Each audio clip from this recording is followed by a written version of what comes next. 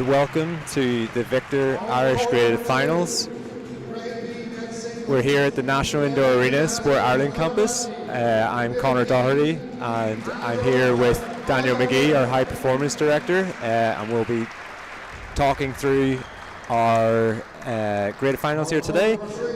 This is the accumulation of an event that's been on throughout the whole year. The first event happened in December with the Grade C and Grade F Nationals, and accumulating in the Grade H and G Finals in May. So Dan, welcome, and this is great to have you back. And what do you like so much, I suppose, about the Grade A Nationals and how it's progressed over the years? Yeah, it's an unbelievable event, and every year you see it growing and growing, and the interest in each of the categories.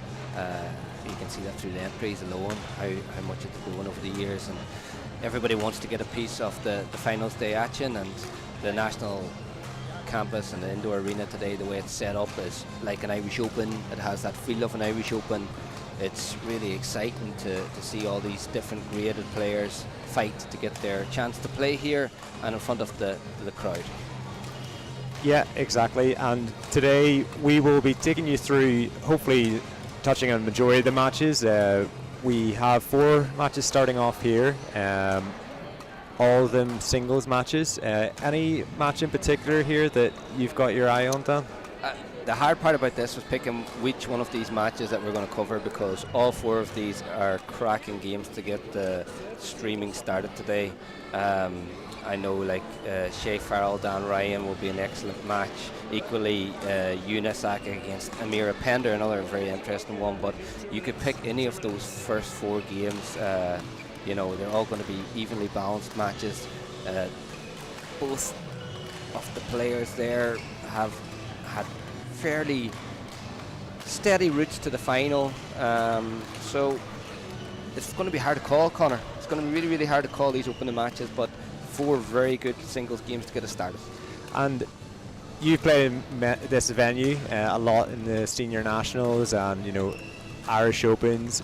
Tell me, how does a big venue like this differ to maybe a hall that these guys would be more used to playing in? Yeah, if you think of a lot of these players, like for example, you have Dan Ryan there from Nina and Shay Farrell from Waterford. Their halls that they'll be playing in will be traditionally smaller venues, not as big like this big open arena. This is real arena badminton. This is like international level badminton. When you play in an arena like this, you have to deal with small things like drifts. You have to deal with the big lighting, everything that goes with an arena. So it'll be interesting to see how the players handle that, and also how they can handle the situation of the scoreboards with your names on it, the crowd there supporting. But it's really good, and the setup that the events team with Greg Farrell and the guys have done has really brought out a beautiful venue for the day. And likewise, having Phil McCollum with the streaming here, we've got 4 courts. We can pick between the courts. We've got action replays on today, so it's really developing. Yeah, and for anyone watching, please feel free to reach out through the chat, and we'd more than likely like to chat with you. And if you have anything you'd like to say or any wishes you want to send across to the players, please do send it out and across. But yeah, let's go into our first match, and maybe we'll focus on the action on court 1 as Shay Farrell and Dan Ryan start the men's singles Grade F final.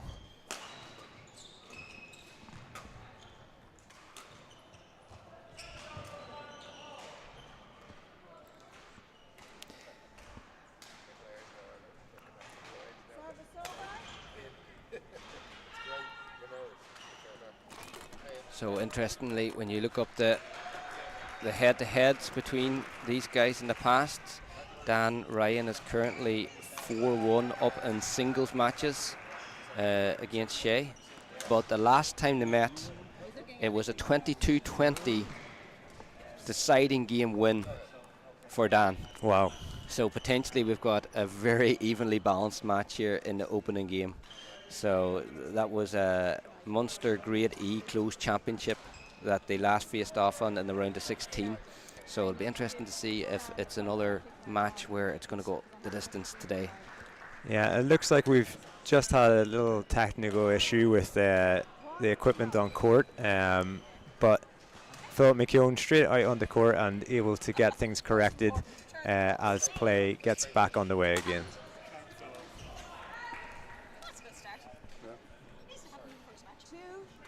First point.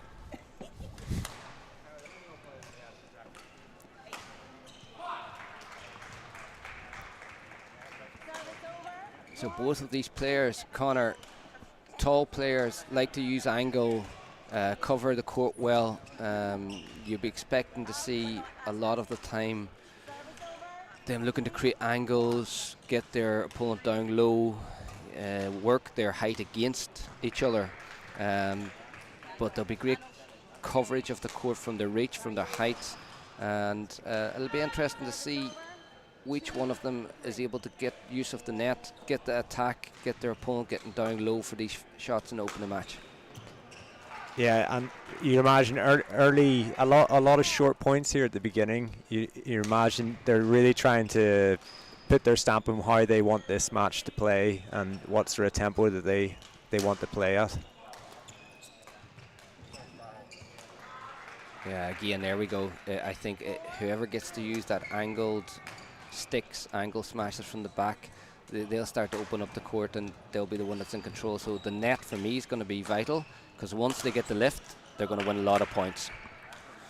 Again, and there's a perfect example of it. Dan Ryan just coming in, taking the net, and then using his strength to hit through Shea. Callum Thomas at the back of the court coaching there for Shea Farrell. Callum would be a top-ranked singles player from Waterford and has done well at senior competition, so he'll be passing on a lot of knowledge to Shea from the back of the court. Yeah, and it's great to see some of the players that have come through the academies and playing in the Irish Open and international events, getting involved in the domestic game, and really sharing that knowledge that they have back into their clubs.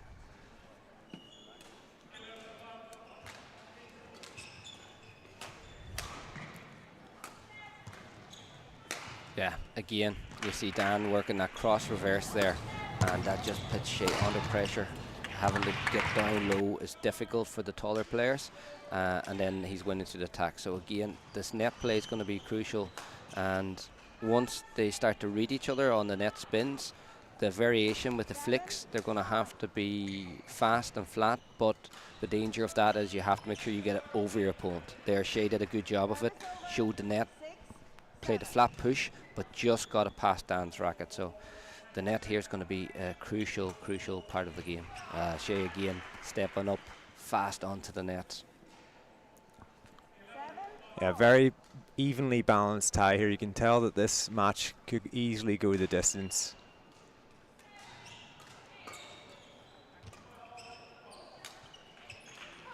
Just unforced error from Dan there in the forehand drag. But Shea again early on the net, now starting to press forward. So that's putting that pressure onto Dan to do something. And Dan, in these early parts of a singles match, what would you be, I suppose, emphasizing to your players? Yeah, in this case, for me, it would be brave, press the net, step up, get onto the tape early, try and force your opponent to lift, especially with the styles that both these guys have. They're both very dangerous when they're on attack. So I'd be encouraging them to be brave and to take the net and be early on the shuttle. Because if their opponent gets comfortable up there, it's going to be a difficult match. So they have to stamp their authority early in the game.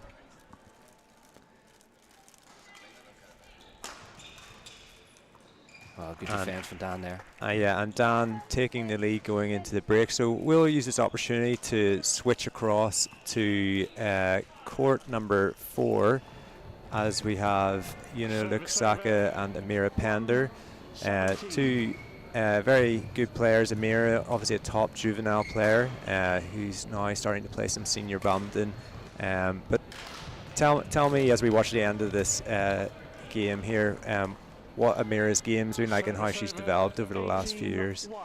Yeah, Amira is one of those all-round players. You know, she's dangerous in singles, but she's made huge leap forwards in doubles and mixed recently, and she's got that kind of fluent style where she keeps the shuttle moving really well. She's got good variation in her strokes, so she's a really dangerous player and a very versatile player. It's great to see her still you know, making her way up through the grades in the singles and now in the senior circuit, but also she'll be very, very dangerous in doubles and mixed in the future as well. And she plays later on today with her sister Zara, two very talented young players coming through, and you know, great work is being done in the academy with a lot of these juvenile players. Yeah, and also in their club in Bolton Glass, they've always put huge effort into their juvenile players along with their senior club. So, you know, Bolton Glass have developed many good players, and it's great to see them then break through into the, you know, the main stage here and make these type of finals. Maybe a slow start for Una, but Una again is another player, very good doubles and mixed player as well, a good all-rounder. So I'm sure this game will even up as it goes on, but a very strong start from Amira so far.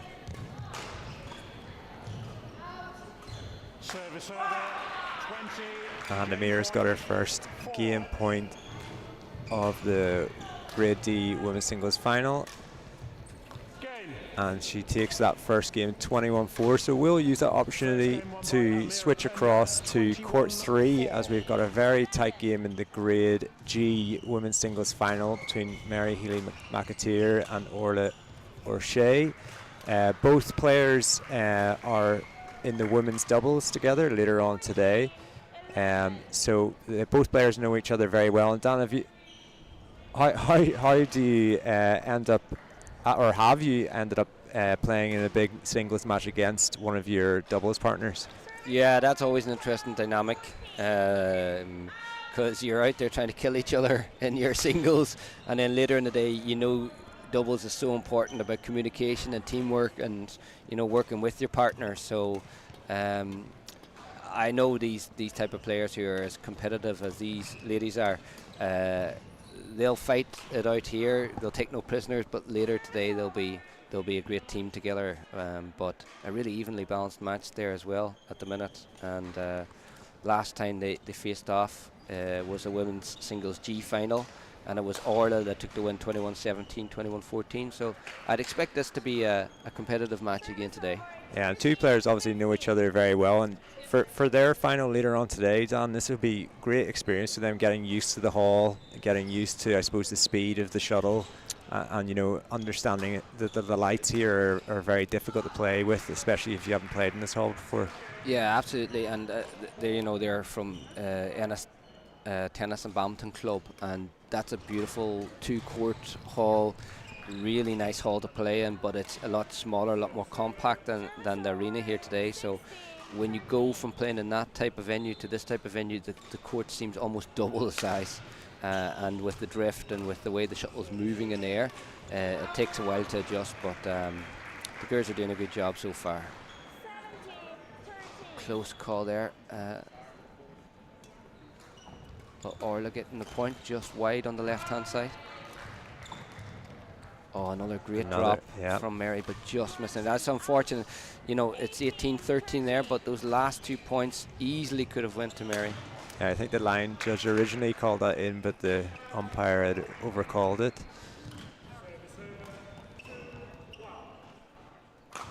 And Orla just starting to pull away slightly in this end of this first game, and she's building a bit of momentum.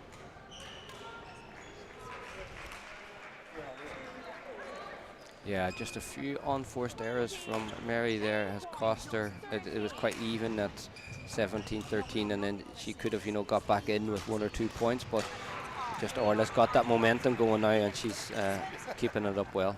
Yeah, and a brilliant finish there to the end of the first game there. Really came into that game, and you know, started to put her dominance on the on how she wanted the points to be played there. Yeah, she did a great job and opened up the court really well with their drops and then using the space, picking off some good winners. So a 21-13 lead, and both ladies looking to open up the game a bit more and work their way into the match.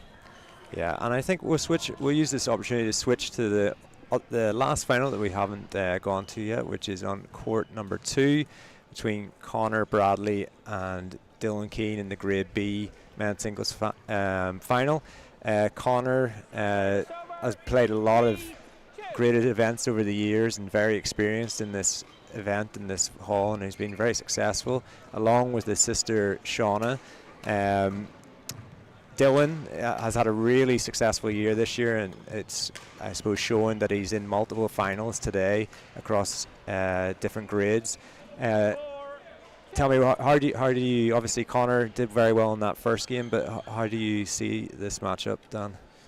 Yeah, I think Connor just has maybe a little bit too much experience for Dylan at this point. I think Dylan's done really well to have made the Grade B final, and you can see the way he's, progressing up through those grades, and this will be a great experience for him, playing against like a more seasoned player in Connor Bradley, who's been playing senior tournaments for a lot longer than Dylan.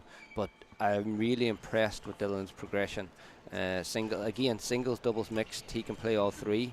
He's a big, tall, rangy player and has huge potential. They have their own academy set up now, where they're working really hard along with coaches Dave Walsh, Lauren Au, and Dylan's dad as well. Simon's very heavily involved in it, and they're doing great things, progressing it on really well.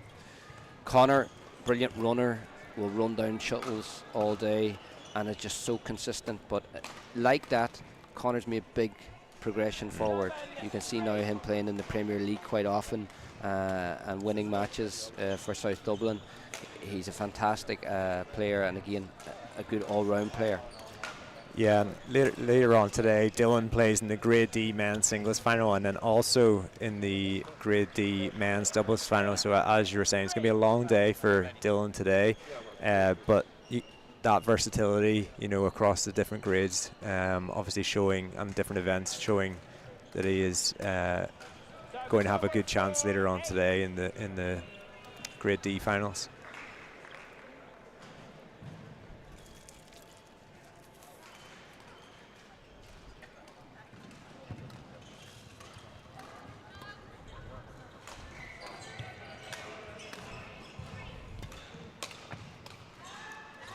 Yeah, brilliant play there by Connor Bradley. Yeah, the hard thing about playing a player like Connor is you can play some absolutely amazing shots and he'll still run them down, he'll still get a racket on it. He's one of those players that never gives up on a shuttle, and his core coverage is really good. But the big difference in his game now is his shot quality has come right up. And you can see not only is he winning some of the longer rallies, but he's also picking off some fast winners as well. Yeah, and as the games goes on, Dylan will get used to the way Connor plays and the speed he's playing. You can see already that, he's starting to find a little bit of his way into this match. It would just whether be if he can adapt quick enough to stay in the rest of this match. Yeah, it'll be Connor's goal here to come out at 11 and just stamp his authority, not let Dylan believe that he can win, because the further this game goes on and the more Dylan gets into it, his confidence will start to build, and Connor will want to stamp that out because Dylan's a dangerous player, and once he feels that he can match Connor, he will be able to create winners, he will be able to unsettle Connor, but Connor's done a good job. I see his sister Shauna out coaching him, which is nice to see, and on the other side we've got Simon out coaching his son, so it's great to see the family involvement in the graded. I always find at the graded finals you see lots of family, lots of people up supporting the players that have reached the finals. How have you found that, Connor? Yeah, I mean, over the past, I suppose, 5 years, really since 2020, the numbers have grown exponentially, you know, and the amount of people travelling from outside of Leinster to these events is huge now, and you can see even today early start in the morning, but you know, good crowd already in behind court 1 and 2 here, and really giving great support to the players that are here. And later on today, after the finals have finished, there'll be a big award ceremony that happened at the sponsor of this event, the Carlton Hotel Blanchardstown, and you know, it's a brilliant event in terms of for the whole badminton community, maybe people that don't see each other too often across the different grades to kind of come together and, you know, really have a fun night and celebrate the success of what is the end of a long season in the individual events. Yeah, it's a really nice way to finish it off. I think it's a nice piece down to the Carlton Hotel, and you get your award, you get to take off the badminton clothes, get dressed up, see all the other people, and you know, there's lots of hard-fought battles on court, but everybody has smiles and enjoy themselves later on tonight. So, yeah, it's a great way to finish off the season. Yeah, and we'll switch across here to court 4 as we see towards the end of the first final that could be finishing, which is between Una and Amira. So it's 17-8 in the second game here. Is Amira looking to finish off this game and win in straight sets to claim the Grade D women's title? 19-8. Amira looking solid here, has a nice lead, 19-8.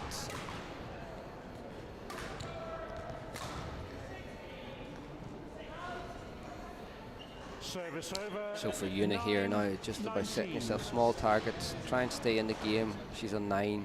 Always, you know, when you're in this point of the match, maybe focus on getting to 11. Then when you reach that target, try and reach another target, get to 13. And, you know, when it's a final, sometimes if you can do that and keep staying in the match, your opponent may start to get a little bit nervous, and you can work your way back into the game. So it's really important that you set these targets during the match, and if you find yourself in a position like Una's in here, just keep plugging away, and Una's doing that really well. Yeah, you can see over the last few points, really, you know, not giving up here and showing that determination that would have taken to get to here, because these players would have had to play several rounds earlier in the year against good opponents to get to this stage. Yeah, and you can see, like, the opening game she got 4 points, and already she's on 11, so that's a good turnaround from the opening game. But Amira just looked really calm and composed throughout, and she's got her match point here.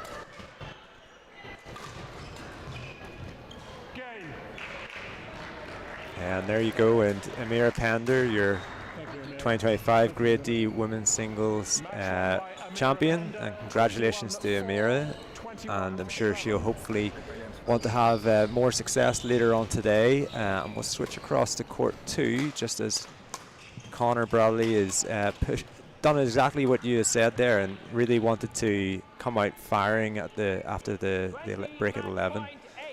Yeah, like Connor will realise that someone like Dylan's going to be coming up, and he's going to be making these type of finals in the future, so he has to try and stamp his authority now, because as Dylan continues to improve, it'll get harder and harder for Connor, but he's done a really good job here today and in controlling the match. And there we are, we've got our Grade B champion, 21-6, 21-8 win for Connor Bradley. Absolutely brilliant. And we will now go across to, let me see, court number 1, as Dan Ryan is looking to he's had a very good second game, very, very close first game. We were watching it at the beginning, but the second game here, he's really stepped up his game and is pushing hard for this Grade F men's singles title.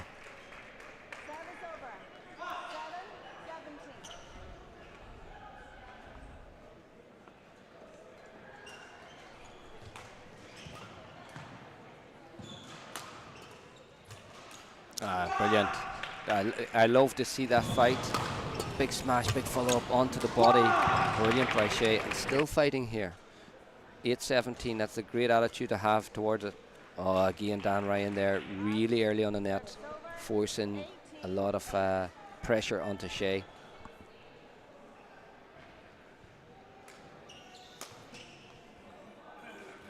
Just closing in on these points now, 19-8.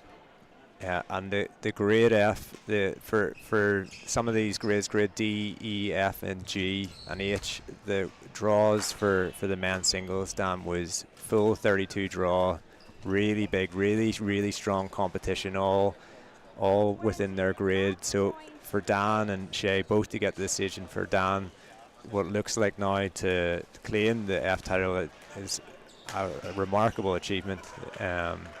Against the caliber that was there throughout the event. Yeah, and I enjoy Dan Ryan's active on Instagram, and he has his own kind of badminton page as well, so check that out for anyone watching. You can see a little bit of his training, a little bit of his results.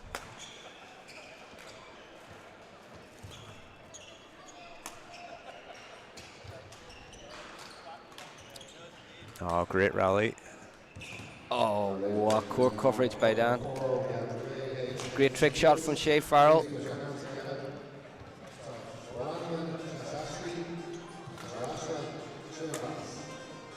What a rally.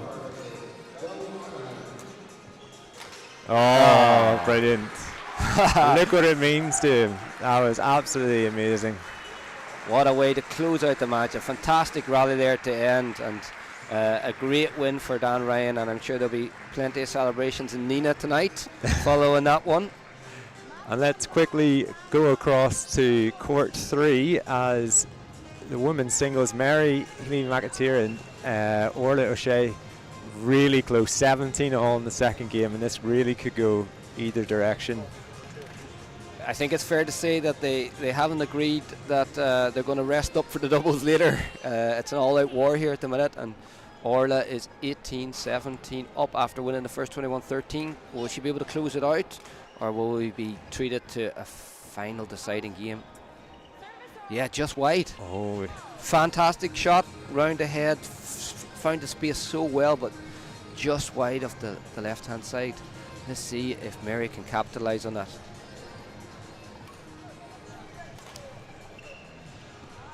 Brilliant clear. Orla timed that clear really well, put it right into the back hand corner.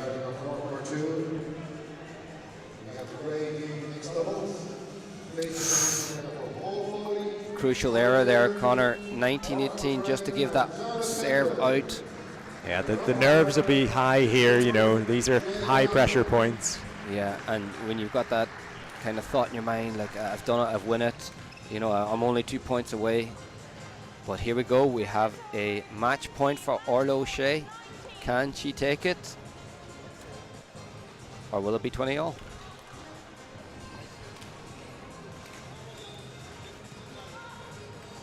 $20-all.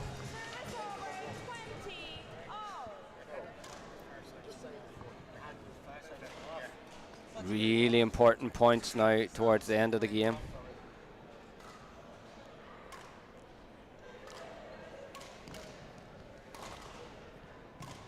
That's twice now that we've seen that clear being used. Really well by Orla.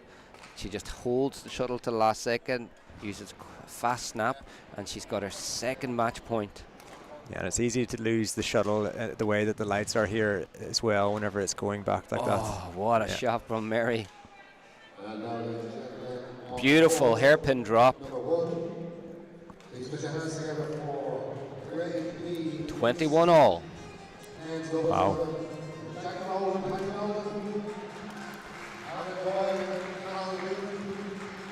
Oh, and a great clear there. Right into the corner. Yeah, she's worked that clear so well throughout.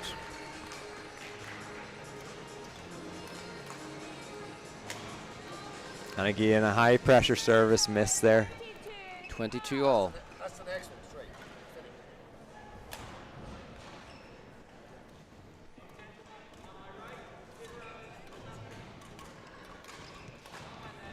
She went from that clear. This time Mary was ready. Oh, good defense there, yeah. Good reach, but not enough. And it's 23-22. This is her third match point. Yeah. Third match point. Can she get it this time?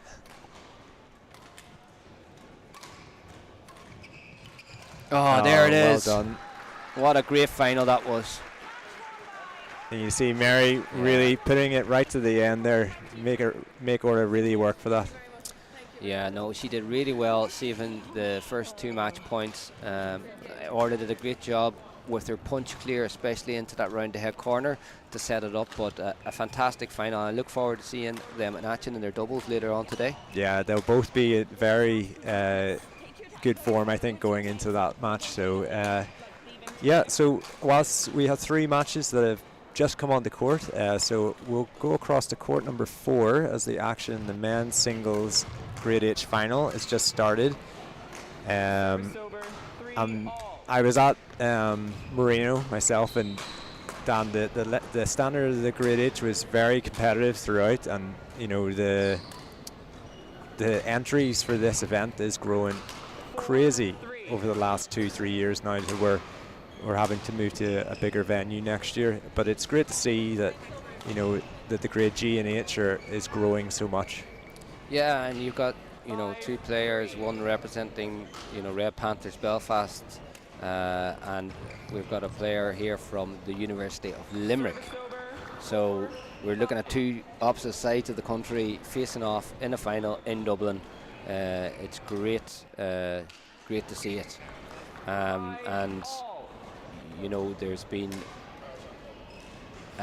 one head-to-head between these guys, and it was in the quarterfinals of the men's doubles H in the nationals, but we haven't had a head-to-head in singles as of yet. Yeah, and Sri Harsha is in, I think, 3 finals today, and he was in a quarter final, semi-final this morning, which he was able to make into the final due to an injury of the opponent. So he has got a lot of games ahead of him today. He was in 4 matches, including the semi-final. So he's got 2 more finals after this one. So busy day for him, and he's had a very successful event to get to this amount of finals in one grade. Yeah, that's a lot of play, and as the day goes on, it'll take its toll as well. But he's doing a good job here, and he's got some great variations in his strokes. And Sri Harsha is now leading 8-6 here. But again, this has the potential to be a really, really close final as well, Connor. Yeah, and with Sri Harsha, he's trying to win all 3 events, which has been done in the past in the graded, I believe, but it is not very common and a very, very hard thing to do. Yeah, no, that's a tough task, and there's not that much turnaround time between finals, but it's a great goal to set yourself, and to make all 3 is very impressive. So let's see how he's doing. He's doing quite well here, taking an 11-6 lead in his first final of the day. Yeah, and now we'll switch across to our Grade B men's doubles final on court 1. 4 players you know very well, Dan. Yeah, this should be a cracking game. I'm looking forward to this one. The Port Arlington men, Alan Doyle and Cathal Whelan, in the light blue there, facing off against the Nolans. This will be a great game. I think Alan and Cathal are a really strong pair. They do really well in this competition every year, and have worked themselves from the lower grades all the way up, and a solid partnership. Likewise with the Nolans, 2 very talented players. I've seen them in action in the Dublin District Leagues, Cups and Finals, so they've got huge weapons in doubles, tight partnership, but I think Alan Cal might just have a bit too much for them. And you can see a very strong start from Cathal and Alan here. They've been here not just at the graded finals, but at graded competitions for a long time now, so they've good experience, and obviously they've put that to use at the early parts of this game.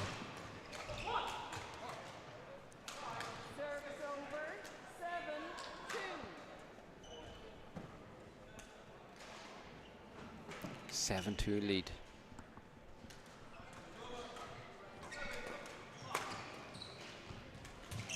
That's a beautiful shot.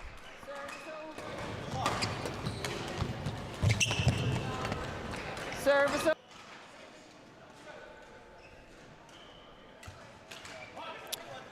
A really aggressive return from Cahill there. Hitting it into the long box, and now Allen on serve.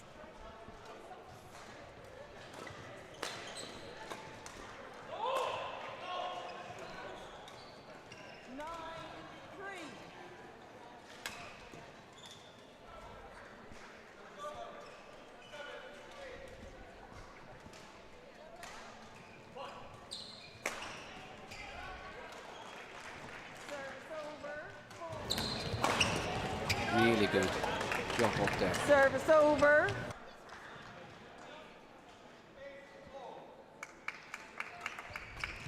Again, Cahill has been really aggressive of return serve. I think it could be worthwhile for the Nolans to start using their flick serve a little bit more. Yeah, very very aggressive, and you know, playing these shuttles very very flat from the return. Yeah. Great crouch defense. Cahill has had an absolutely storm of a start to this match. He's been dominant at the front of the court, aggressive, pushing forward. I think that the guys are going to have to try and open up the court a little bit more if they're going to beat them, because they're not winning in the flat exchanges so far. So they just need to be a little bit careful there, the Nolans. Yeah, and obviously Cahill and Allen don't have a coach with them, but the experience that Cahill has on the stage and on the court, you know, that would bring a lot of value in this sort of match. 20 seconds. Court 1, 20 seconds.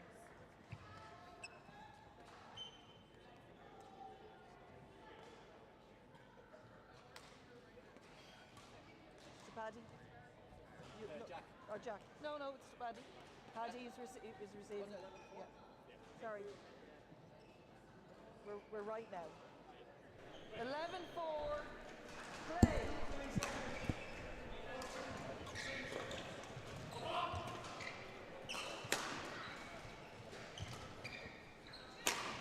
Oh, what a smash. Yeah, like right into the corner there.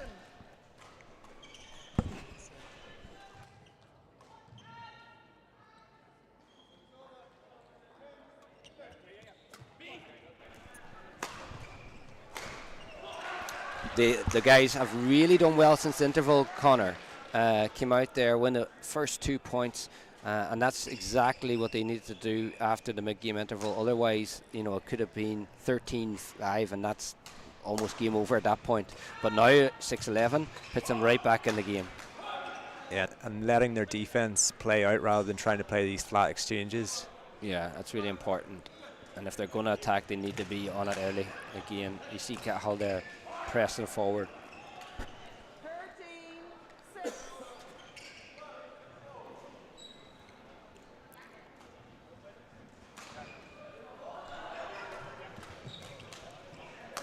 Service over. 7-13.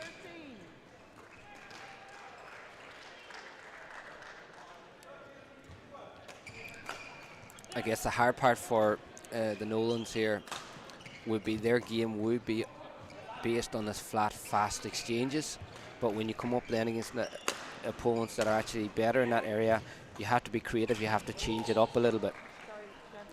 Yeah, you can see that they've got both teams have got very good chemistry, but Allen and Cahill just know exactly where each other are in the court and who's responsible for what types of shots. Yeah, I think from what I've seen so far, they're just a little bit more creative in their mixing with their flat play, with their stops in front, going over, where the Nolans have played very aggressive, really fast, really firm. Be interesting to see if they switch that up going forward. You see again, they're playing always that fast, flat, hard game, which works sometimes, but I feel they're going to have to do more to win this match.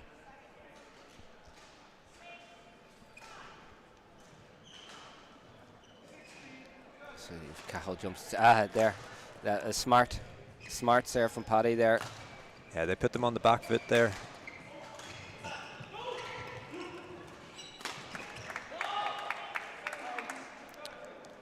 Just Jack getting trapped a little bit where he's attacking onto his right hip. Needs to try and get his stance out a little bit further there to try and control that attack. Yeah, a brilliant return there. Definitely, you'd have to say that Cahill's kind of been the one steering this match so far. Really active, always looking to push forward, aggressive. And you can see again between the points, they're trying to keep that momentum. They're trying not to slow it down. They're trying to keep the speed, to keep the Nolans under pressure here. Yeah, I agree. Their body language has been really good from start to finish so far.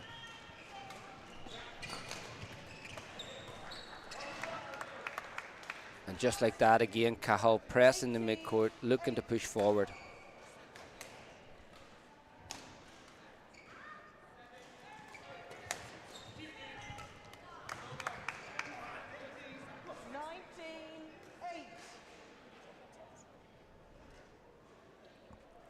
(19-8) 19-8 lead for Allen and Cahill.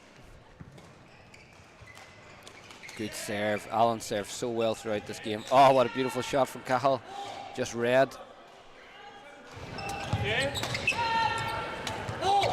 Bit of flair there, Connor, but the Nolan saw it coming. And looking to finish off this first game. Allen served very well here this game so far. Oh, big dive. Oh, yeah, great defense by Allen there. Yeah. And they'll be very happy with that first game, and the Nolans, I'm sure they'll regroup here and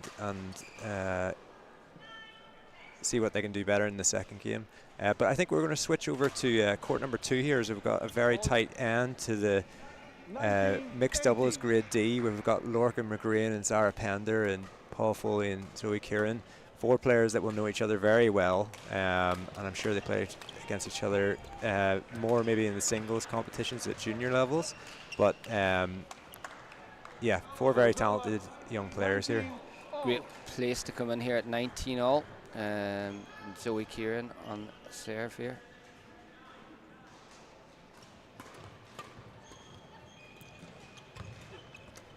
Oh, Lorcan taking the risk coming forward.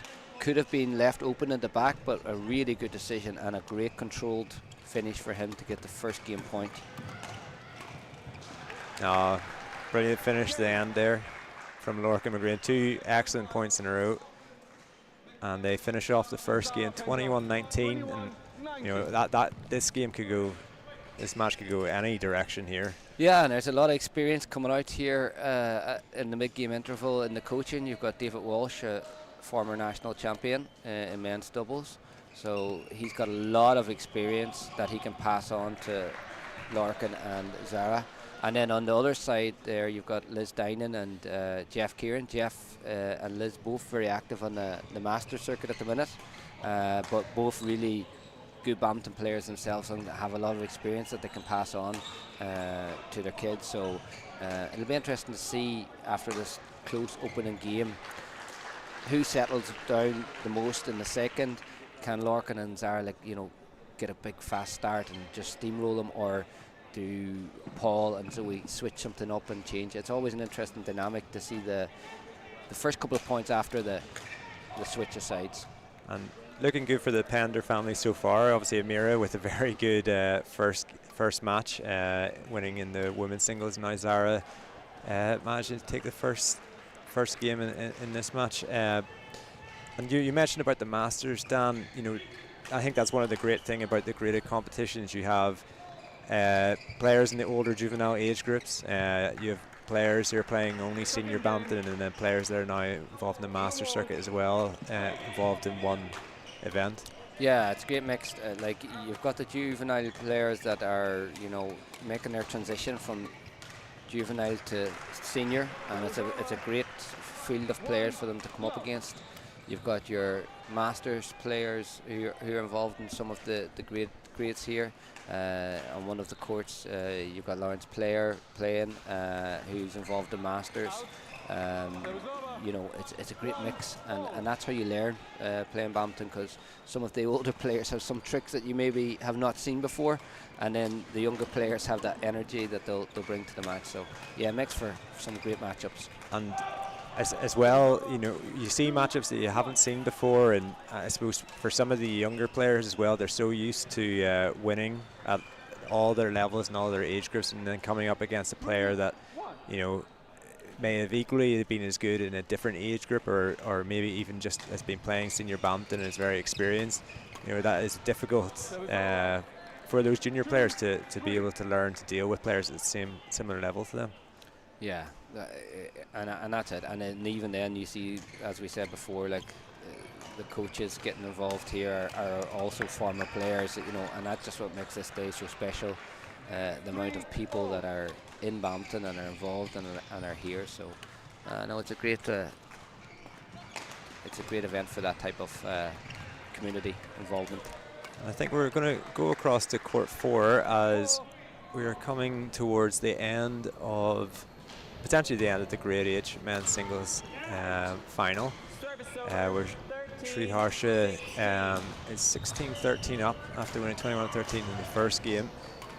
So he'll be looking to ideally win the next couple of points to put himself in a good position, but it'll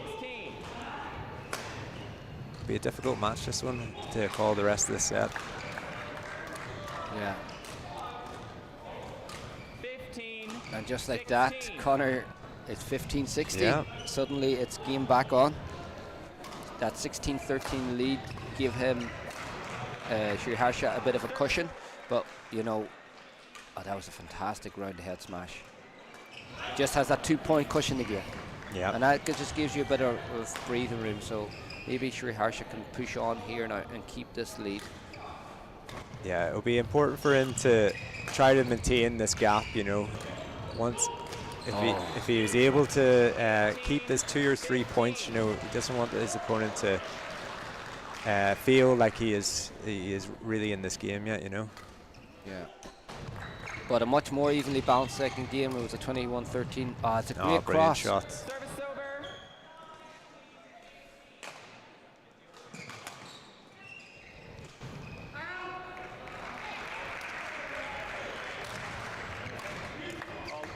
Again, Severman hitting that attack onto the body, and suddenly it's 17-18. Sri Harsha with his 3 finals today. I'm sure he would like to get this wrapped up in 2 games, but it's right in there now, 17-18. Oh, good idea, just a little hold flicked, but just overcooking it a little bit. We have our Grade H winner, and we look forward to see Sri Harsha, and 2 more finals later today. Yeah, very good final, and I think that's a great showcase for what Grade H badminton is, and you know, he'll now be in Grade G next year and looking to continue to climb up the grades. Yeah, very sporting final, and you know, 21-13, 21-17, great match. All right, and I think as a lot of the courts actually at the moment are in the interval, but I think we'll go on to court 1 as they come out of their interval with Alan Doyle, Cathal Whelan, and our 2 Nolan brothers. Much closer second game here. So the Nolans will really want to get one of the next few points just to build some momentum here.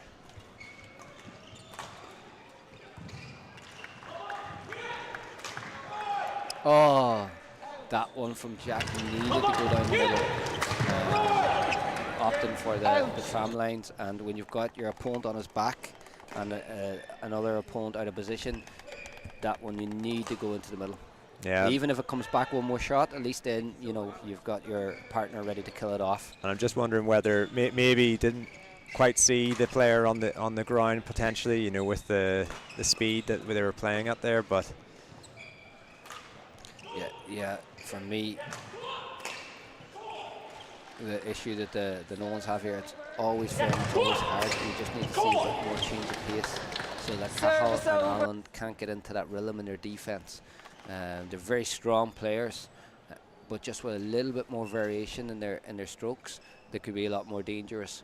But they're doing a good job here. It's 10-12, and it's very competitive. Alan was also a very good singles player originally when he was playing juvenile badminton, so you can see there when the shuttle goes over Cahill, he's very quick, very dynamic getting across the court. Good return of serve from Paddy. 11-13. Now, ladies and gentlemen, starting on court number 4, we have the relay change women's singles. Please have a big hand for the players. 12-13, Nolan's closing down the score here. So Dan, have you seen any difference in how the Nolans are approaching this second game? At the minute, it's still based on a very flat, hard game with all 4 players driving the shuttle, working the flat play. And it just seems to be whoever's getting on top on the flat plays winning the match so far. But one thing I would say is they've done a really good job in return of serve. And they've been really difficult to serve to both Jack and Paddy. And that's probably what's brought them more into this game than the opening game.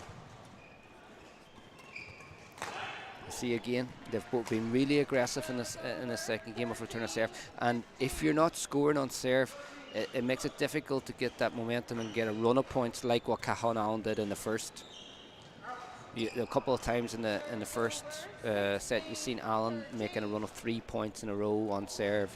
This time he hasn't really been able to do that. Yeah, again, really aggressive. Good defense from Cahill that time. Just got that little cushion again, and I felt that Alan's done a good job on his serve and return throughout the match.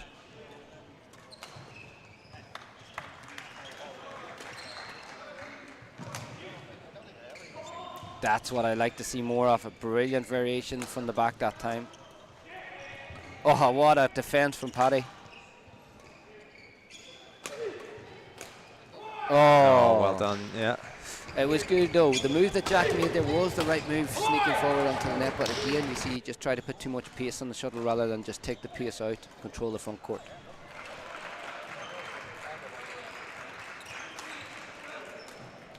Paddy very aggressive off return of serve, but Cahill out driving him again. I have to say the Port Arlington pair have just won that exchange too often for the Nolans to get back on top.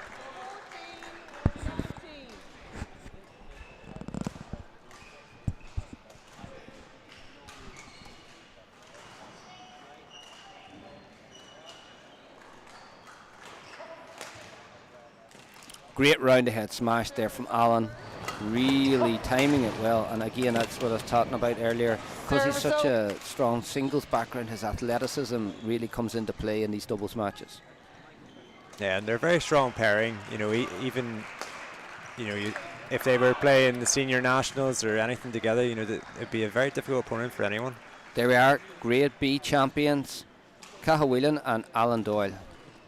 That match umpired by Niamh McKeown, another one of the McKeown family's members. So, and I seen Quiva out coaching in the ladies doubles final over on court 3. So a family very much dedicated to badminton, with Phil on the streaming and Niamh umpiring, and Quiva has also been in finals here herself. So great to see that family involvement in badminton as well. Yeah, very close game as we go into court 2 here for the mixed doubles final. Paul Foley and Zoe Kieran 16-15 up in the second game. Once again, nothing to choose between these two pairings.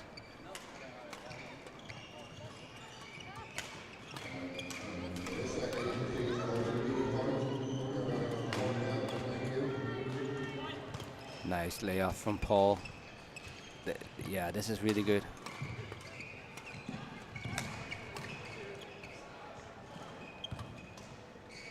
Short lift. Great choice by Larkin there. See the way he just chose to smash across the hip off Zoe, so she didn't have that room on her right hip to actually make the defense. Was set up by the good net that got the short lift. So 16 all.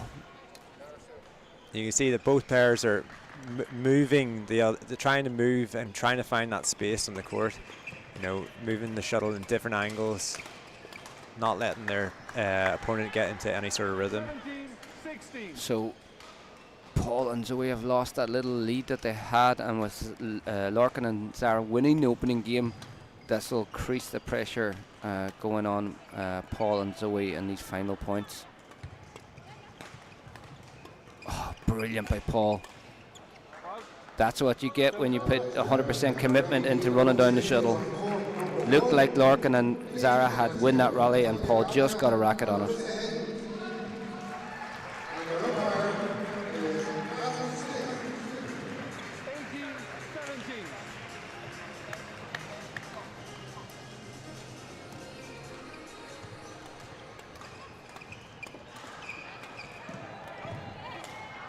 It there. Looked like Lorcan and Zara had it there. Looked like Lorcan and Zara had win the rally, and then suddenly from round the back, Paul Foley pulling off an absolutely magical shot. 19-18. Just a little stoppage in play here, I think, as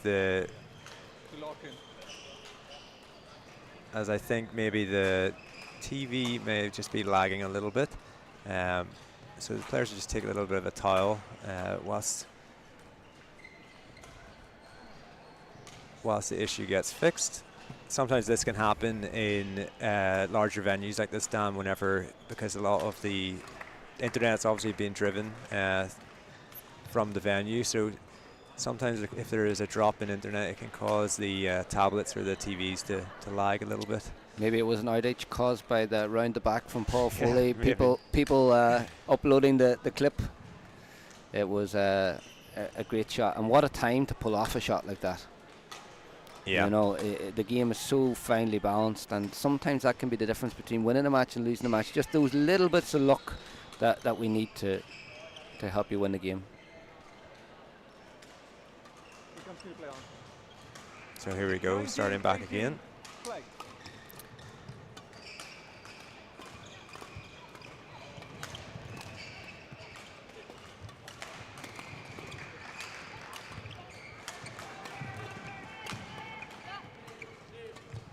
Brilliant by Zoe. A little bit dangerous there by Paul, playing cross, but he just got it over Zara. It's a great shot by Larkin again.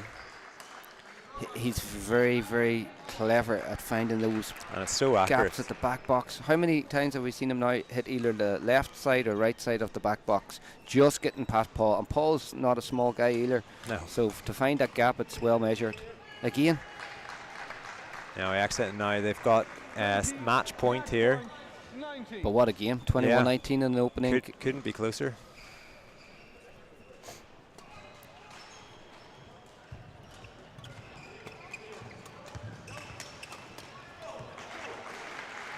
There you go. It is.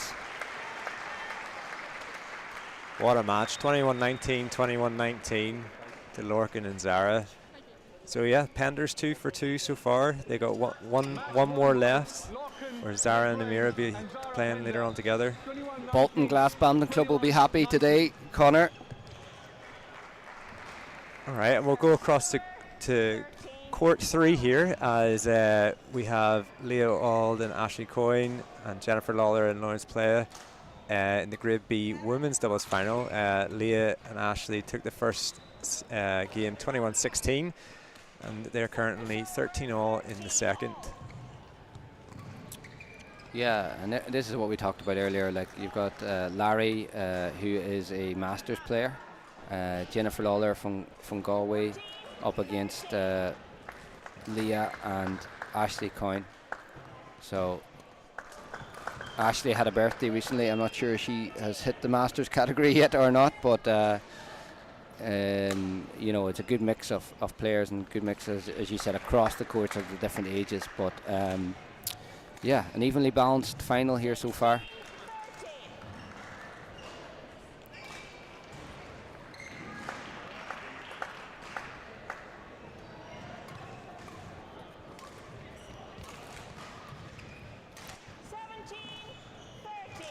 Girls just really took a lead there since we have tuned in.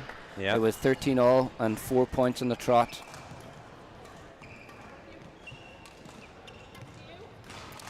Good variation there from Jennifer, moving it from side to side. And a good angle from Larry, because you could see Ashley was getting early onto the net there, and if the quality wasn't good, that was going to be a winner. They needed to break that point up to just take it there, 14-17. Yeah, they've got every chance here of just getting themselves back in the match.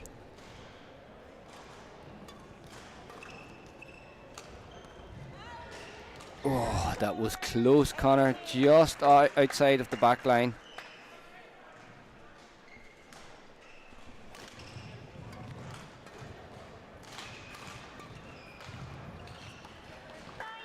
Yeah, good drive from Leah, just making it too firm for Jennifer to intercept at the front.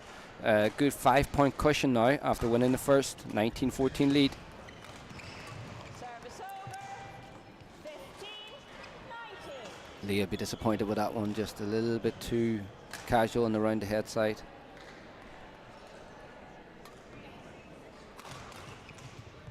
Oh, what a shot. Good flick from Larry. Good smash down the middle, the right option from Ashley, but Jennifer just finding the gap just past Leah. So 16-19. Again, a good block from Jennifer, but just too short on the clear. I think she just mistimed that one a little bit, and that's maybe what we talked about, where here in the air is just hanging a little bit longer, and you go to make the jump early, and it doesn't happen. Yeah, So and sometimes in these ones as well, because the lights are behind the court with those high clears, you can easily lose the side of the shuttle, even just for that split second, and that will make all the difference. 17-20, 3 match points.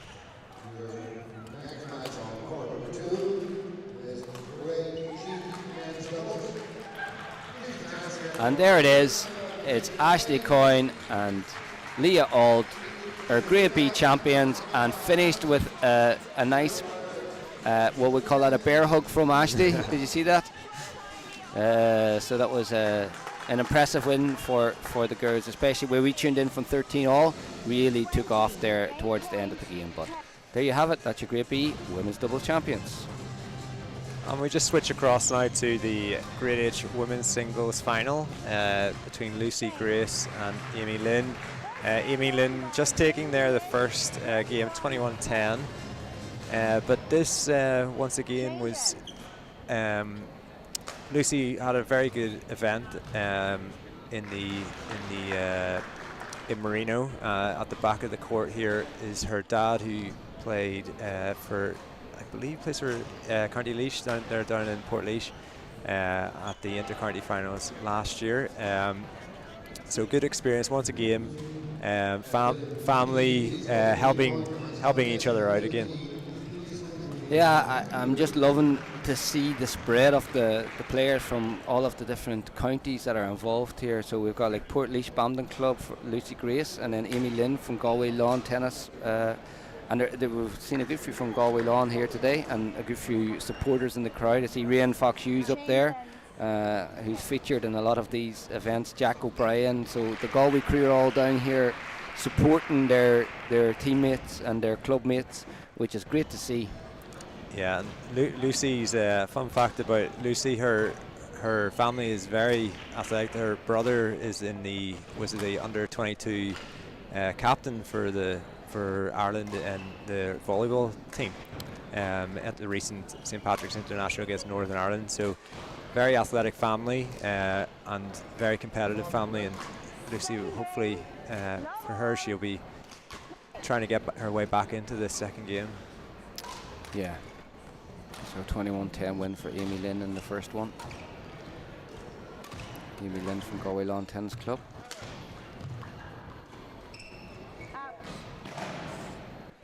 Yeah, that was really close. That was really, really close. I think that was the right call there, just wide.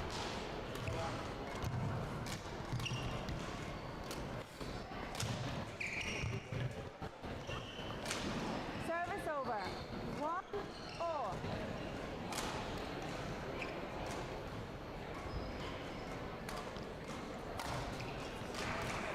Yeah, good accuracy on the smash there. 2-1.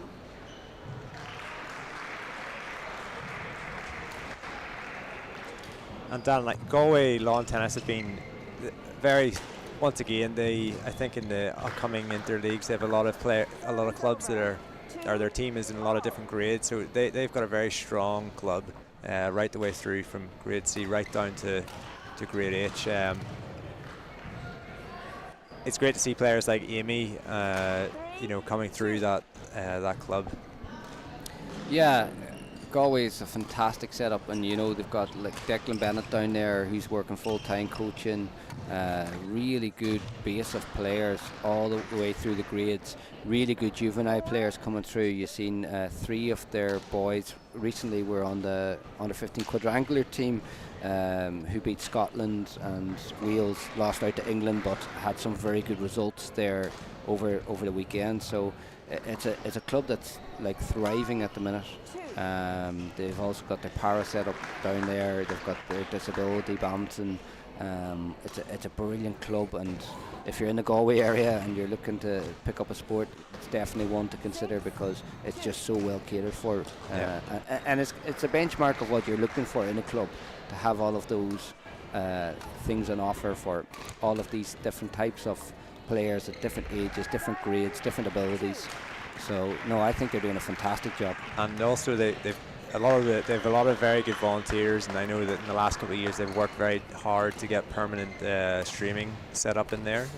So the likes of Philip has gone down and helped Paul and Miho set up, and now they're able to stream. I think they're aiming to stream all 7 courts in there now. So I mean, it just shows that they've done a brilliant job in what they've been able to achieve in the last 3 or 4 years.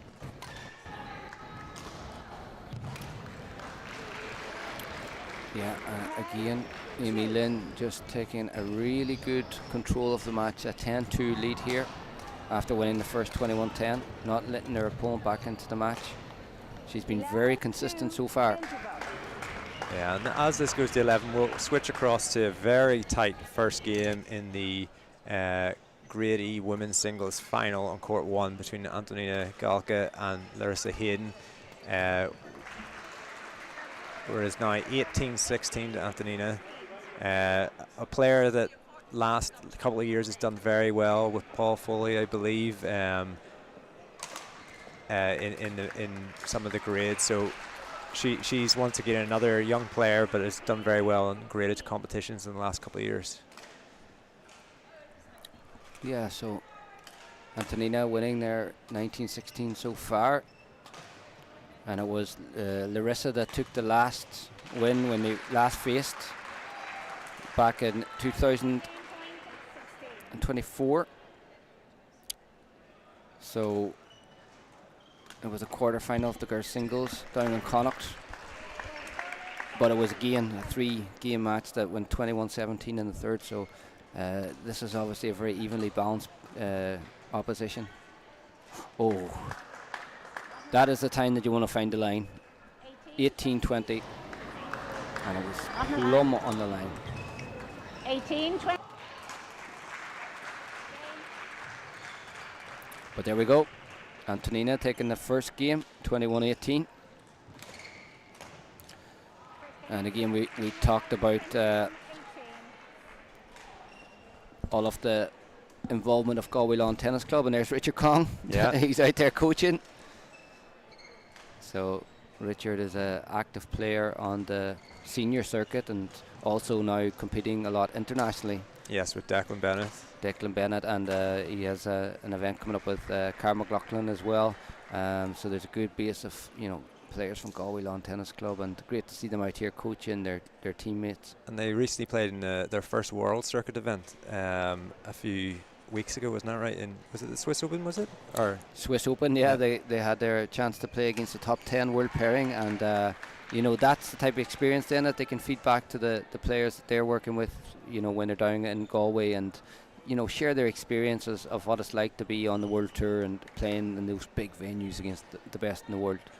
I remember speaking to Declan and Richard before they went out, and the excitement of playing in such a big tournament. You don't get many opportunities to play in those big events. No, that's it. You definitely don't. And I see likewise here from Ennis Smash Badminton, Mary, after finishing her match earlier, back on the coach's chair. So it's great to see everybody supporting their teammates throughout the day. And Ennis is one of those clubs that are progressed really, really well, over the last few years, especially a lot of primary school events they've been doing very, very well in, and in secondary school as well. They have a lot of juvenile players that are now coming through the work with Darrell Eade and different players down there. Yeah, they've got Ciara Dwyer, Darrell Eade, lots of guys that compete on the senior circuit, Darrell on the Masters circuit. Darrell was away with the quadrangular team, getting back into the international coaching along with all of the work that he does down in Ennis with the Smash Badminton club down there. It's growing, the juveniles that they have playing now, over 100 juveniles down in Clare there, and you're going to see the fruit of that at these type of events going forward, starting from the H grades, working their way up. It's exciting to see, and this is an exciting final here.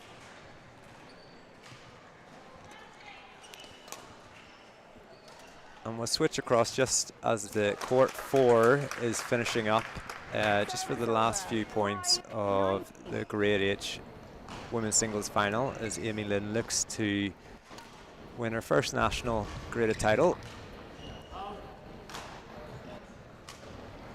6-19.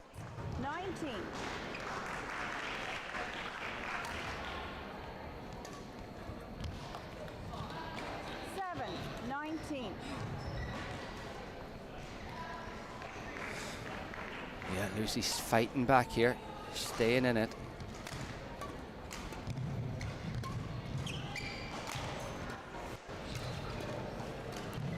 Good defense there from Amy Lynn. Oh, brilliant good shot. Yeah. Just saw the space and great accuracy to make that winner.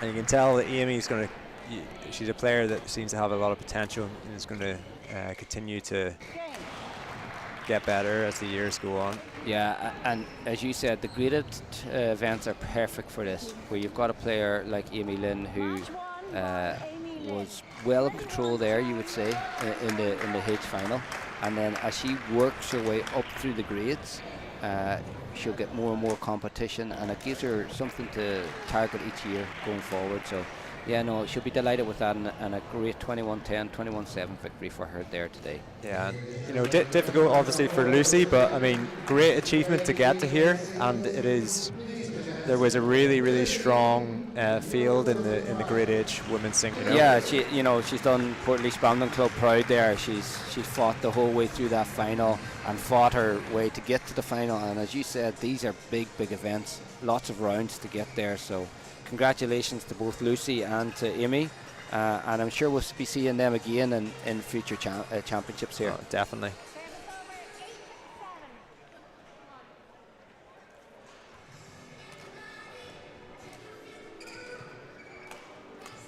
Back on court 1, and this game is very evenly balanced. 21-18 to Antonina in the first game, but Larissa taking control here with a 9-7 lead.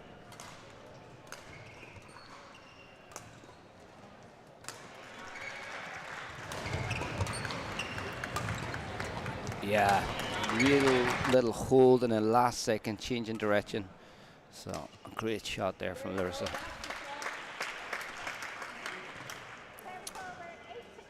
It's important, I always feel, when it's like 8-10 like this, do your best to close the gap before the interval. If someone has a 3-point lead at the interval, it's always helps settle you. You can, take your full time, relax, and then really go out from 11. But if you can close that down to 9-10, then they've got a bit more work to do. Yeah, and just a great angle shot there to get her right in. Now it's only 2 points, as you were saying. She's closed the gap there, and she's hoping to build a little bit of momentum, and for her to try and get back into even pegging. Yeah, and the fact that she's won the first game, now it's a little bit closer at the interval, makes her opponents have to think a lot. Okay, I need to get out of here well, otherwise I'm going to lose this game. Where if she has a bigger gap, she's a little bit more comfortable.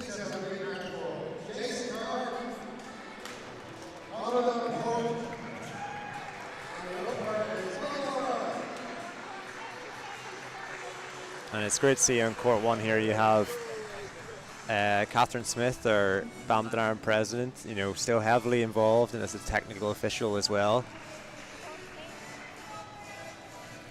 Yeah, Catherine is a brilliant umpire. She's done a great job, and I would have grown up playing along with her son Brian, who was a fantastic badminton player, a national champion, very intelligent player that played on the World Tour. In mixed doubles, he played along with Scott Evans in men's doubles for a season or 2 seasons maybe. You know, a great badminton family as well, and Catherine is, you know, a big supporter of all of our events, and it's great to have her involved and have her on the chair. Yeah, and it's her last year as president this year, I think finishing up at the AGM, so you know she's been great service to the events, and I'm sure she loves I know she loves the graded finals and graded events, so she tries to get to as many of them as possible. Yeah, and I'm sure she'll, you know, stay involved on an umpiring capacity.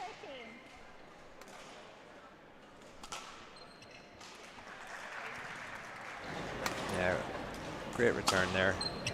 Yeah, she's just finding the accuracy now that she didn't have as much of in the opening game, but she's doing a good job. Now you see, now she's making the court nice and big, making Antonina have to work big areas of the court, and that's going to take its toll on her as the game goes on. You know, Connor, when you have to cover that much area, it's difficult. You from your volleyball and soccer background, you know, when a team is exposing you, opening up the court, it makes it more difficult. So likewise in badminton, it's very similar.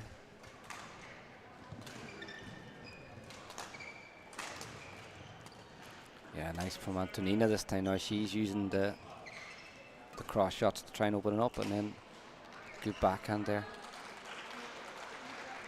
Yeah, it'd be important to build some momentum back here, you know, even if she isn't able to get back in for the end of this game, but just so you can really start the next game at full momentum. But obviously she'll still believe that there is a chance here. Interestingly, when they last met, it was Antonina who won the opening game as well, and Larissa who'd win the next 2. Be interesting to see if it's a fitness thing or is it going to play out the same, or will Antonina fight back this time and win the next the second or maybe the third?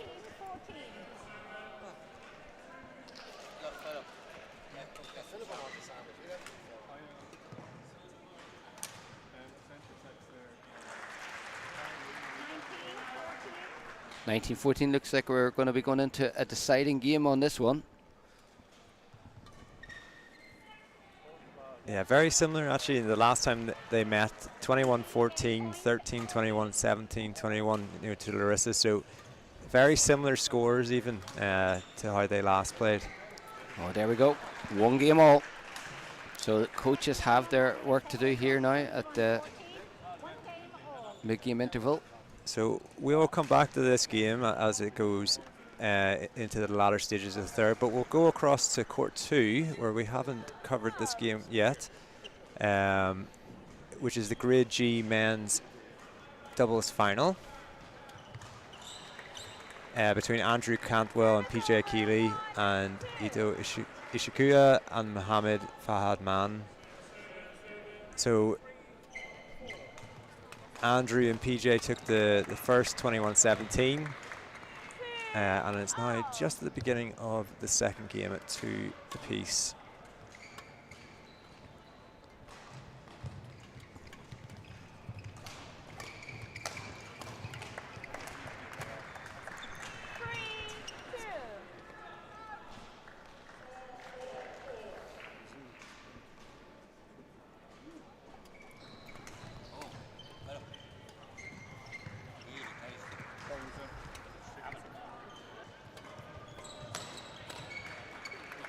Nice smash.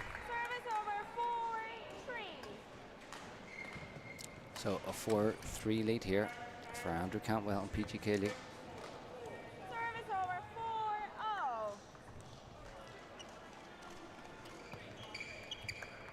4-0. Yeah, like even just looking at their stats for, for the tournaments they've played that have been on tournament software, both pairings winning, a lot of games. They do not lose a lot of games. These two pairings, so two very strong teams.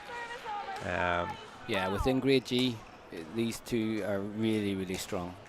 And you can see with PJ, he's solidly pressed forward, and then he has Andrew with the left hand, which is really tricky, and especially in those lower grades when you're maybe not used to playing a left-handed player, and suddenly you're pushing it down the line, and he's popping up and making the kills. Oh, beautiful shot from Mohammed there. Just laid it off, turns the wrist. That's beautiful. Yeah, good deception there. And then just rushing the flick just to get another quick point. Yeah, another good flick serve. Service over 7-0. Just wide. But it was good there, good momentum with the deceptive shot, the fast flick followed by another fast flick. So Mohammed mixing it up well. Oh, PJ's not happy with that one. 8-7. Yeah. It was a good flick again. Good call from the line judge. Yeah, right on the line. Using the flicks a lot now. Both Mohammed and Aito are both using the flicks a lot. 10-7. Nice low serve that time. Good by Mohammed. PJ just using his height there to his advantage.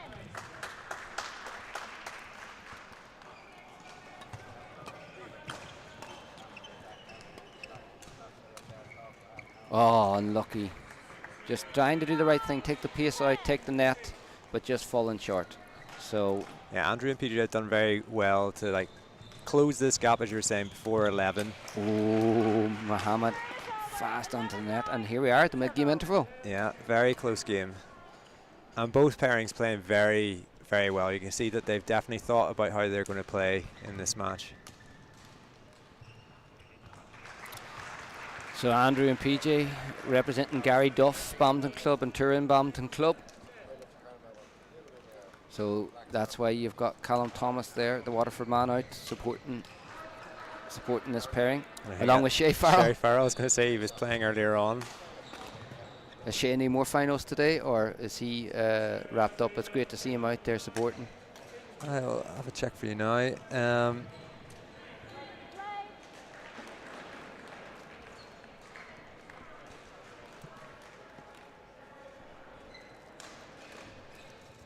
We'll see if they have given the magic information across to their pairing. Mohammed serving to PJ here.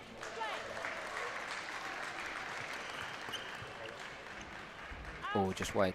Good push, good firm push from PJ. So Andrew now at 10-11, looking to get the Waterford men back into the game. Yeah, Shay actually is at 2 more finals today. He's in the, and he similar. He was in all 3, made all 3 finals to the Grade F. So he's playing with Alan Minoj in the men's doubles later on today at 1 o'clock. Before playing with Chloe Nolan in the mixed doubles at 2:30. So, not the start of the day he wanted. Was a difficult game against Dan Ryan, but I'm sure he'll be focused now on his men's doubles. Yeah, pacing himself for the rest of the day. So great to have another final or 2 to fall back on when your first one doesn't go your way. So that's why it's worth playing all 3 events.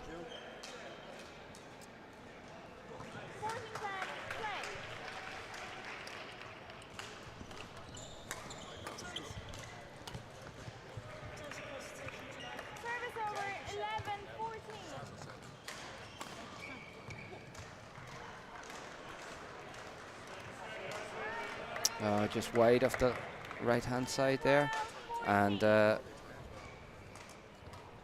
Andrew and PJ are just edging their way back into this one, Connor. And you know, they've got the opening game. If they can just keep close here, it'll put a lot more pressure on Eto and Mohammed to try and see out the game. Yeah, what I like about Andrew and PJ is they're not panicking. They're staying very calm. They're still playing the same game. You know, even the same way as they were playing when they were ahead, they're still playing the same game when coming back from behind, which is a sign of a strong pairing. Yeah, they have been. They've been really consistent. They haven't looked panicked. You're right about that. Like some of the rallies that they've lost have just been like really good winning shots from Mohammed and Eto. So, oh, that was great. Yeah, good defense. You see the celebration there at the end of that point. He was delighted. He knew that they were starting to close the gap, that they needed to break that rhythm. There again, Mohammed being clever, using the fast flick serve, but I think Andrew and PJ are starting to get ready for that serve now. Yeah, so you're expecting next time Mohammed goes back to vary that then? Yeah, I would hope he would start to use the low serve, because the guys seem to be ready for his flick serve now. Lovely layoff from Eto. Ah, done with style. Very good, yeah. Done with style. And we like to see that, you know, players trying shots. It is hard at this level to win the points, you know, and sometimes you have to try something a little bit creative. Yeah, and you can see like some of the things that these players are doing are really good. It's stuff that potentially has been watching some of the elite badminton and have picked up some tricks and some things. You see Mohammed earlier, that little fade shot, Eto making that stop drop there at the net. So there's some really good traits that these players are pulling off, and you know, that's a grade G. So the standard's really good here down in these lower grades. Now we've seen that a few times today, that when we get into the latter parts of the sets, that you know, people are getting nervous and missing serves that they wouldn't have missed earlier in the game. Yeah, definitely. And you know, this game is so evenly balanced. I'll be interested to see if Mohammed and Eto can keep their calm now in these final points to try and get this into a deciding game, because Andrew and PJ can take a few risks now, because they've got a game under their belt. And it's 17-18. It's so frustrating if you've led the whole game like that, then just to let it slip in the final points. But that might be the difference between players that are, you know, grade G and grade A. You know, it's that consistency. But let's see. Oh no, just long off the back line. Yeah, very close there. But good shot selection, just, you know. Again, big jump smash, great flair. Oh, that soft touch again. Good, yeah. 19-18. We're really going to see it. Is it going to be the flick serve, Connor? Call it? No. Ah, yeah. We asked him to serve low, and he got the reward. It's good to see he recognized the pattern as well. Yeah, and they've got a game point here. Oh, and he went back for the flick. And just like that, 21-18. It's gone to a deciding game. I think we will go to court one now, as we're halfway through towards the latter stages of this last game, and there's a 17-13 up. It's playing out as it did the last time they met. Yeah, but Antonina is not giving her anything here, though. She's going to fight for every point. And Antonina last time, I think, was a lot lower in the third game, but this time potentially she could close it up outside, just long of the back line. Yeah, Larissa would be really wanting this point here, just to keep that 3-point advantage. Yeah, big time.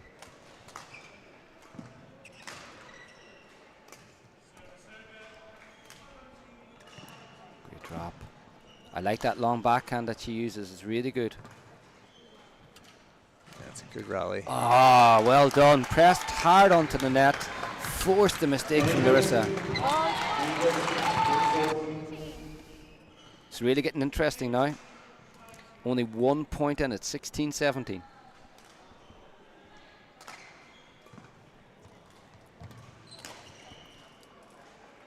Oh, And And it's another in. good return from Antonina. 17 all, fought back really well here. Yeah, and that cross net from Larissa looked like it was going to be a winner. So Antonina running it down. Excellent. I like the way Antonina is changing up again. It's not predictable what she's going to be doing. And Larissa appears to be tightening up. Looking to change the shuttle. Antonina agrees. And you can just see her taking a couple of big deep breaths there. That's a great thing about sitting courtside here, Connor. We can see the facial expressions. She's really now trying to just keep her calm and relax. Yeah, it's only 1 point. So close here.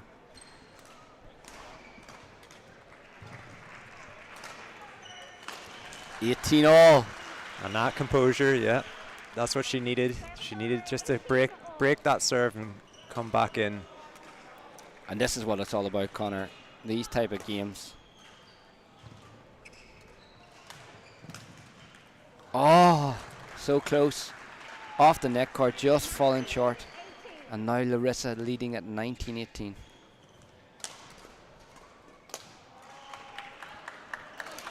Just wide. Just You wide. can see This would both go- players feeling the pressure here. It is. And you can feel that all eyes are on this court right now. It's so tight. Well done by Antonina again, running it down. But just overcooked it a little bit off the back line, and that gives Larissa a 2019 lead. Match point here in the Grade E. Oh, she was almost celebrating, and it just caught the back line. Just crept in. What a shot. 20 all.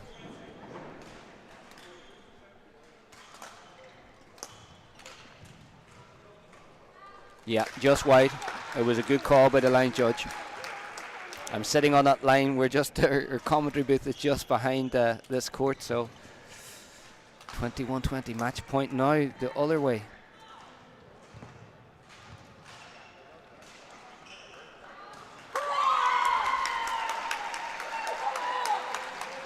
Just long off the back line, and there we have it. Antonina has taken the win 22-20 in the deciding game. What a cracking final that was, Connor. Yeah, amazing. And you know, Larissa played so well in that second, like throughout the whole game. Both players very good, but Anthony did really well to like compose herself after, you know, coming back from 21-14 to winning the third game 22-20. You can see the emotion at the end of the game, how much that took out of her. So we'll go across here, I think, to court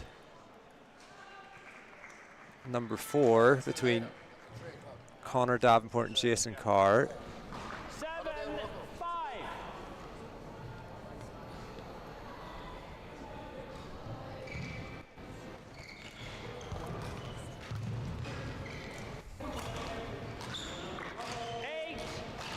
So Connor won the first game 21-15 and is 8-5 up here in the Grade E men's single final. Service over, 6. These players have met once before in the Grade F round of 32 in last season, where Jason came out on top in 21-14 in the last. So two players once again very evenly matched, but Connor seems to have made a good start in this match so far.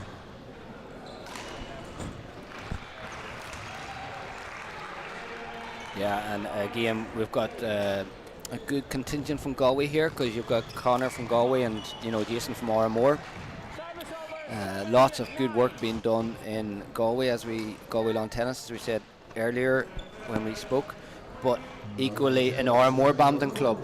We know there's been huge work done down there by the likes of Anthony Fury, Shane, Anthony Keneally back in the day, Shane Wynn still very actively involved, and you can see a lot of good players that have come out of there in the past, and even now recently with the under 13 team selection. Anish is from Oramore Badminton Club, has broken through, so Great to see, two clubs in Galway both producing players and reaching these type of finals and making underage national teams. So keep up the good work down there in both Oranmore and Galway Lawn Tennis Club.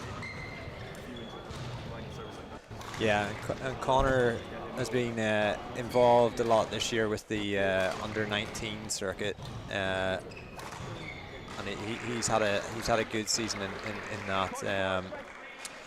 But yeah, he's been developing a lot over the last couple of years, and you can see probably since the last time that they've played that the improvement Connor has made. Yeah, again, Connor and Ethan doing a lot of work with Declan down Galway, and Ethan had a very good quadrangular event, winning his singles in the team match against Scotland. Big match for him, and both the brothers have improved massively in the last 2 seasons, you'd have to say, and that's down to all the hard work that they're doing, along with Declan and the team down there.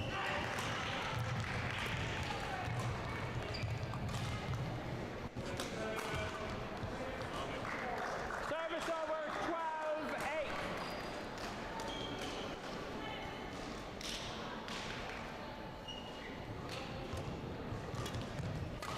Brilliant fade from Jason Carr there.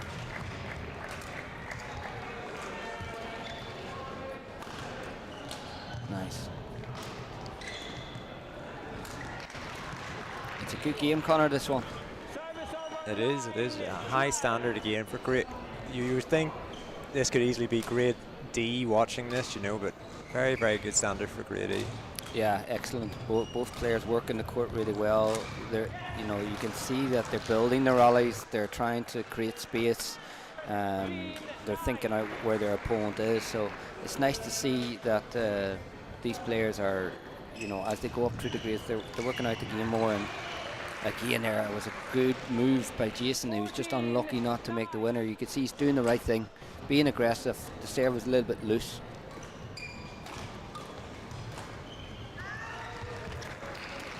Yeah, again, early on the net, just this. And sometimes it's that simple. Take the shuttle early, make the net, make your opponent do something. And that can be a case of simplicity is the easiest or the best way, where sometimes you see players forcing it, trying to do too much at the lower grades, because they're seeing good players do shots that are one-off shots in rally, and they try to do all of the time. You can see it's a lot where players are playing cross, where sometimes just keeping that shuttle simple, doing the simple thing well, will win you matches, and I think both these guys are doing a good job at that. Yeah, exactly. And I think you can see here that Connor, once again, just trying to, we've seen across today that trying to keep that momentum, trying to keep the speed in the game, doesn't want any breaks, doesn't want to change the shuttle. He's trying to keep this momentum that he's built here. Yeah, and that's good to see. And as we said, they're constructing good rallies here, and it's nicely evenly balanced. Oh wow, what a shot.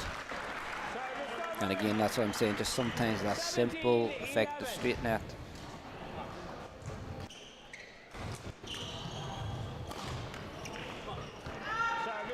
Jason going for the body that time.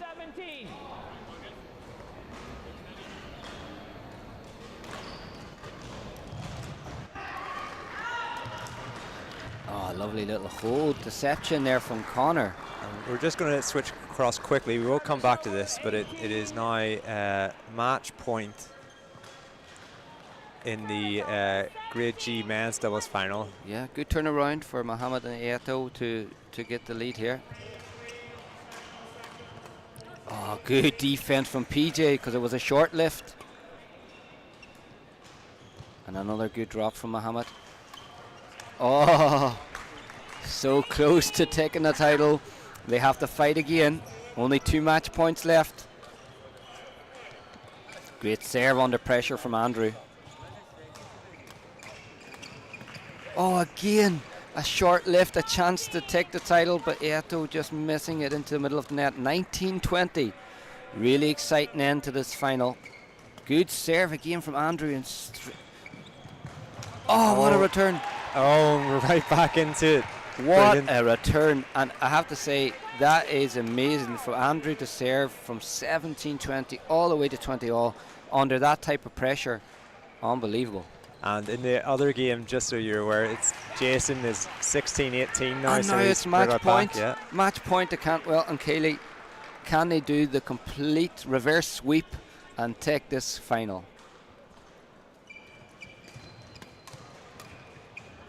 Oh, just wide. Just wide, yeah, it was just wide. We had the perfect view of that on the wonderful streaming service from Phil McCohen. And there we go, 22-21, They and just it's need match to point. compose themselves Yeah. here, you know. PJ just needs to. Fourth match point. Oh, and saved again. 22 all. The crowd going wild here in the National Indoor Arena. And here we go. Match point number 5. Can Andrew and PJ save another one? Good serve from Iato. Lovely layoff from Andrew. Oh, PJ working hard. Iato using that soft touch again. Oh, a good move from Mohammed to try and make the cross net, but that's match point number 5 saved. 23 all. Yep, that's right. Andrew should be serving to Iato. Great serve again. He served fantastically well, Connor, in these big points. Yeah, and on court 4, unfortunately, we just missed, but Connor Davenport has won 21-19 in the second there, so well done to Connor. Match point to, oh my goodness, match point save from Mohammed Iato. That was the second one for PJ and Andrew. So here's 24 all. Good serve from Mohammed. Just wide. Just out, yeah. Match point number 3. Oh, I can feel the nerves from here. This is our 8th match point that we've watched in this game. Great layoff from Andrew, and really good from Iato. Big smash from Mohammed. Oh, 25 all. Yeah, really good there. Brilliant. This is an absolutely fantastic match. 25 all. Good serve. Oh, PJ just a little bit loose on the return. Sets up match point 6 for Cantwell and Kylie. Are we going to go to the distance here? We might get a 29 all. Great return from Andrew Cantwell. 26 all. 26-26 in the deciding game of the Grade G final. Here's Andrew. He served so well so far. See if he gets, yeah, another great serve. Good return from Iato. 27-26. I've lost count. This is match point number 7. Oh, I have no idea anymore.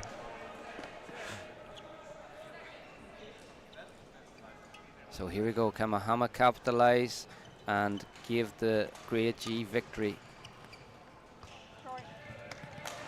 Just short. 27 all. Yeah, the umpire was very sure in her call. Yeah, and she's got the best seat in the house to make that call. Good layoff from Iato. Nice smash from Mohammed. Good defense. Oh, PJ. Brilliant move from PJ onto the net. Just maybe tried to put too much power on it, Connor. Match point number 8 for Iato and Mohammed. And it's long. 28 all. What a final this is turning out to be. Andrew has been rock solid and serve. Yeah. Can he keep composure? Oh, what have I... Commentator's curse down, come on. 29-28. If we don't see a match point here, it's going to be 1 point to win it. Can PJ get a good return? Oh, it's a missed flick. 29 all. Here we are. This is the one. 21-17, 21-18, 29 all. Call your winner, Connor. I think PJ and Andrew might have it. Okay. Here we go. PJ, they well got the serve in play. Oh, they've done it! Oh! PJ and Andrew have won it 30-29 in the final game. What a match. Some match. Well done to both players there. That was absolutely excellent. And the crowd in the indoor arena erupting. It's not often you see a 29-all, Connor. This is what people have come out to see today. And in the third game as well. What a final. Callum Thomas happy with his men taking the win, 30-29.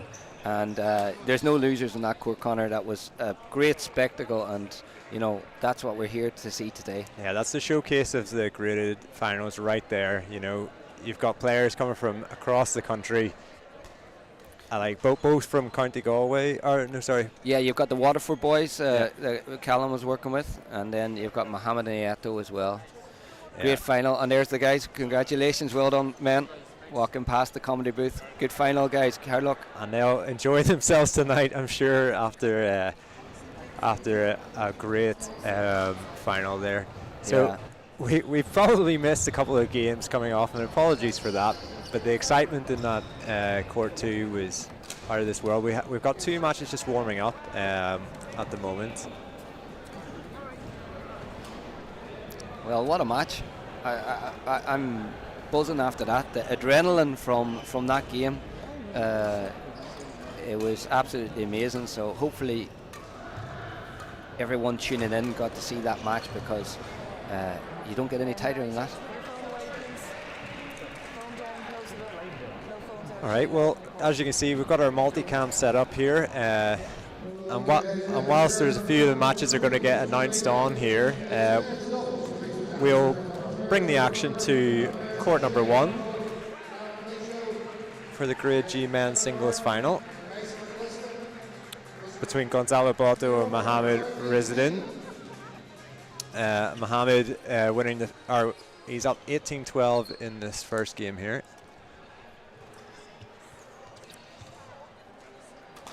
Yeah, Goncalo from Boyne Badminton Club, and Mohammed representing ESB Badminton Club in Dublin. So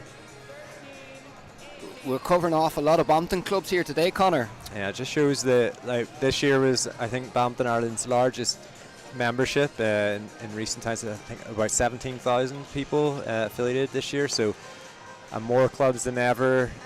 So the sport's growing, and it's great to see. Yeah. And a good final here, 18-14. Mohammed and Goncalo are having a good battle, and it's Goncalo on serve. Oh, what a smash. What a smash. Yeah, that was plumb on the line. So 19-14 to Mohammed. Lovely little hold there from Goncalo. Showed the straight, dropped his hand and moved across. Again, a more technical shot, and great to see the Grade G players experimenting and using this type of stroke. Brilliant again from Goncalo. Oh, what a variation. Just wide.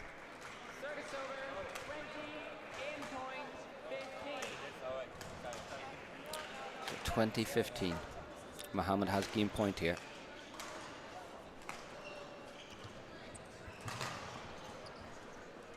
Good lead from Goncalo, out the back, 16-20. Still very much in this game. Well, we can see that definitely after the last final, because they were 4 points down, 4 match points they saved, and came back and win it. So if that's not a good line to tell your players never to give up, you're not going to get any better example than that. No, exactly. And 17-20 all the way to win 30-29. That'll be talked around the Carton Hotel tonight for the whole of the night, I think. I think for years to come that match could be talked about. Yeah. And not one that, and you know, it's a great memory for those guys that are involved in that game. You know, they'll never forget that. Absolutely. And you know, when you're in a final, you're playing well, both teams are playing well, you get the crowd engaged, you always remember those ones.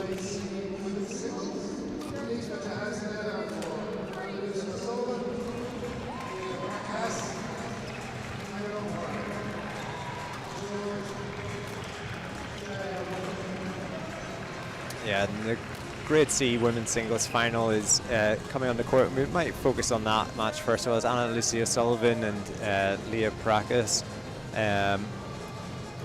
Dan, two players you know very well. How do you see this match going?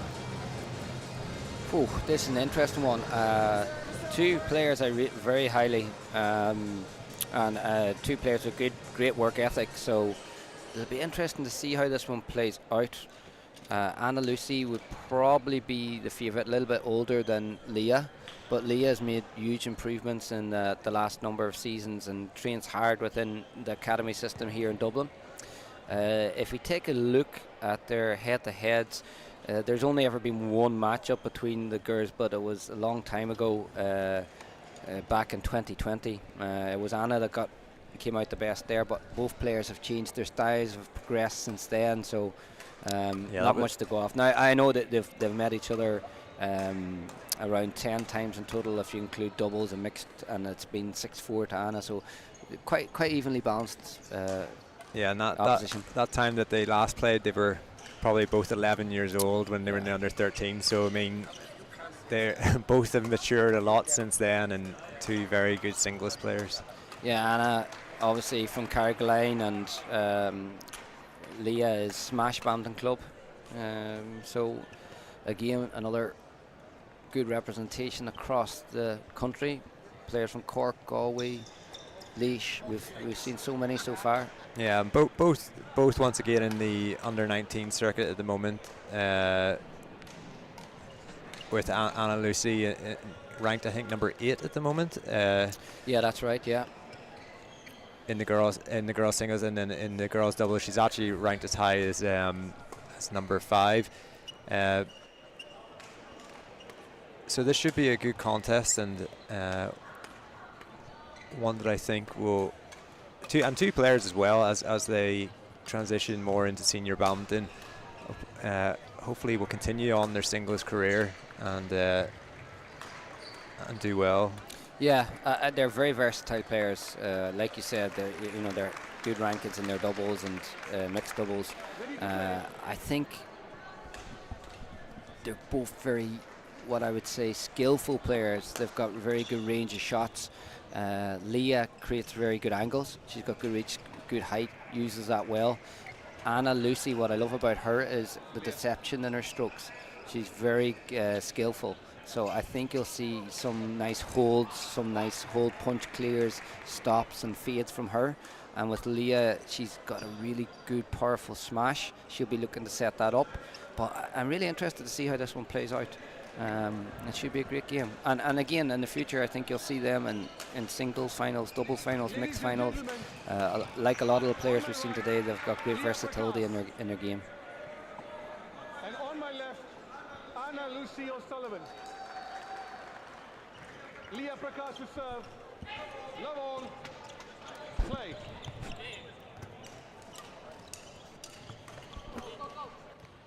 Out. 1 love. So 1-0 here to Leah Prakash.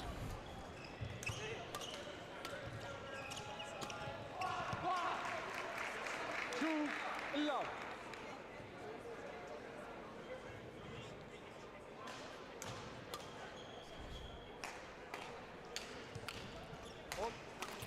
Yeah, just a little bit of missed timing earlier on in the game here, where Leah's just working her way in and Anna just getting her feel for the court. So both girls just getting that rhythm into their game, and another unforced error from Leah just as she tries to settle into the match.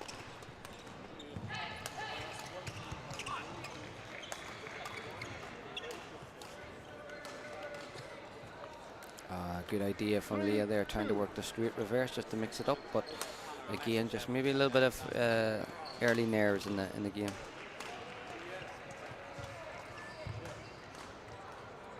And that's 3-all. 3-all.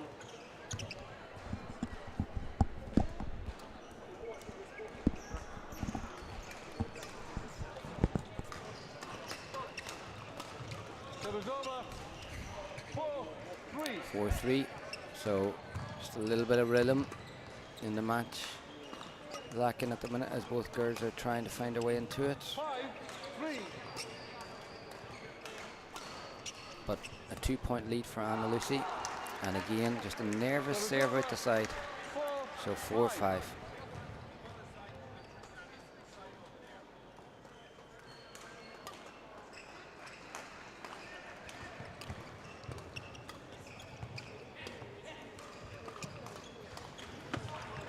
Yeah, good read by Anna Lucy there. Round ahead, making that winner. Now leading 6 for a cheap point to get that lead. Great smash though. Fantastic. Straight down the line, power smash from Leah Prakas.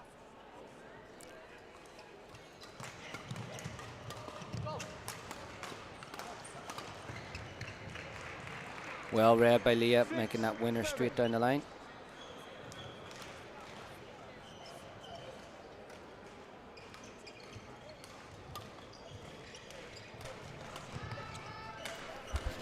Yeah, close start to this one.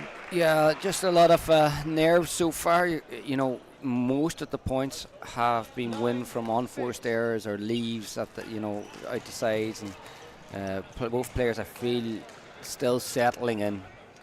Again, you see there, Connor, another unforced error, and we've seen some very good shots that have made winners, but we've equally seen equal amount of unforced error. So both girls struggling maybe a little bit to find the rhythm in the hall and settle their nerves, but I'm sure the game will open up as it goes along here. Yeah, Leah be a little bit more accustomed to this hall. Maybe not in the way it's laid out, because the academy and anyone that normally plays here, the courts face the other direction. Yeah. So it does change up the makeup of the hall.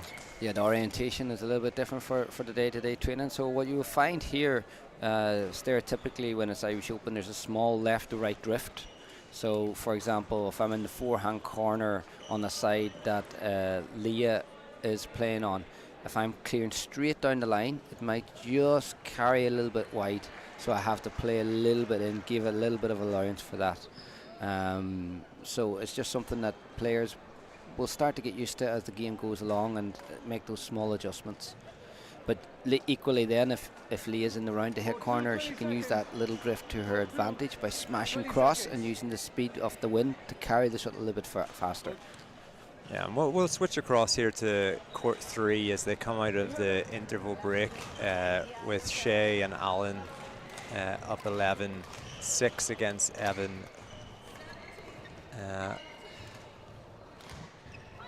And Mason.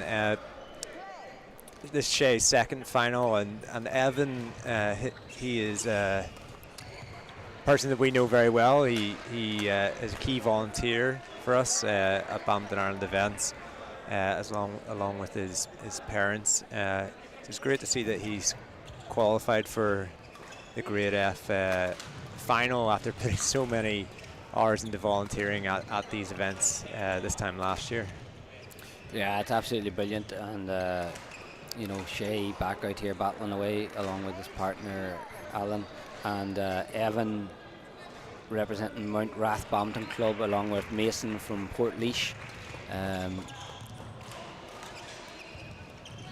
Hours and hours of volunteer work from Evan, and now he gets to enjoy the fruit of being here in the National Indoor Arena, playing on those courts that so many times he's been helping lay or take up or clean or provide shuttles for, but today he's out there playing on it, and it's his special moment, Yeah, and I know he's been working very hard on his play over the last 18 months, so it's great to see that has paid off.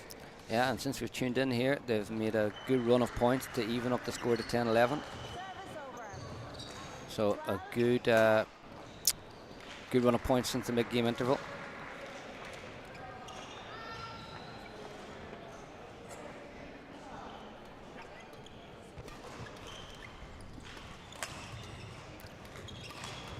Yeah, good jump smash from Evan. Created some great power there. Might have picked a few tips up from the Irish Open this year, Yeah, Connor. must have from watching that, yeah. Yeah. Service over. 13-11. So here we are, 13-11 with Alan serve. Nice push from Evan, good from Mason. Oh, great defense from Shay Farrell there. Oh, what defense there from Alan. That was I'm not sure what that technique was, but managed to get it over. Just wasn't ready with his racket.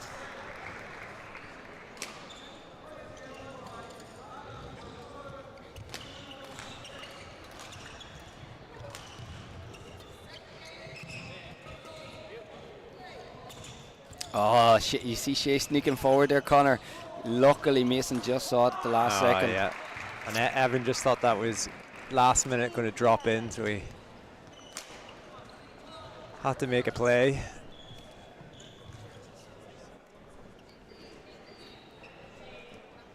And we'll come back to this match later on. I know we just switched across, but we'll in court 1 at the moment, grade G. We're coming towards the end of the game. Very tight one. Mohammed won the first set, but Gonzalo finds himself ahead, 17-15 here, looking to push it into a third.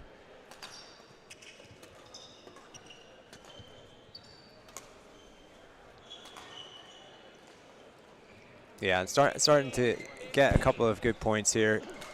This match is right in front of us. You can see that both these players are putting in so much effort, and you can see in the shot selection that they're really trying to maneuver their opponents around.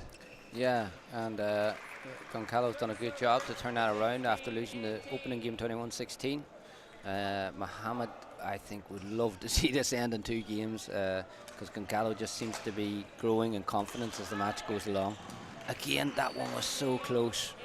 It's the difference between 19-15 and 17-18. You know, that's huge. Yeah, and like a world-class line judge there we've got with Sarah Kofeather on that line, so you know that call is going to be spot on. 18-all. Mohammed now just closed down that gap. Crucial because Goncalves had done a good job of turning the match around, and dangerous with that left hand and some of the weapons that he possesses.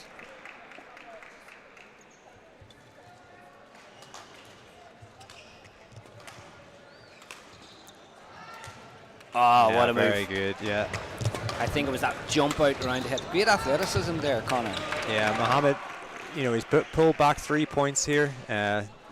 Give himself a really good opportunity to take the grade H or grade G national title here. Yeah, great flick off the net and great smash. Goncalves feeling maybe a little bit of the tiredness. It's been a long match, this one. Yeah. 21-16, 20-18. So 2 match points for Mohammed here in the grade G final. Good serve. Nice hold from Goncalves there. Again, I think he was right to take it. Yeah, I think it was just dropping in. So that's 1 match point saved. Once again, that may have just moved last minute in the air a little bit, you know. And that's what we talk about. It's that left to right movement. So I'm not surprised if that is the case again here today. Good move from Mohammed. Oh my goodness. And a bit of a heart stopper there on the last one. Yeah, he was hoping there, but what a result. Well played from Mohammed. Another great final, Connor. Yeah, we've been really, really lucky with how good the quality's been today. Yeah, and a lovely touch there, Mohammed going around, and he's shaking hands with each of the line judges. Yeah, great respect for all of the court officials. Yeah, and the players really appreciate, you know, the time that the technical officials put in and the volunteers put into making this such a special day, and you do see that with the appreciation that they do show. Yeah, it makes a huge difference. You know, playing with line judges, umpires, it makes such a big difference for the game, and you know, even having all of the digital scoreboards and all of the setup the way it is, it makes it very, very nice and very easy to play in. So we've just switched across to court 4 here, which is the grade H men's doubles final.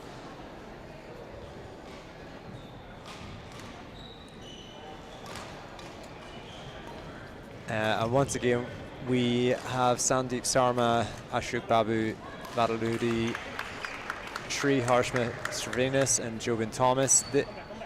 This actually, they've already played 1 match earlier on today. The semi-finals had to take place this morning at 10 a.m. before the finals day started. This was one due to the grade H being a much bigger event this year than was maybe anticipated. But then there was a couple of problems with the hall. They had to reduce the courts, so they weren't able to conclude the men's and women's doubles semi-finals. So they were played this morning, so a good opportunity for the guys that did win this morning to get some court time, understand how the hall works, and we're maybe seeing that this morning with Jobin and Starmer winning the first one 21-19. Yeah, another evenly balanced match, and another club that we've seen here with Sandeep and Ashok representing College Takir and Athlone. So that's another club ticked off the list. And then with Sri Harsha from University of Limerick and Cratloe Badminton Club for Jobin Thomas. So again, another few, we should be ticking them off as we go along. Connor, see how many of our clubs have been represented here today. Yeah, exactly. And Sri Harsha going for, this is his second final today. So he's got one more after this. Wow. Yeah. Very impressive, isn't it? I think the mixed double is the one that's to come after this, I think. And he's making a good headway into winning this one. Now with a 13-6 lead after winning the first 21-19. Looks like... Apologies there, we're just having a little issue with the internet, which just dropped down, but we are back up and running, I believe, now. So 13-16.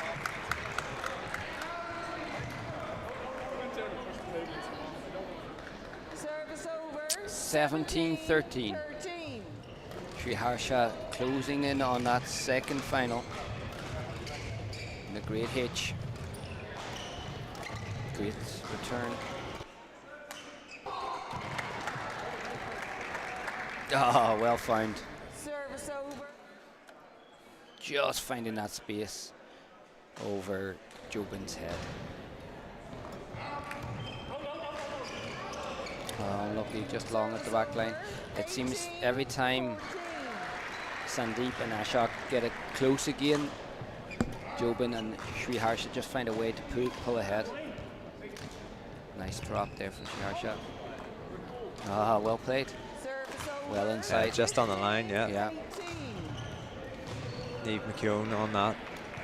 Sandeep and Ashok fighting hard to get back in here, but it's closing down. They're running out of time, Connor. 19-15 and 21-19.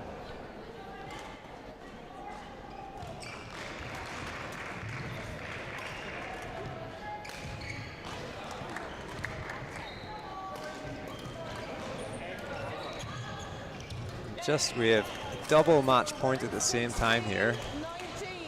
Oh well, we have Anna Lucia Sullivan, you can see in the top right of your corner, just won 21-10, 21-13 against Leah Prakas. Very efficient match. Lucia Sullivan, 21-10, 21-13. And then we can go back into court 4 as we have match point for Sri Harsha and Jobin in the men's doubles. Yeah, and if Sri Harsha wins this one, we have to keep an eye out for if he can do the trilogy later today. Service over. 18-20. The triple, like your team used to support back in the day, Man United. It's been a long time since they've done that, Connor. Yeah, well, we thought maybe Liverpool could do it this year, but... Yeah. But then again, you do have a Europa League final to look forward to, so... And there we go. Well, let's talk about Man United, more talk about the badminton. So, yeah, congratulations to Sri Harsha and Jobin. That's Sri Harsha's second today. He'll be looking to do a clean sweep later on today. Definitely more chance of getting the treble than United. So we'll keep an eye out for Sri Harsha's final match later on today.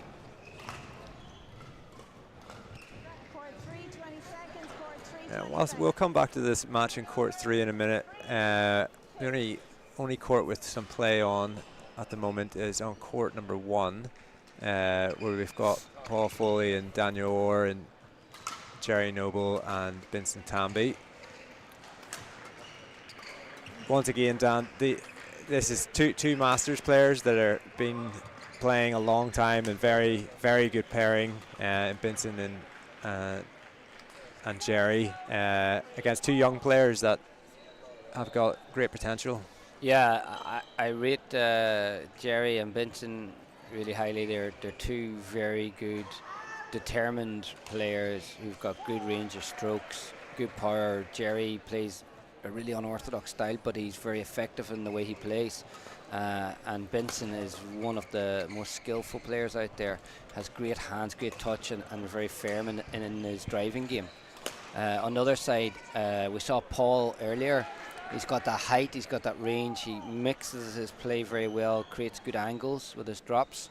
And Daniel Orr is a lovely little all-round player. Works along with Gavin McCauley up in Lisburn Rackets Club, and I've seen huge progression in his game. And Gavin's done fantastic work with Daniel to bring him up to this level and to help him reach these finals.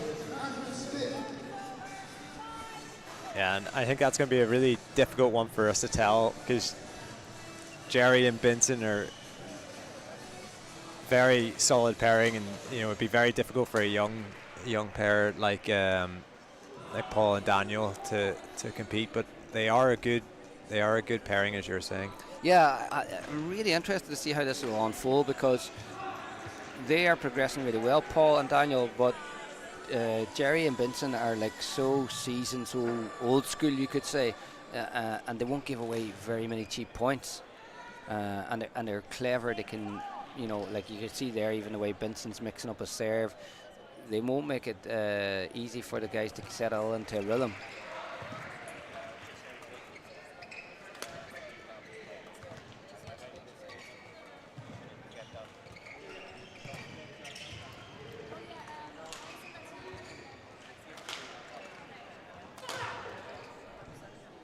Nice layoff from Benson.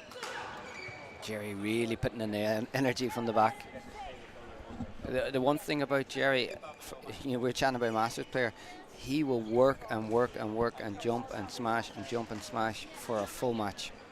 You could be 14, 15 all in the third, and you can see he still has the same level of energy. So whatever he's doing in his fitness regime is definitely working. But a nice balanced match, 7-all. It is, yeah.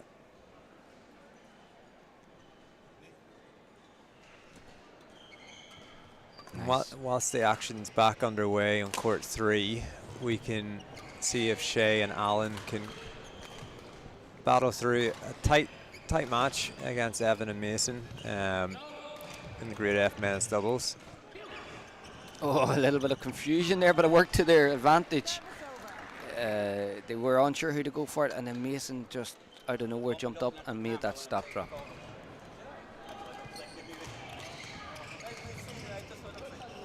Oh, unlucky. Alan made a good move to the front court, didn't expect it to come back, but Evan and Mason did well to keep it alive. Brilliant move there. Yeah, they've done very well there. 16-14 down, and now come back to 17-16 up. Give themselves a real opportunity here. Brilliant return from Shay. Mason served just across his body, but controlled it well just to find a gap on the straight. 17-all. Another close final. Good shot by Alan. Shay cutting out so well there at the front. He's a big player at the front of the court. Very hard to get it past. But very, very agile as well, right? Yeah. His reach and his strength at the front of the court. Shay's brilliant. Reads the game really well. Oh. Just missed out there. Oh no, it's unlucky.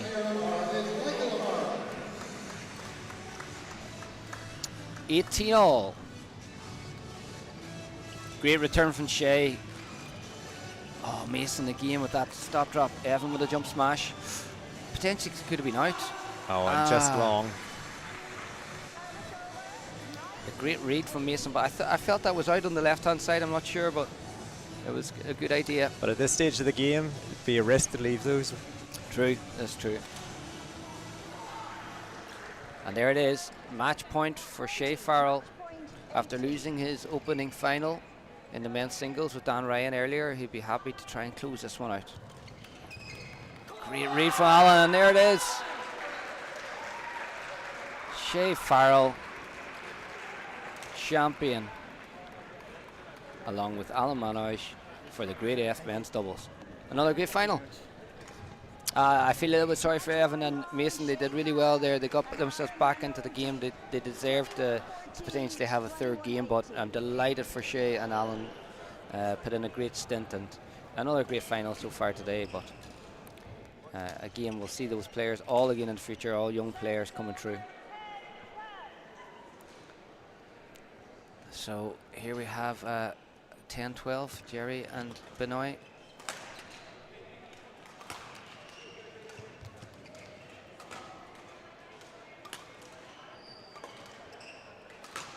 Nice from Benson there, and a good cutout from Jerry. Yeah, an even match so far, 11-12.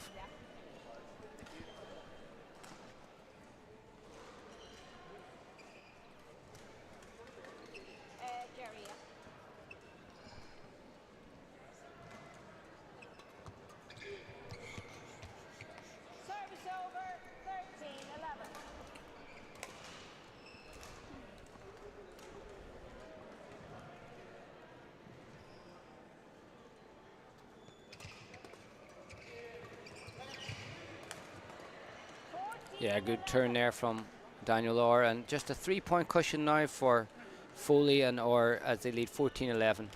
Settled into the game very well, the younger pairing. A loose mistake there from Vincent, trying to do maybe a little bit too much off the return of serve. Paul Foley on serve now at 15-11. Yeah, good use of the flick. Yeah, it was long. Good idea to go over Jerry there, but it's 12-15 now with Benson on serve.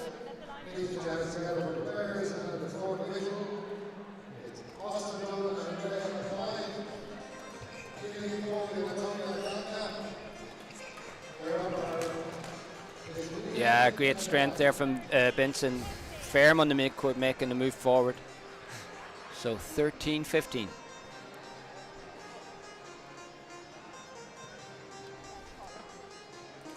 Be interesting to know how much actually Daniel and Paul get to play with each other, with one being based in Dublin, another in Lisburn. Yeah, Paul's in Kaga, isn't that right? Yeah, I'm not sure how much practice, but they look like a tight partnership. There's not too many gaps on court. They were well in control. Oh, that's a beautiful serve from Benson. Just a little bit of delay, just as he's about to hit, and then flick. And this is where the experience of Jerry and Benson, you can see in the last 4 points, they're starting to control the game a little bit more. And like we talked about it earlier, but staying nice and calm, not forcing shots. Yeah, like for me, it's a battle of Paul and Daniel making it a more physical game, using their mobility around court, where Jerry and Benson will want to keep it more, you know, short, fast rallies and use their strength, use their mid-court strength. Benson very firm in the midcourt. So again, another cracking final, 16-all. Loose mistake there from Paul, just a little bit late onto the round the head side.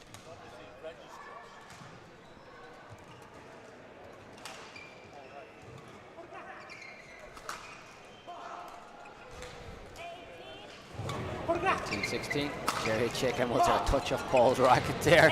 Mid rally, questioning the umpires, but there was no touch. So great shot. Lovely shot, yeah. Daniel just held a really good position there, low, kept his crouch and found it. Service up. It'll be interesting to see how the end of this works. 18-all. Vincent was convinced he was going to flick serve there, had moved back, forced the lift then, and you can't lift the Paul and Daniel. They're very good on the attack.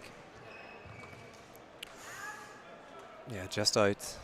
19, Yeah, Jerry again wondering, did he come off his racket before it went out? But I mean, we have probably our most experienced umpire at a world level here, you know, with Carroll. around the back from Daniel Orr. What a time to do it at 19-18. Oh, he went for a double round the back. Oh, there we go. That would have been good. 19-all now. Benson on serve. Very good cross-body serve. What a layoff from Daniel Orr. Fantastic shot. Just kept his composure, found it straight down the line. Right shot, and played it to perfection. Yeah, big shot at a big time there. And a good serve to follow it up. Oh, Jerry on the move, hunting that net. Great move from Paul Foley. Benson did great there.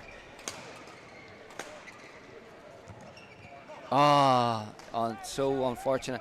And that was the exact shot that he played in the rally before to get the game point. So just unlucky there not to get it this time. 20-all.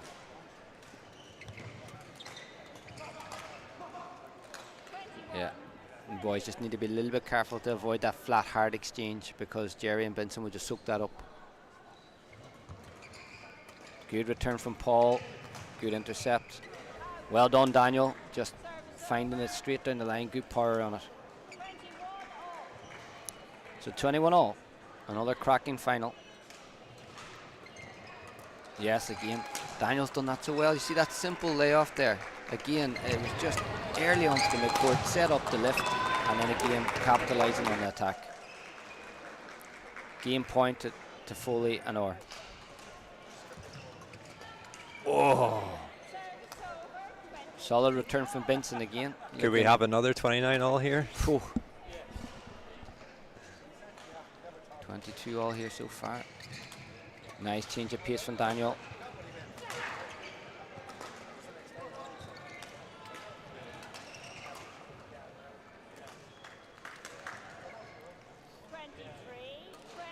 Second game point. Just a little bit of confusion there. Did Benson not see that the shuttle had passed Jerry's racket? I'm not sure. A little bit of a mix-up. Fair one that time. Again, anytime it goes into the flat exchange, Jerry and Benson seem to be coming out on top. Oh, the commentator's curse again. Benson missing that one. But here we are. Game point again, 24-23.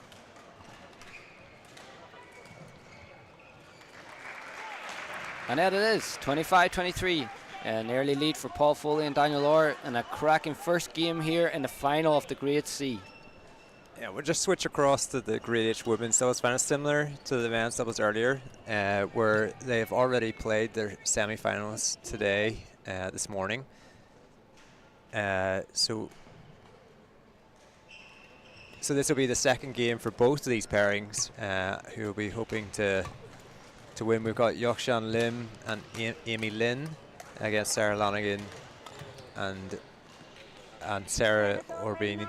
So 16-9 to Lim and Lin. And Amy, I think, played in the women's singles earlier. Yeah. She won the ladies singles earlier on, and they've got a commanding lead here at 16-10.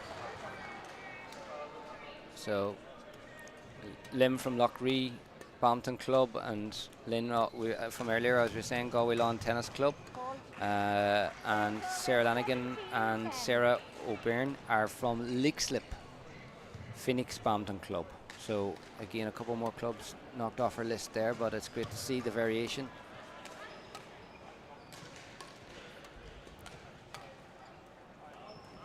Oh, just an unfortunate miss there at the front of the court.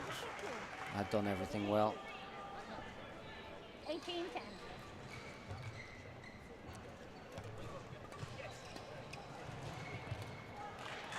Service over, 11. Now 11-18.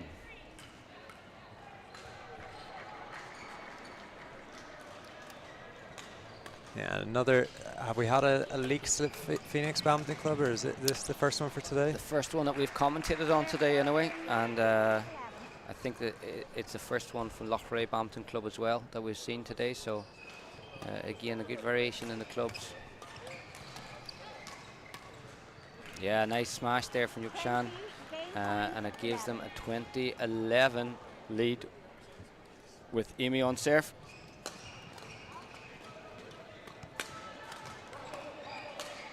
Mixing it up well with the clears, and a great smash there from Amy to take the first game 21-11. So we go across to the Grade F women's doubles. It's between Katie Danes and Ellie McGrain and Rosalind Edos and Heather Wolfe. close game at the moment, 14 all, nearly 8 minutes in. So how do you see this one going, or do you know much about either of these pairings? Yeah, I would have seen a good bit of Heather Wolf and Rislin from Viking Badminton Club, because they would have featured in the Dublin District Leagues and Cups and that. So they're a very good pair. But it looks like a great matchup here with Katie Danes, who plays for University of Galway, and Ellie McGreen we know from Bolton Glass. So yeah, a very evenly balanced match, which is great to see. Service over 16 all.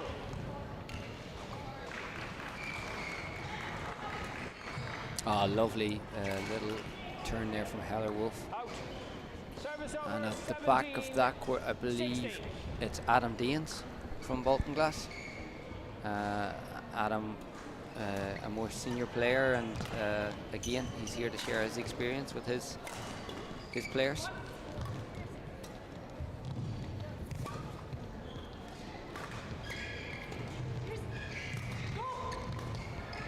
Oh, lovely shot from Ellie. out. Yeah, and just wide. Service over 17 all.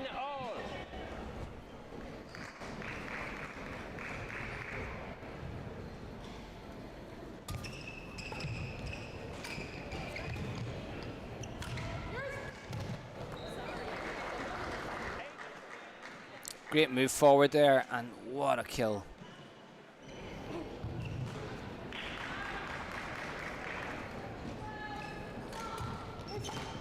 Yeah, nice smash. Yeah, again, Rislin this time smashing through the middle, forcing the air. We've got Heather Wolf on serve now at 18 all. Good wide serve, good variation, nice smash. Girls looking really dangerous when they're on attack, Connor. Yeah, definitely. They're being nice and aggressive here. They're trying to go out and make sure that they're winning those points. So 19-18. Nice layoff by Rislin. Heather making a really good move forward there. Just that little bit more urgency from Heather and Rislin, and I think that's been the difference here in these closing points. Oh, again, a good move, but just unfortunate not to make the winner. 19-20. Katie with the serve here. Yeah, lovely Oh, shot. what a hold. What a hold. Now that's really clever. And brave at that point of the game. Yeah, really good. Now, not on that, they now take 21-19. Most of the games are in their second, so I think we'll probably go to court one, where Paul and Daniel are 12-5 up against Jerry and Benson. Wow. And they're starting to, they've made a really good start in the second game, and you know, it is hard whenever it's such a tight first game and where it could have gone either way. So for Jerry and Benson, that, you know, would have been really difficult because they felt that they could have and maybe should have won that first game. But Paul and Daniel really capitalized on that momentum then they got.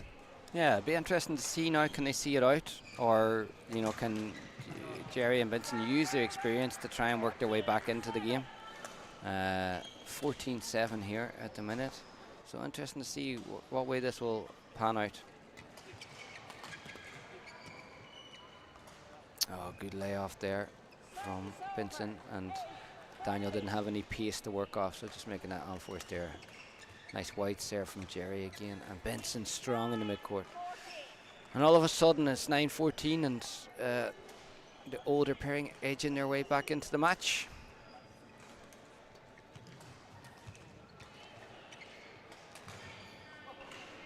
Yeah, and just a few unforced there starting to creep into the game of Daniel and Paul.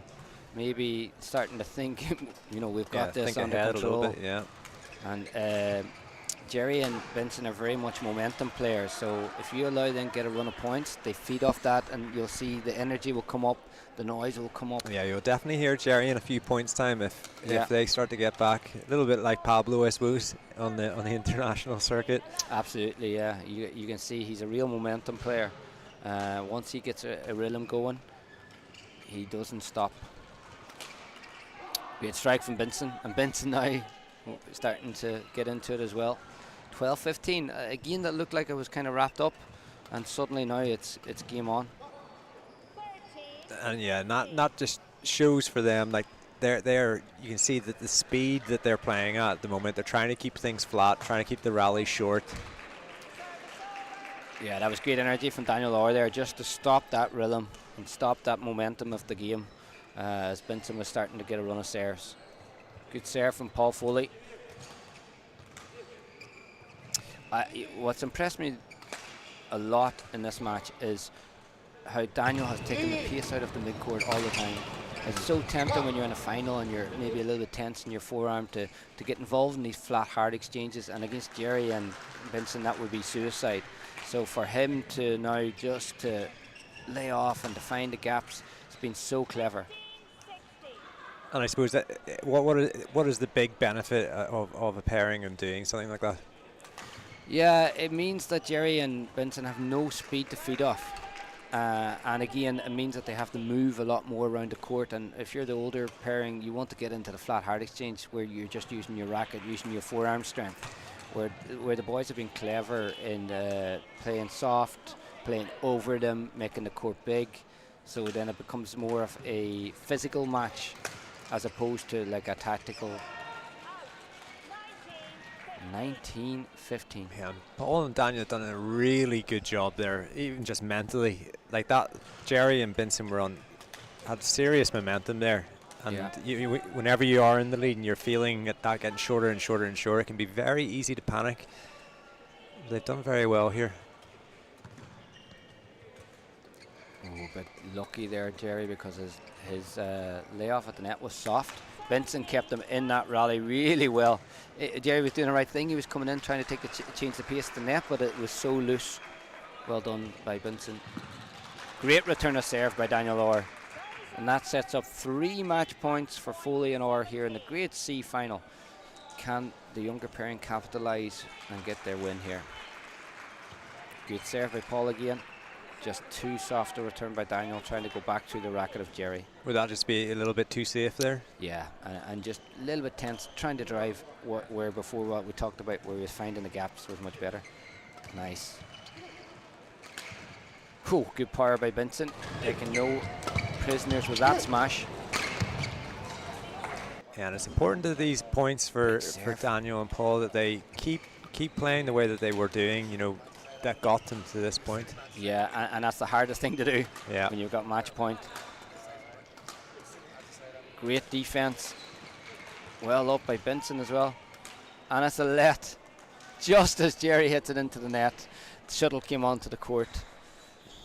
He did that deliberately, of course. Whoa. You know, finishing just wanted to finish it. 19-20, another big serve for Jerry here. Good serve across the body. And a loose mistake from Benson. Yeah, brilliant final. So there we have it. Paul Foley, Daniel Orr, Grade C champions, and well deserved. They played a clever game, took out the pace out of the shuttle, played the game that they needed to take on this type of pairing. Yeah, really good final, and you can see the way that they changed it up, as you were saying, and just slowing it down and just extending those points out. In the end, seemed to make the difference. And back on court 2 here, we have Yokshan Lim and Amy Lin closing in on their Grade H title, leading 18-7 at the minute after winning the first game 21-11. Yeah, great shot by Yokshan, and oh yes, another good smash there from Amy Lin. Yeah, and actually, this will be, if they can close this out, this will be Amy's second national title today. She won the women's singles earlier on against Lucy Grace. Yeah, and it looks like they're going to capitalise on that. 27 lead. The other side. Here in the final of the Grade H.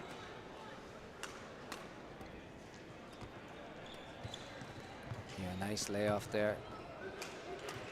Yeah, a little bit of confusion. Yukshan was making that move onto the net, looking to finish off the match, and Amy Lynn had committed to the straight, so there was a gap there. And there it is, 21-11, 21-8. Yukshan Lim and Amy Lynn are the Grade H women doubles champions.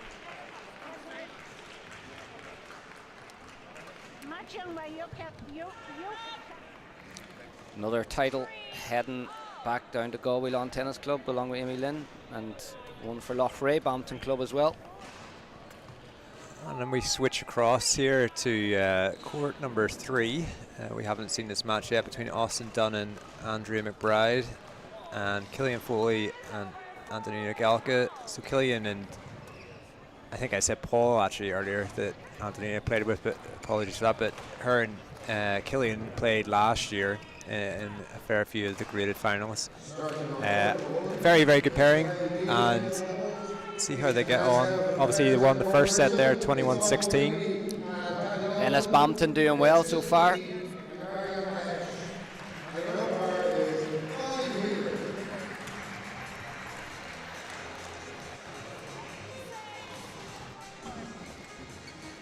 So 21-16 to Killian and Antonina in the first game.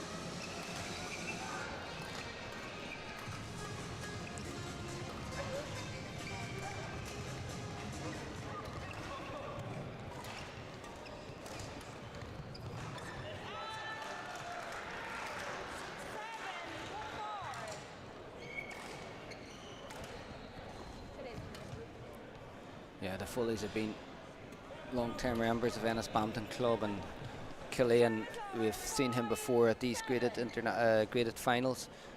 Great little player and a great mixed partnership. Himself and Antonina are, but they're getting tested today here.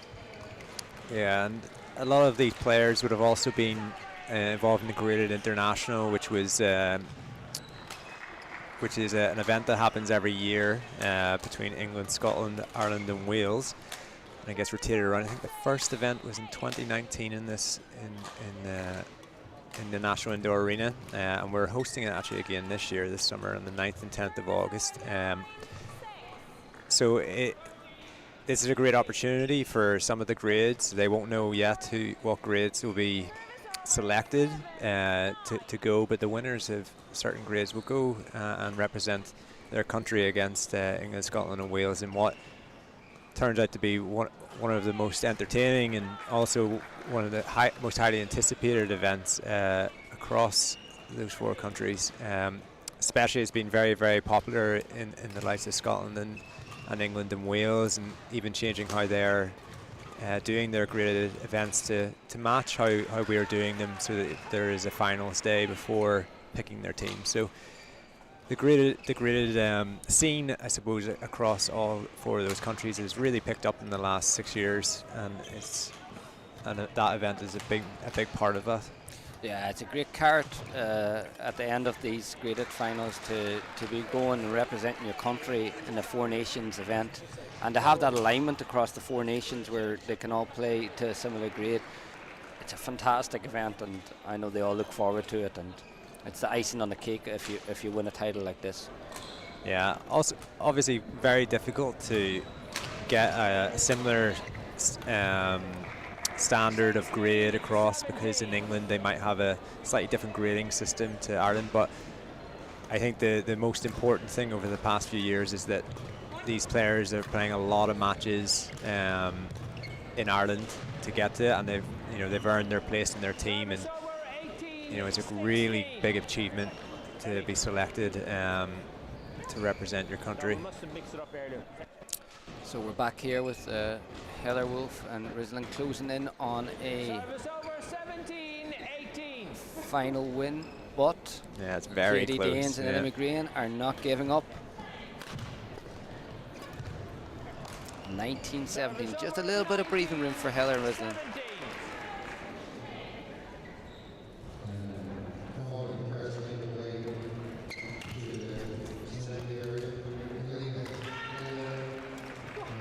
Oh, so unlucky there. Good smash from Heather, and Rislin did the right thing, tried to read it, but just was too short of reaching that mid-court push. Bit of a loose serve, got away with it. Oh, well done by Katie Danes there. Yeah. Really, reading that early and finishing that point off. Saved the day and then came in and made a kill. Oh, they made a little bit of an error there, pushing down Heller's left-hand side, because she's left-handed obviously, but got away with it. Now they've got their own game point. Great layoff from Heller. Oh, slightly off the frame, and it's 1 game all. Yeah, well, we take that, and yeah, we couldn't be any closer. 21-19, 19-21. And we'll go across here. We'll go back onto court number 3, where Killian and Antonina have taken a 17-9 lead in the Grade E mixed doubles final.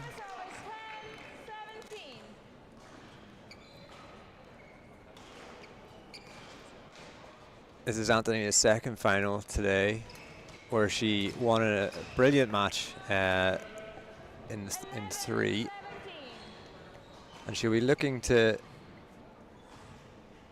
win her second title here later today, as she closes in 18-11 now.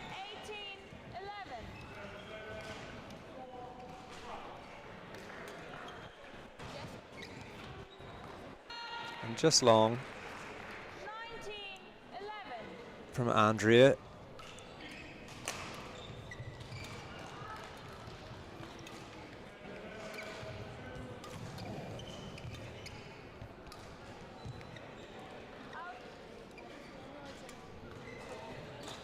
I'm just catching the line there. The umpire making the call. So we've got Andrea serving to Killian, 12-19. They'll be looking to get a few points just to get back into this game and put the young pairing under some pressure.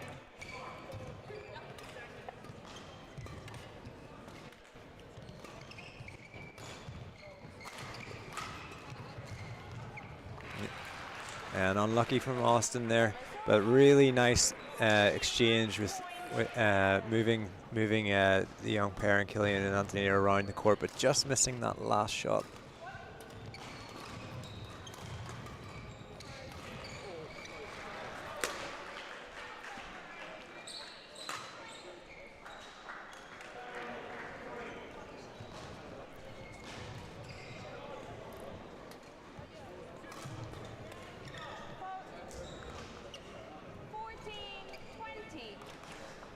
Just edging their way back in here a little bit, Connor. Austin on serve here. See if he can make it interesting for us. Oh, lovely drive serve. Yeah. Beautiful.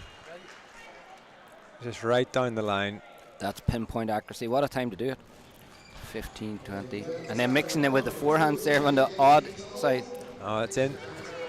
Antonina thought it was drifting out, but as I said, that left to right drift potentially carrying the shuttle back in. And this is the hardest point to win, just on the match point.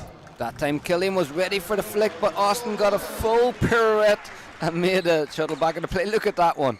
What a classic. And he enjoyed that one himself. He did, and this is difficult now. You know, they've really worked their way back in, Andrea and Austin, and Killian and Antonina be feeling a little bit of pressure here to get this last point. So they were 14-20, so that's 3 match points saved already.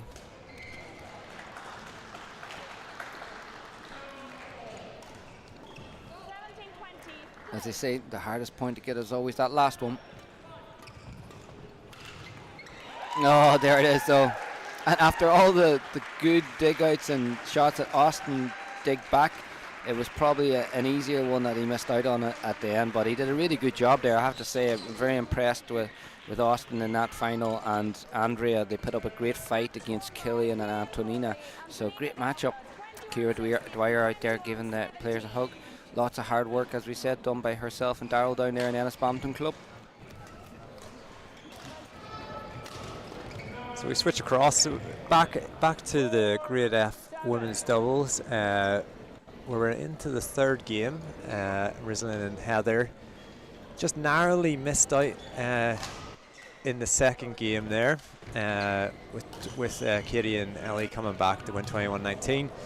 It's now 8-4 in the third. So Dan, like when you have a difficult second game like that, what are you saying as a pairing together to try to refocus into the third? Yeah, you've got to like, and especially in the case of Heather Rislin, they were kind of in control, and they'd be kicking themselves going into that third set, saying we should have had that win, but they obviously haven't done that. They've taken the right mindset and said, okay, let's get back in, let's start again, and it's great that they have done that, and now they've got an 11-4 lead, and they're more comfortable again. But this time, you guarantee that when it comes to holding the lead, they're not going to let it go, because they seen last time when they had the 3-point lead, they were able to close in on it really quick. So this time it's 7 points, but in the mid-game interval always can change it up and sometimes break the momentum. So they'll be out there saying, okay, let's get this from 11-14 and close this game off. Yeah, because Katie and Ellie are very, decisive players, and they are very dynamic players, so they can bring this back very quickly, with a couple of points, Yeah, definitely, and we've seen that in the end of the second game. So let's see how it unfolds here now as it closes in on an 11-4 lead for the girls. 7 points ahead 11-4. Play. in the third game.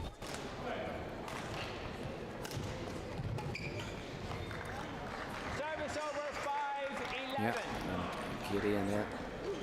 Ellie have started with a point straight away after the interval.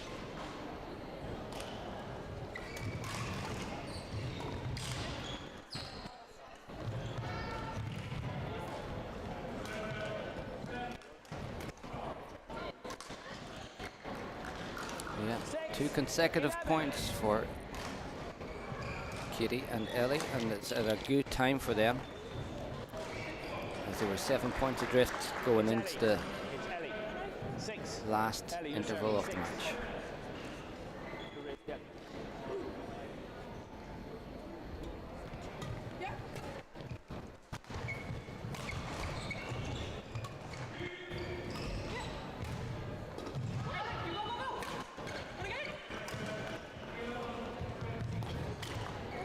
Wow, 3 points in a row for Katie and Ellie. That's starting to get the game quite interesting game. It is, and just as we talked about, this pairing is very. 4 points in a row. Yeah, they're very dynamic. They can change things just very, very quickly, and they're a bit like Jerry and Vincent, very momentum-based players. And when especially when you'll see Katie gets going, she builds a lot of energy on her side and very positive. Yeah, big time. And I can tell you that at 11-4, you feel very safe. At 12-8, you don't feel anywhere near as comfortable. Yeah, that was a nice shot there by Heather, just to take a bit of the pressure off, and just take both players away from the front of the net there. Crucial point that was.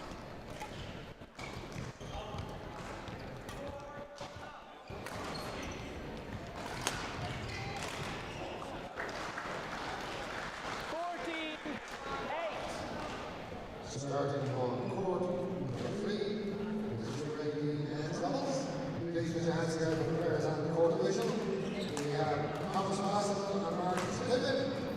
We have Tina Delta and Lorenzo Riago. And their umpire is George Zorano. Katie on serve at 9-14.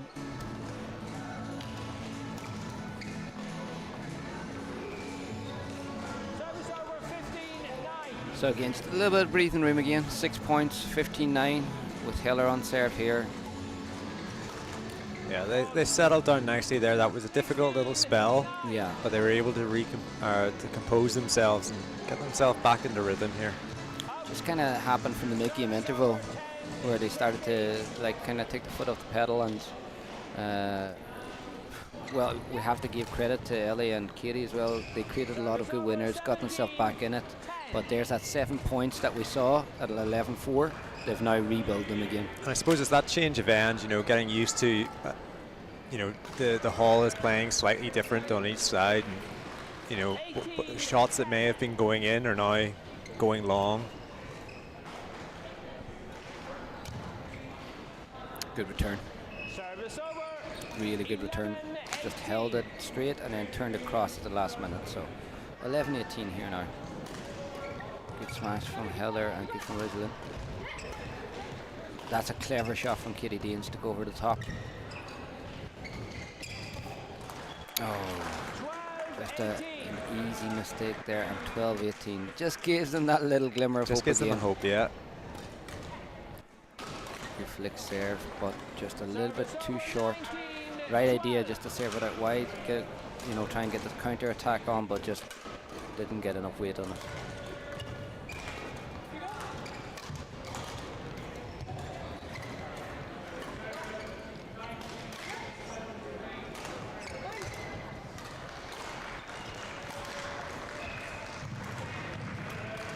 Ah, nice.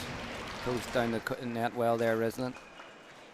Yeah, she read that and then made the opposition pay there. So here we have match point. Nice drop. Good move from Heller at the front. Another good read from Heller, and Rislin laying off nicely. Oh, going for the cross winner. Yeah, you saw what she was trying to do, just maybe wasn't balanced enough to perform that.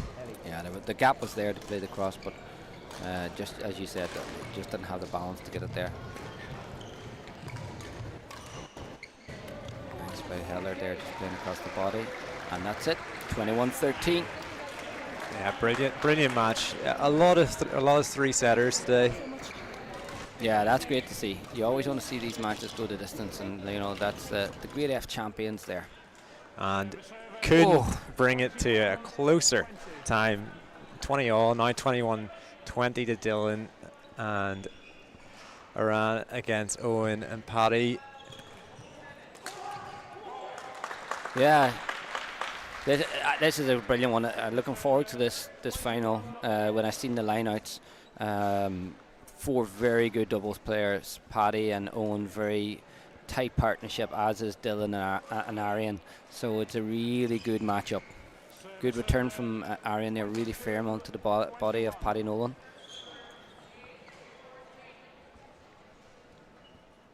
Yeah, four players that would know a lot about each other as well. Maybe haven't played in doubles pairings against each other, but they'd all be fairly familiar on the circuit. Yeah, 22 all here.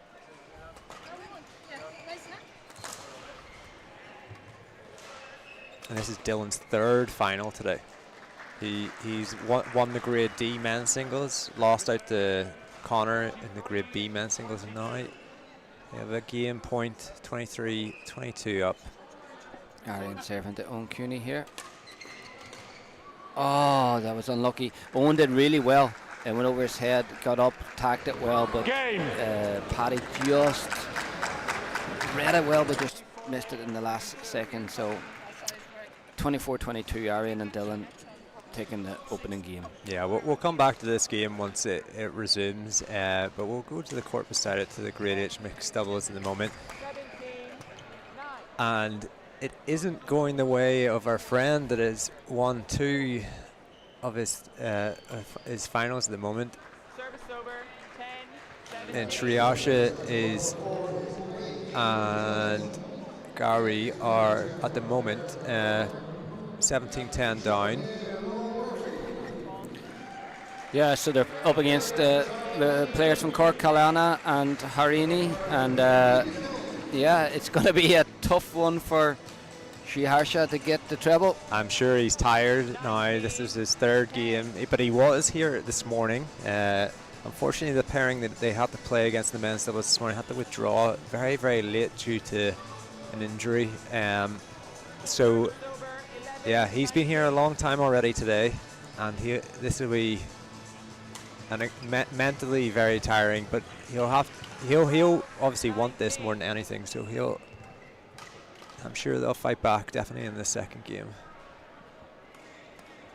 Oh, good wide serve just down the middle of the court, but Service over, 20, game point, 12.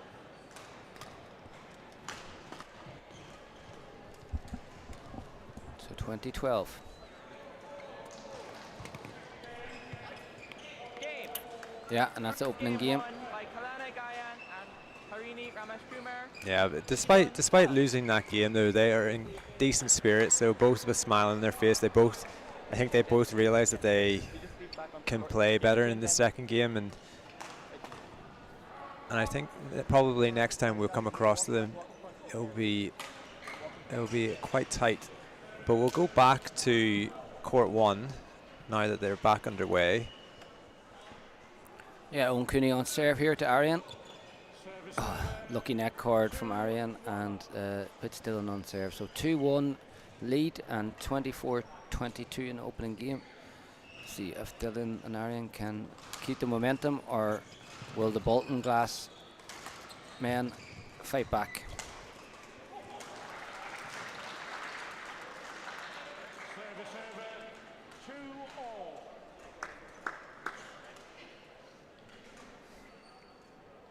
So Dan, going into this match, you would know both pairings quite well. What should we be looking out for? What do you think the keys to this match is? Yeah, it's two interesting pairings. I know that Arian and Dylan have done a good bit of work along with Dave Walsh, who's coaching them there. So they're going to have good structure in their play, and they're going to understand the positionings, and they work well off each other. And Dylan's tall and he's rangy, so he's difficult to serve to. He reads the mid-court well. But likewise, on the other side, you've got a lot of power from Paddy Nolan, and he's good in those firm, flat exchanges. And Owen Cooney is one of the most skillful players that you'll see.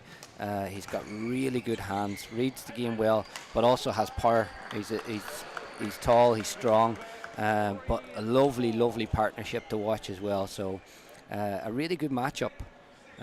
So I would say, you're looking at the structure that Dylan and Arian have, and on the far side you're going to be looking at that little bit of flair from Owen Cooney, and you're going to be looking at the power and the strength from Paddy Nolan. I was going to say that every time I seem to watch Owen, he's always trying some sort of trick shot at a high pressure moment. Yeah. So he is a very expressive player. Yeah, no, he's brilliant. He's brilliant to watch. He's got some really nice shots, and really soft hands as well, but also has the power then to mix with it. So it'll be an interesting one to see how it unfolds here after the tight opening game. But again, 4 good young players coming through, and it's nice to see that depth, and they'll break into the senior circuit going forward, and we need that in the future to keep that depth in the event. So grade D now, but well capable to play up into the higher grades in the future. Yeah, no, definitely, and these players a lot of them would have played in other national tournaments. You would have seen them a lot in the juvenile nationals, but they'd be in the grade Bs and grade Cs as well. So it's great to see some of these players playing in multiple grades and really testing their abilities. Yeah, 9-3 lead now for Dylan and Arian. They really pushed on from winning that opening game. Nice return of serve there from Owen Cooney, just finding the gap down the line.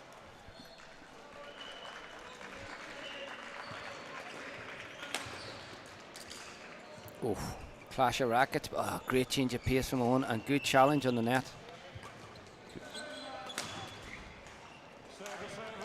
Good smash from Dylan Keane across the body. Snatching a little there. He could have maybe taken the pace out, but it's difficult when you're trailing 9-4. You're always trying to do maybe a little bit too much because you're trying to work your way back into it. But well read. That time a nice straight push from Paddy, but then came out on the cross. Just fooled his opponents.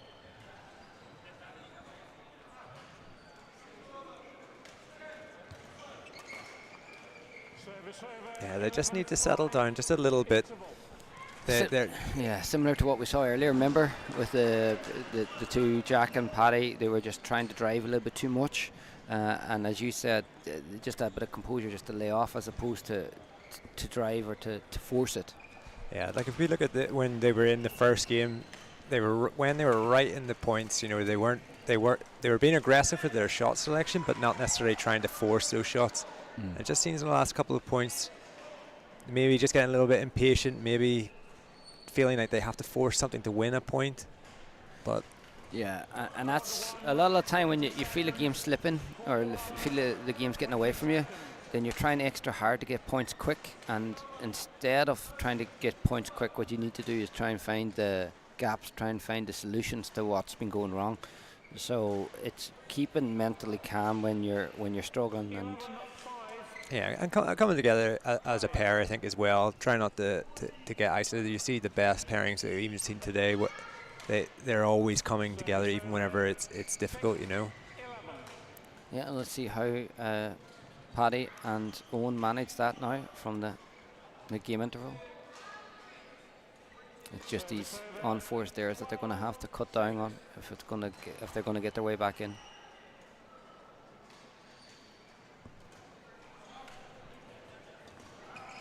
Yeah, great power from Owen there. Good defense from Dylan and Aaron. That was brilliant. Absolutely brilliant move there from Paddy. I love to see that challenge the net and look for something. Another great serve from Owen, and that time again Paddy guiding the shuttle. This is what I wanted to see a lot more of, this softer play, and if I really think if Paddy gets that more into his play, he's going to be really, really effective going forward. Beautiful serve, great technique there from Owen Cooney. Again, you see then again, he tried to force instead of what he had done so well. The two previous points there Paddy had laid off, and then that one trying to be too aggressive.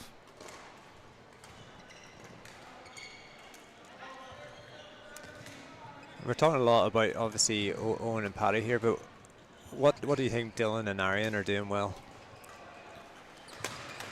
Yeah, they've been so solid in their attack, Dylan and Arian. They've been so solid in their attack, and like that, when the guys have forced the shuttle too much, they've cut it out and they've looked for it and they've kept the gap. So that's the difference, you know. Sometimes it's not moving in doubles. It seems like a weird thing to say, but holding your position and feeding off the pace that your opponents give you is more effective than, you know, just charging down the shuttle. And they've done that really well here. Yeah, nice net play there by Dylan. 15-8.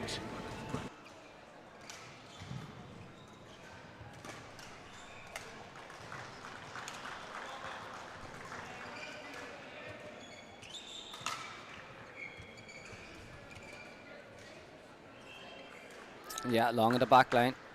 16-8.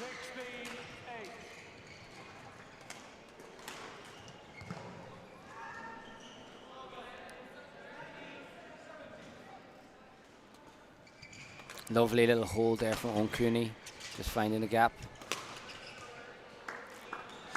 Dylan's got great power there. Yeah, really nice. Really good. And he's got that height, he's got that reach. He could get that angle where it's coming down steep, even though he's coming from towards the back of the court. Yeah, 17-8 lead. Good serve from Dylan. Oh, a little bit of luck.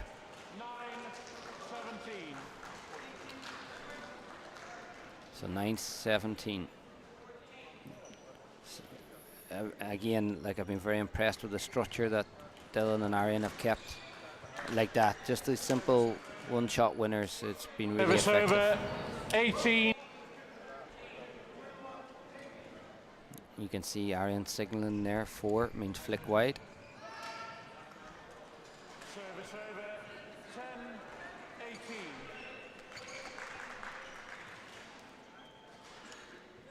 Good serve from Owen again, and good layoff.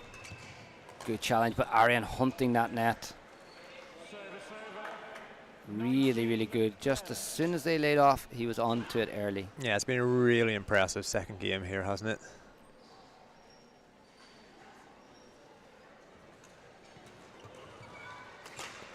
Solid, well up by Dylan Keane there. Like they're placing the shuttle so well, and I can barely remember them making a mistake in this second game. They've been so calm on their defense, and that's been a big quality for them. And there it is. Dylan takes the second title of the day, winning 24-22, 21-10 in the final of the Grade D men's doubles. And we'll switch across, and I told you last time we were talking that this would be a closer second game, and let's see if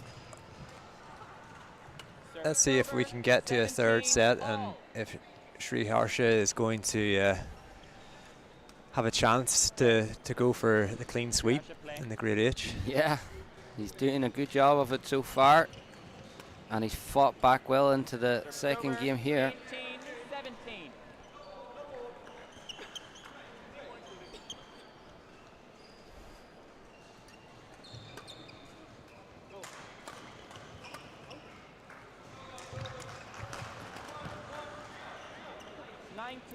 17. Yeah, you know, really good turnaround. You know, the first set was a little bit of a struggle, I would say, for them, and Kyan and Kalanisar and Harini were really impressive, really strong in that first game.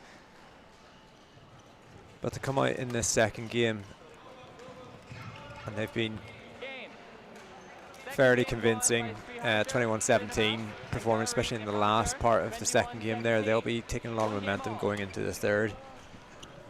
Yeah. Walk in front of the chair, please, guys. It'll be interesting to see now how Sri Harsha holds up after in this last game. Does he have the energy, the adrenaline now to try and take the third title? Let's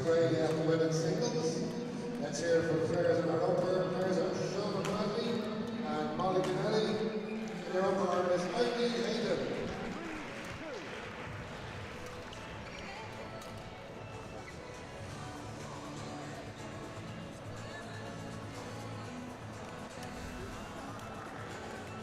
But yeah, we'll switch across to the Grade E men's doubles final here, as it is in the second game. So we had Thomas Bastable and Marcus Pippett against Kian De Jose and Lorenzo Riago.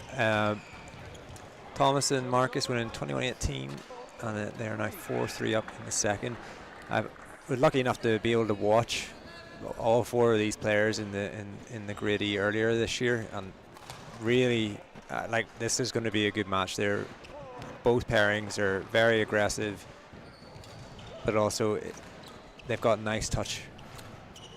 Yeah, and definitely for me, Kian and Lorenzo are winning the kit of the day so far. Loving that purple and white outfit and the dashed front. Old school meets new school.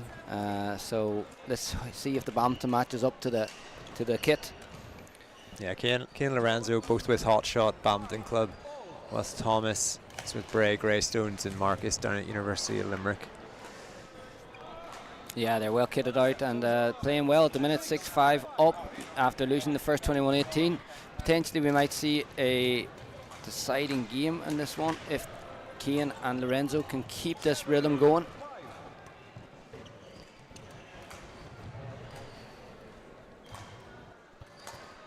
Good white serve.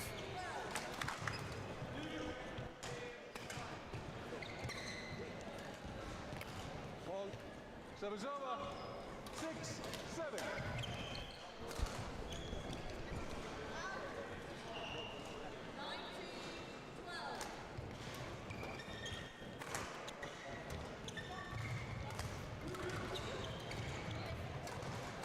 Yeah, lovely rally.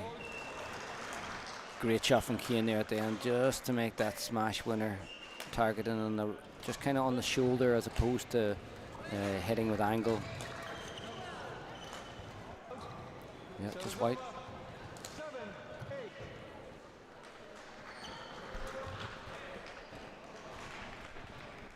Out. Service over. 9-7.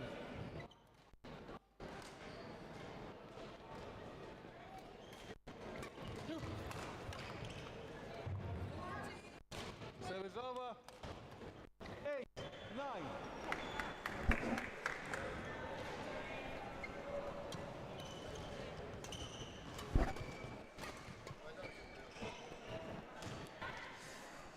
very tight 9-all. 9-all with Marcus on serve here. Yeah, what have you seen down in the, I know we've only watched about 6 or 7 points here, but have you seen any trends in this game so far? It's actually been good quality, and as you were saying, there was a lot of good quality matches in the Grade E when you were watching it in the earlier rounds, but I'm surprised at the quality of how they're moving the shuttle around, looking to do the right thing of defence. Both pairs quite aggressive, looking to get the attack. So yeah, it's very evenly matched. I'm very interested to see how this one unfolds.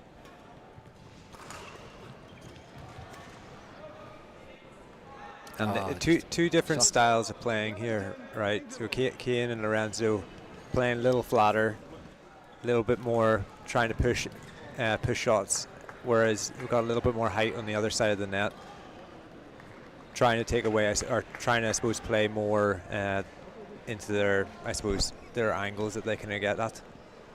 Yeah, and yeah, they've been quite aggressive in their attack, Cian and Lorenzo, but they seem to have good energy levels to do that. I noticed a bit of taping on Cian's leg. I'll be interested to see, does that hold him back any, or is it just precautionary? We see it so much now in badminton, the kinesis tape, just, you know, it's there more for a reassurance, because in badminton it's often a time where you're managing injuries as opposed to having none or not playing without them, you know. So yeah, 11-10, evenly balanced here.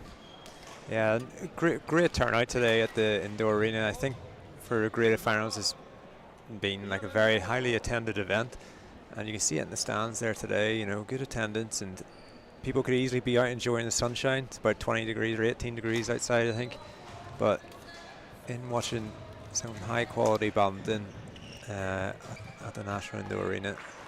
Yeah, it's brilliant. It's really, really good to have, you know, you look across the stand there and you see all of the different club supporters and parents and partners and everyone out supporting their club mates. It's brilliant to see. So, and they've been treated to some really good finals so far, and we're witnessing another great one here in the Grade E, as it's 12-all in the second game. Good serve from Marcus and a really good push there from Thomas. Oh, good defense from Lorenzo, just finding that gap just away from Thomas at the net.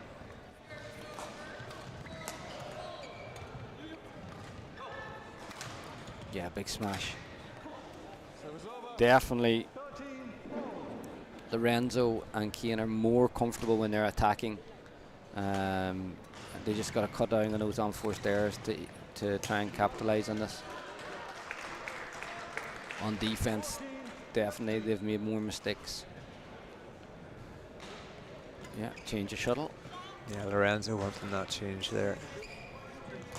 Thomas and Marcus just starting to get control on the game again. I'm sure they'd love to see this out in 2 games, but Lorenzo and Cian are going to make that a difficult task for them. Yeah, that's good defense there. Yeah, definitely. They've been the strongest pair on defense. Again. Yeah, very, you know, that especially there for Marcus, that is very, very good defense. Yeah, just happy to defend, transition, and then on attack, made the winner. Nice by Thomas. Good by Marcus again. Yeah, too many errors so far from Cian and Lorenzo on defense. Attacking, I think they've looked really good. Just on defense, it's been costing them so far. What a flick. Beautiful flick there from Thomas. The last couple of points, that Thomas and Marcus really stepping up their game. Yeah, another good feed. Great turn there.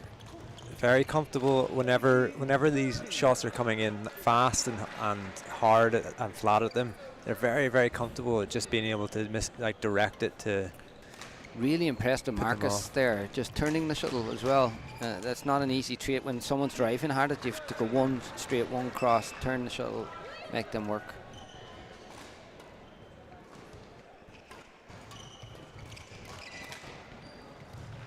Yeah, great smash there from Lorenzo, just across the right hip of Thomas. That's clever. That's pinpoint smash. Service over. 20, match point, 14. Match point here for Thomas and Marcus. They really got a big run of points there from around 14 all, didn't they? Service over. 15,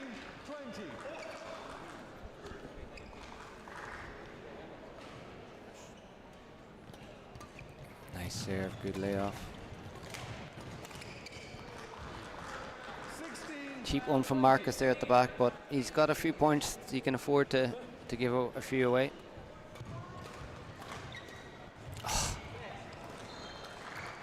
You just tell they want to finish this point, but they just need to calm down a little bit.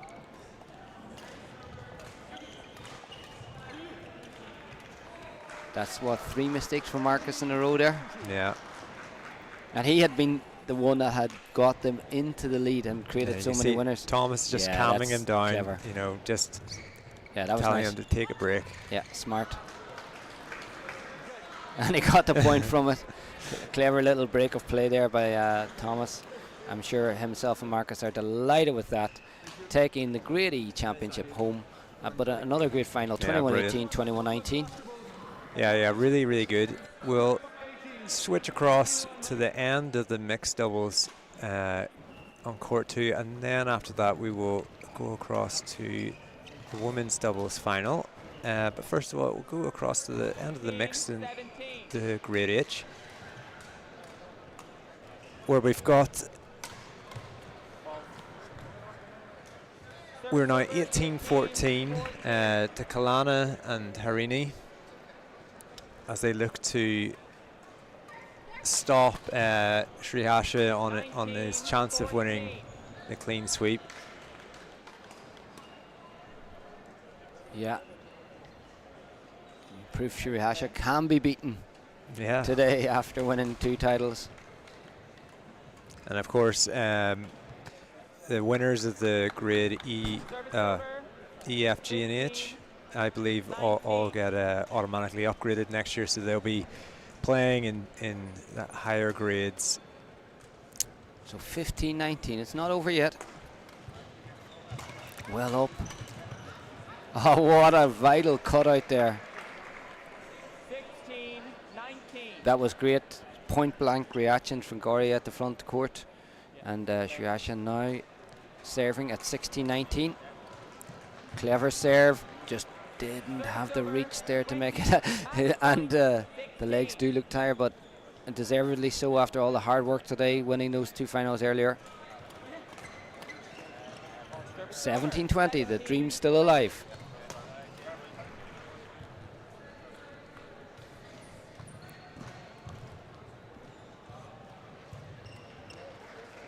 On just wide there.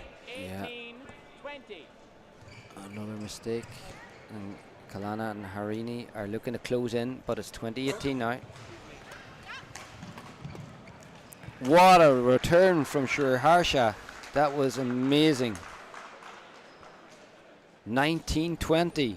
Yeah, they're keeping the dream alive. They're playing really well here. That's a great layoff. And just like that, 20 all. Yeah, what was it, 2016? Yeah, 4 match points saved, and now 20-20.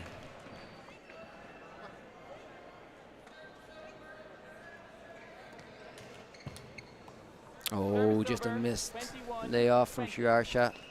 And match point here for Kalana and Harini. Great serve by Kalana to see it out. What a wonderful final that was. Yeah, well deserved from Kalana and Harini after an excellent first game. To win the final in 22-20 in the last. Nearly all of the finals going the distance so far.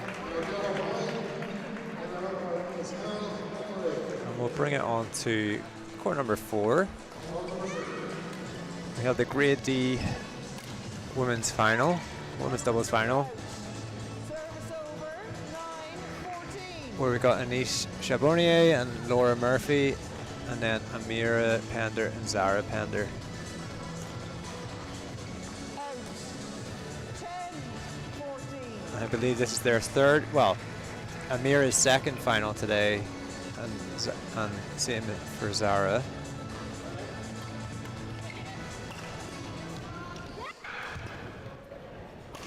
And a good first set for them, 21-15, 14-10 up. Yeah, in this one. Done very well against a strong pairing in the Penders, keeping it very competitive. 15-10. Switch around. Yeah, thank you.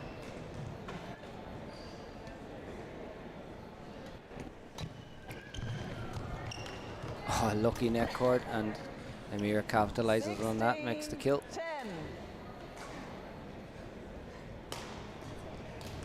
Yeah, at the moment it's been a good day for the Penders, with Zara winning earlier today, and as well as Amira in the singles. Yeah, they're playing a solid ladies doubles here. It was a very close game with Zara earlier on with Lorcan. 21-19, 21-19 against Paul Foley and Zoe Kieran. So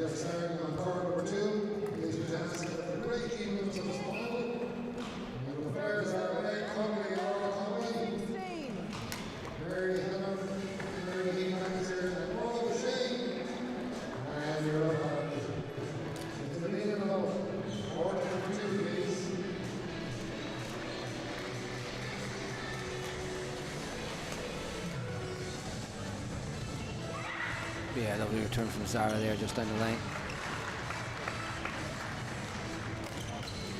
Yeah, big smash there from Laura, across the right hip of Amira. 16. Laura from Carrigaline and Anais from Mallow. 12-16.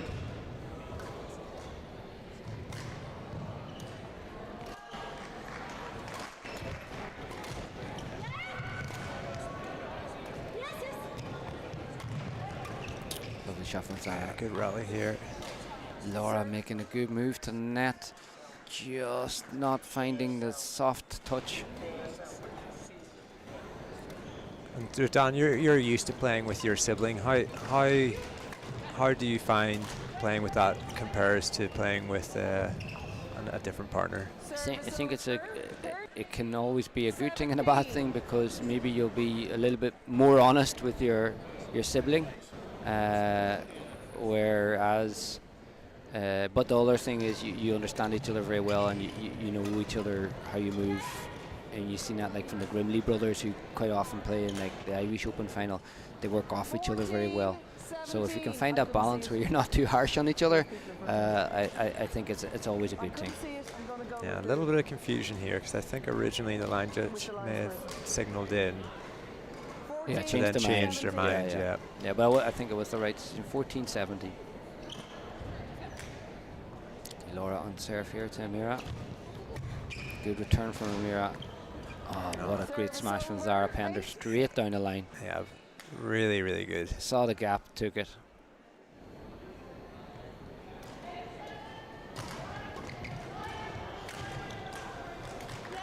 Nice drop from Zara. Oh, just wide again. It's a very competitive game. Yep. And Amira and Zara, you know very, very well. Yeah. How have you seen their development as a doubles pairing? Yeah, I think that they're both really talented girls. Zara's so skillful, one of the most skillful players you'll see out there. And Amira's just gone from strength to strength. She's a really solid player as well. But they're nice and calm, they're nice and cool on court. They never get overly worked up. So they're clever and they work out things. But equally on the other side here, Anais and Laura has done a brilliant job in keeping this really competitive against a really strong pair for Grade D. Yeah, oh definitely.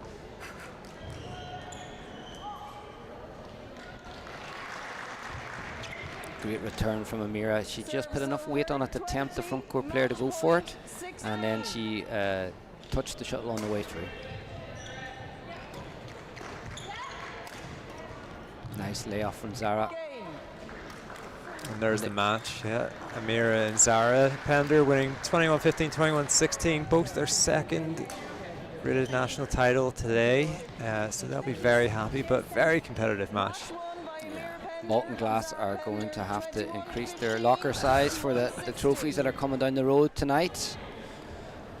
And we'll switch across to court number 1, where we've got Shauna Bradley and Molly Keneally. So Shauna had a 21-16 win in the first game, and now 3-all. Two young, very good players. You've seen a little bit more of Shauna, or have you seen much of Molly? Yeah, I think from commentating on the greater finals, Molly's been involved in a good few in the past, and we've seen Shauna as well. Obviously, sister of Conor Bradley, who won the title earlier in the day. Conor on the back of the coach's seat now, doing the brotherly deed, so it's great to see. And then on the far side, you've got Dan Ryan back out there, who took a title earlier today in the singles, so great to see them all out there helping their players.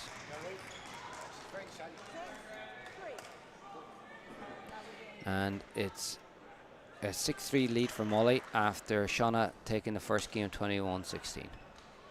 I think Shauna there thought maybe that had just gone out.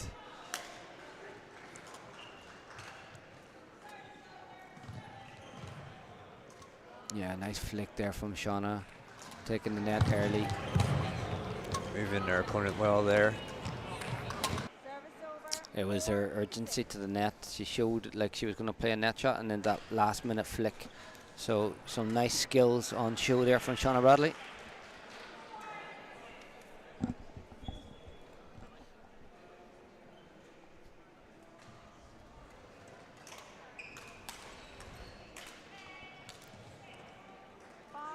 Just a bit of mistiming from Molly on that one. Just seemed to lose the sight of the shuttle.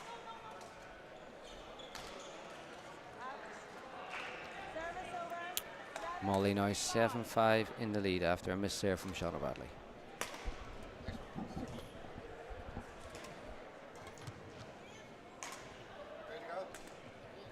Oh. Just wide. Really good choice, really good execution, but just wide from Shauna. Yeah, good movement onto the net. And now it's 6-8.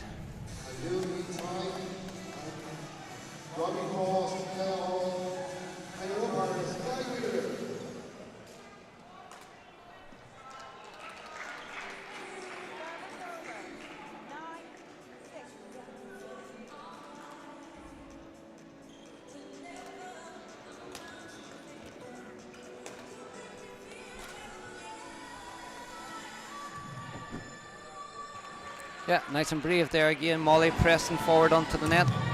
Good urgency, and that's the key here in the singles game, to take the net, set up your attack. Oh, beautiful turn from Shauna Bradley there.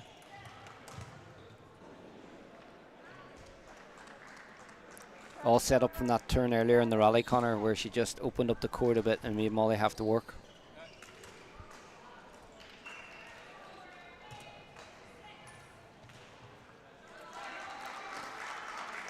11-7 there at the mid-game interval.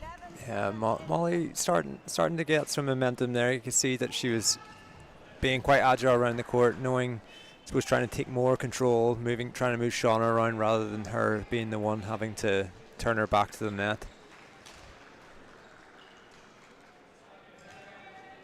Yeah, and it's a game that could go the distance, with Shauna taking an opening game and now Molly having a nice 4-point cushion there at the mid-game interval. So plenty more badminton in that match to come. Yeah, I think we'll go across to court number 3, where we have Larissa Hayden and Margaret McKeown and Lilac Ferraro and Adele O'Brien.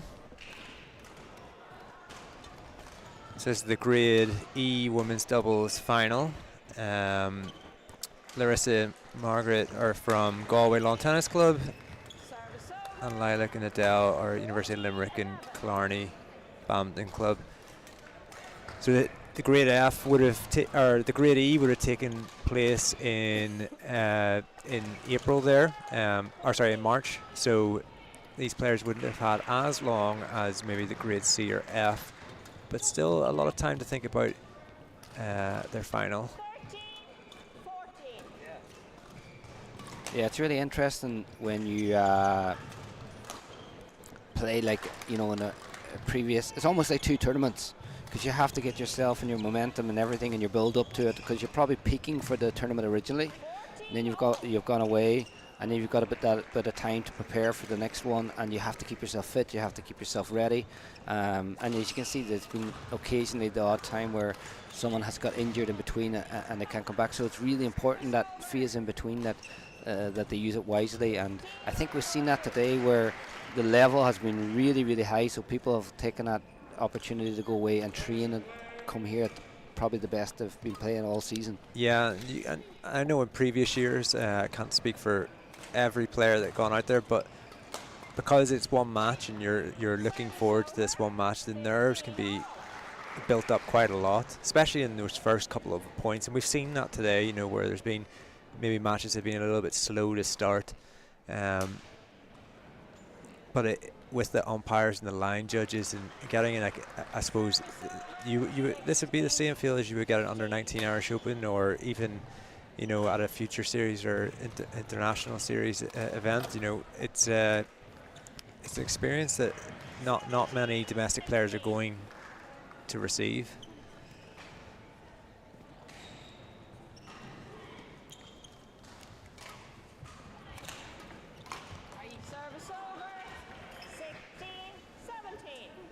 Yeah, and again here, another really evenly balanced match, 16-17.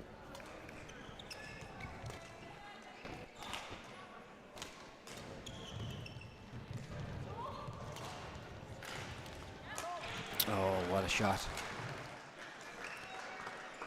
Larissa making a good move there into the midcourt.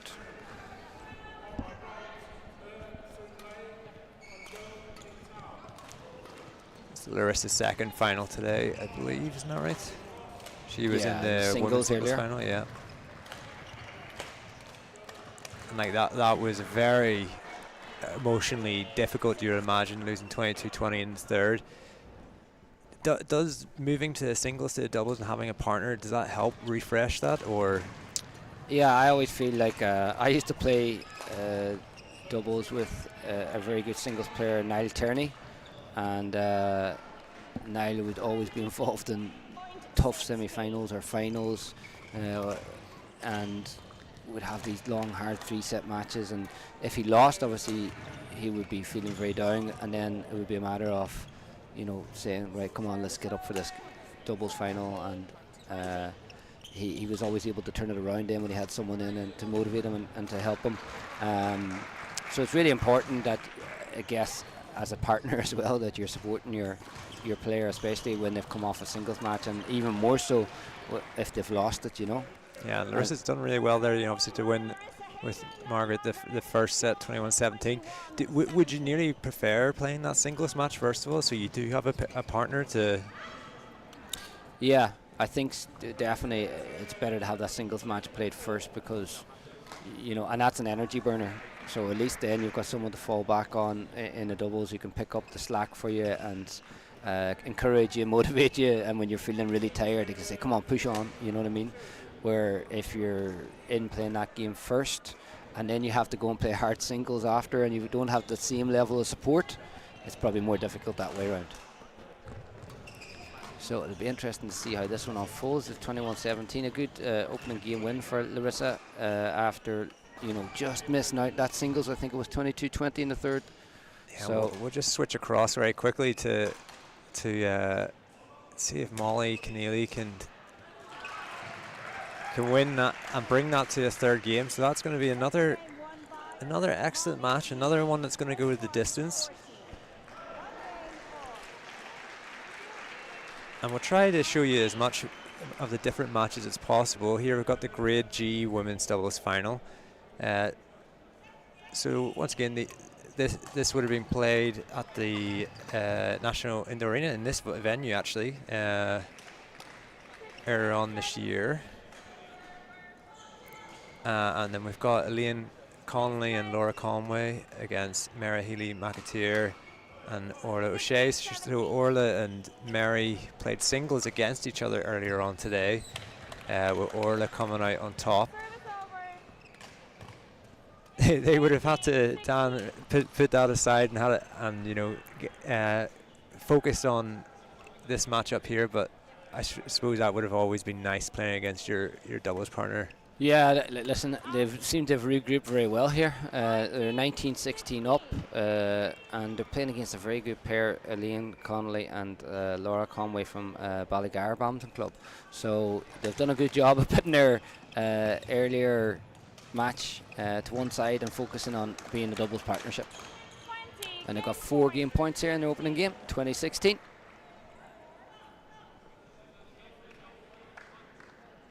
And that was a close final as well. Yeah, very close.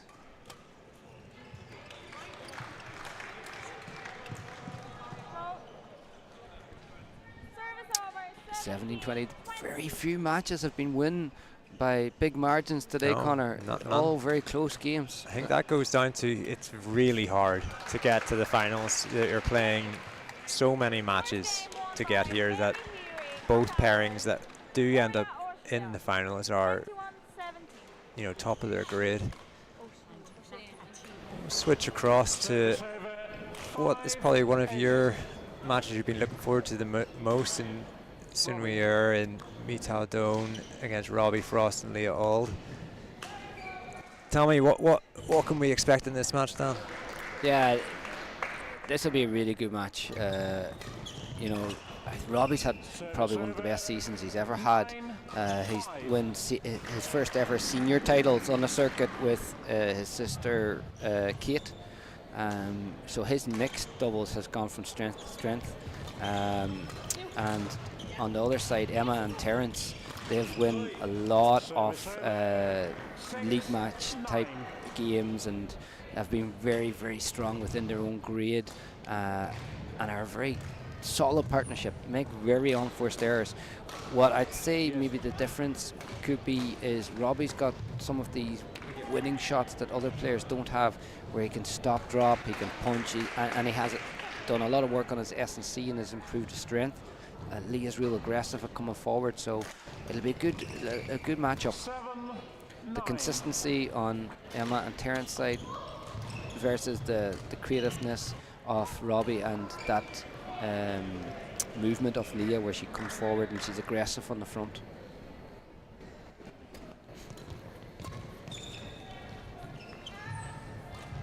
Service over 10-7. So 10-7 with Robbie on serve to Emma.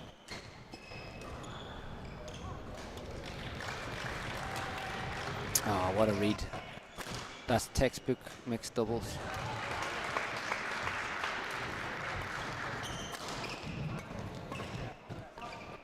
Oh, Robbie, very unlucky there. Did everything right, stepped up into the midcourt, looked for the winner, but just played long. So Emma on serve now to Robbie. Service over 11-8. Few unsourced errors there, yeah. Yeah, cheap one. Once again, that's kind of what we were talking about earlier on. Just later on in the game, and I'm sure in this second set, it's not. In the second set, it's not going to be as many unforced errors. Just the teams the pairings just getting their way into the match. There we have Caoimhe McKeown on the coach's chair along with Ashley Coyne. Ashley now finished for the day, has her title wrapped up. So out there supporting their friends on court. Court 4, 20 seconds. So 11-8 lead. 20 seconds.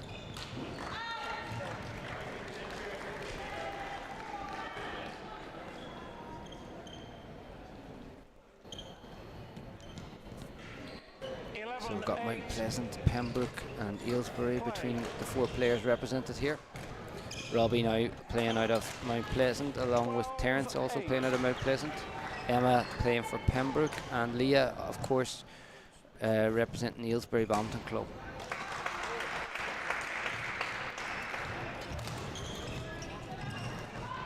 Unlucky from Leah there. She did everything right. Good push, good set up her feet well, but a good press from Terence to force the mistake. So 9-12. Terence on serve to Robbie.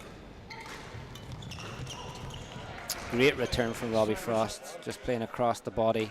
Really effective, finding that gap at the front of the court. Yeah, nice turn again from Robbie and a good release over the top. Solid defense, very good switch from Leah all there. Really, really good. Playing off the right hip, turning the shuttle across.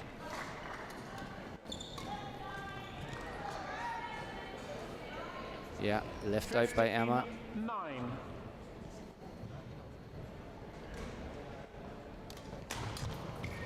16-9. Just again the strong first errors, Connor. Yeah. Service over. I was just about to say that's been a really solid run of serves by Robbie, so but he did well there. He got them a good 16-10 lead, so I can't be too disappointed missing just that one. Yeah, a strong attack there from Robbie Frost to the centre of the court. Yeah, he's improved so much in this last season, and really enjoying his badminton and playing and getting the most out of it. Yeah, good move by Emma coming forward. Just maybe a little bit soft in the midcourt from Robbie.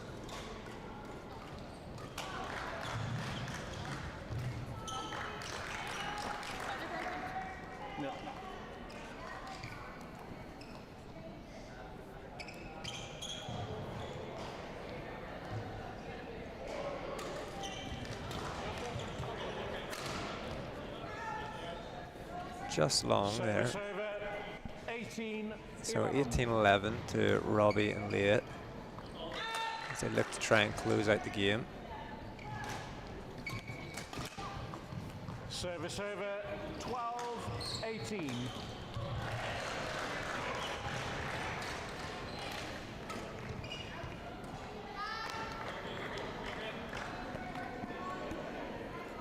So 12-18. Let's see if Emma can get a run of serves, try and close down that gap, make them think. Good power from Robbie mixed with that stop drop. Oh, really good from Leah at the front court and Robbie finishing it. Oh, just long.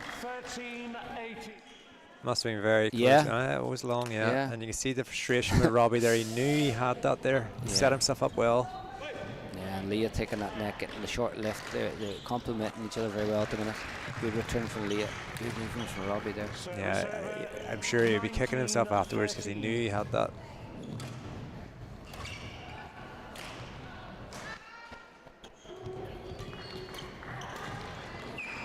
Yeah, well done. Nice push by Leah. And then looking for the intercept. Yeah, game point here, 2013.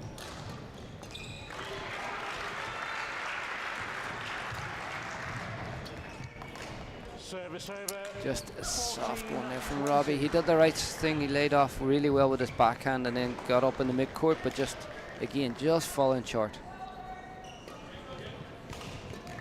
Good flick from Terence. Great shot from Leah, just wide up. Just wide. That's what I was talking about, the good mix of Robbie controlling the back and Leah making that press forward. That was going to make them difficult to play against. And just wide again. And suddenly there's only 4 points in it.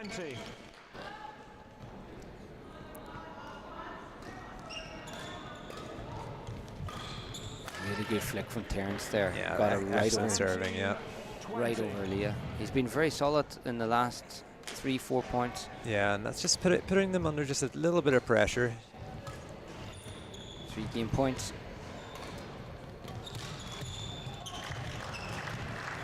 Good from Emma. Oh, just played it maybe a little bit long. And then Robbie had it just above net height, so that put that pressure on him. All right, and we'll bring it across to the last stages of Court 1, where we've got... Wow, what a match. 14-13 to Shauna Bradley. Yeah. one of these games that could go either direction. And there's been so many of them today where you can't pick the winner. Very difficult.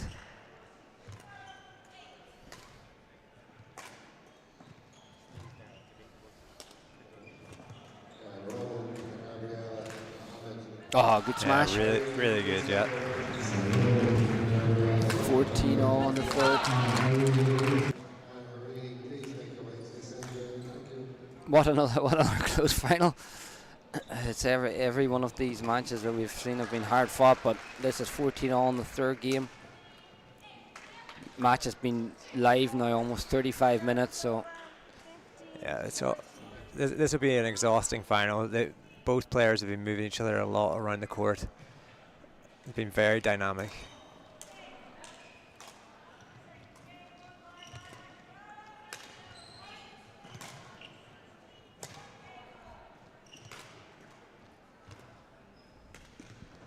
good drop from Shauna there. Trying to go over the top, maybe got a little bit short.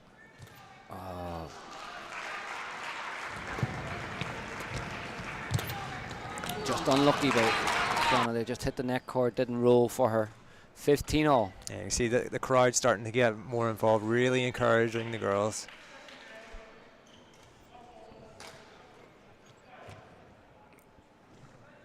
Really good lift right into the corner for Molly. Yeah, Shauna a bit unsure, I think. Yeah, strong support here for Molly, and you can see it's really helping her in these last couple of points.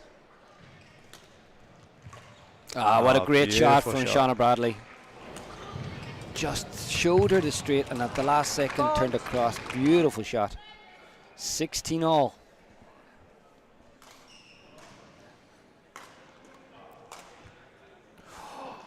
Molly did really well there. Good smash, set up the short one, and then just went too much for the line. Potentially would have been better using the body or just making it safe.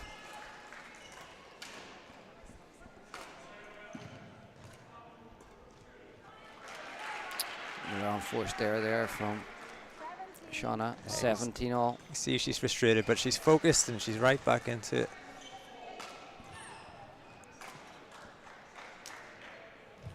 Yeah, great shot. Good lift from Shauna.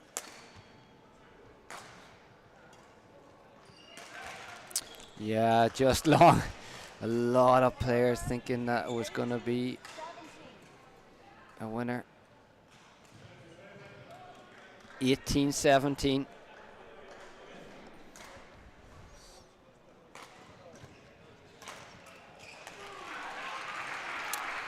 All. Yeah, couldn't be tighter. Two really evenly matched players here. If you're here supporting either of these girls here today, then your heart must be racing at this point because they both deserve to win at this point. Yeah, 40 minutes of intense badminton here. Good move by Shauna. Fantastic cross smash there to give her a 19-18 lead in the final game of the Grade F.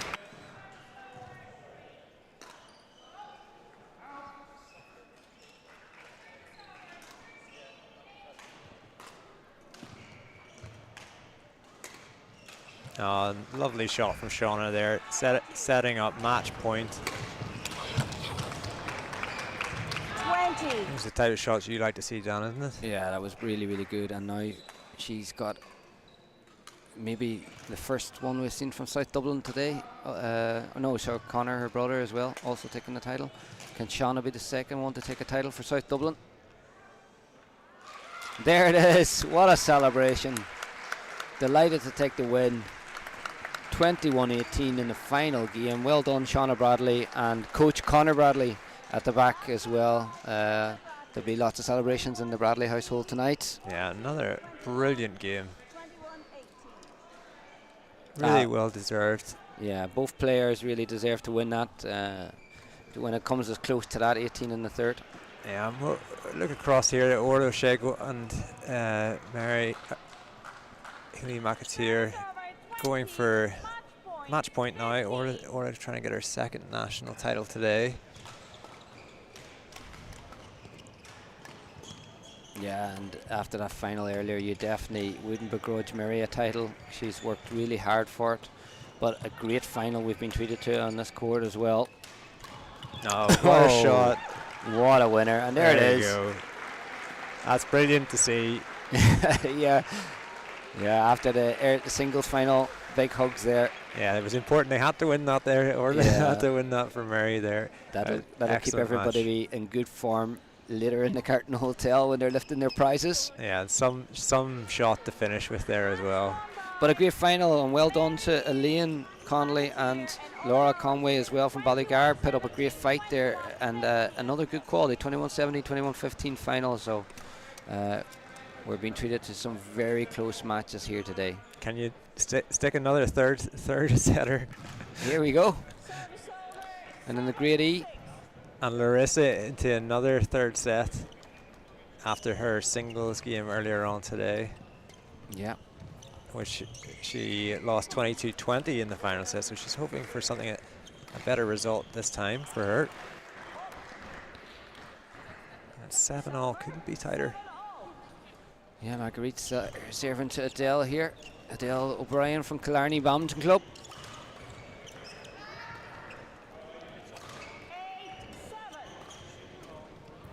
Yeah, 8-7. Starting on court number 1, Sky Left Mixed final. Please let's hear from the players and the court official. Shay Farr and Chloe Nolan, Amina Shrivastava and Rachel Khan.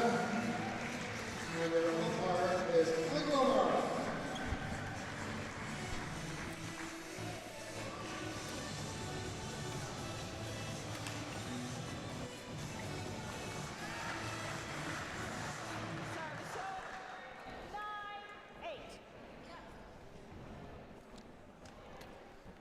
Oh, just a miss serve there from Larissa. Brings it to 9-9. We have Adele on serve here. What another close final. Again, we're approaching the half-hour mark, and we're not even at the mid-game interval in the third game, so just goes to show the quality of the matches here today. Oh, good smash by Marguerite. Oh, yeah, great turn to turn it away from her. Yeah, they identified the space there well. Yeah, because they look to be in control, attacking, and then suddenly just that little turn put them back in control of the rally. So Adele on serve, 10-9. Yeah, brilliant from Larissa. Oh, just long off the back line. Yeah, and good run of points there for Lilac and Adele. As they take an 11-9 lead into the turn. Let's see what Richard Kong and team can do on the coach's chair here. Can they turn this one around? Yeah, what would you be saying here to Larissa and Marguerite?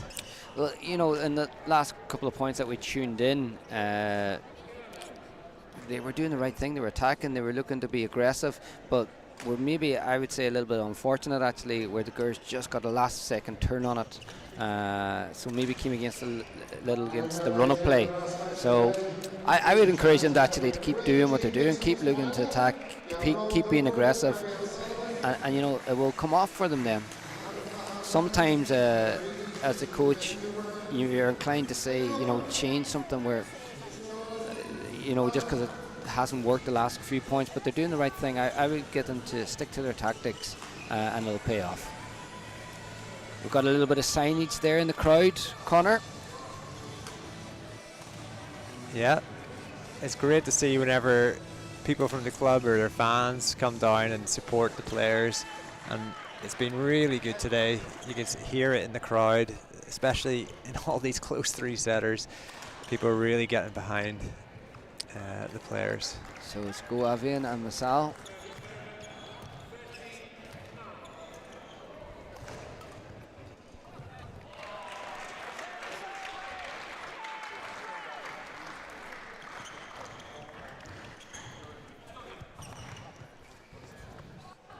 Now, 10-12 here. Margaret on serve to Adele.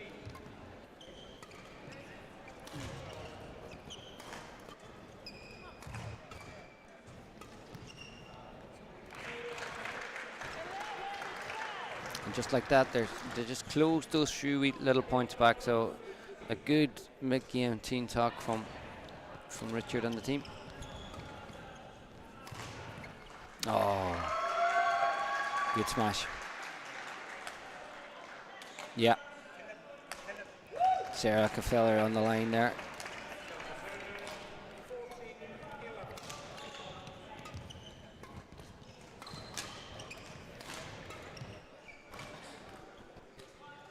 Good stop at drop from Marguerite. Adele lifting it well, moving the shuttle around well. Oh, just another unforced error. And just like that, the 3-point gap has been restored, 14-11. A little bit of breathing room now for Adele and Lilac. Good interception. Oh, big smash from Adele. Yeah, she went for it there, yeah. Just unfortunate not to get it. And he just closed off her shoulder a little bit too much there. Yeah, well read from Marguerite. Jumped up onto the round the head corner. It was actually quite a good return to serve, but it was just well read.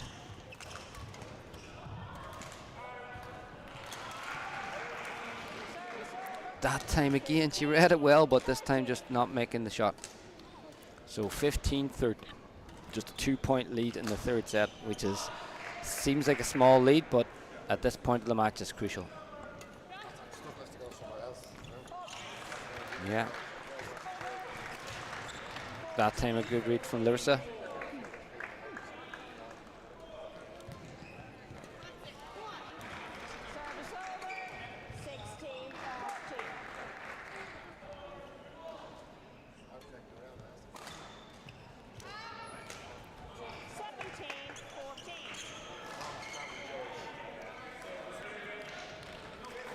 Seventeen 14 lead, 3 points now in it. Oh, just no. wide. Good shot selection, just. Yeah, good move on to the net, but that was a crucial time of the match, 17-14. Let's see if they can get it back in their favour. 19-14, it looks like it's going towards Lilac and Adele, University of Limerick and Clarny Badminton Club combined. Oh, it's unfortunate. Good move from Adele onto the front of the court, but just was unlucky. Yeah, it's going to be important here for Larissa and Marguerite. The next couple of points are very important for them. Yeah, good move from Adele, but this time it was her pitting it long off the back line.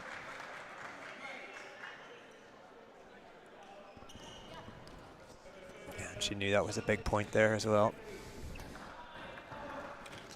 Nearly touch it. And there it is, 2016, 4 game points. It's 4 match points now, yeah.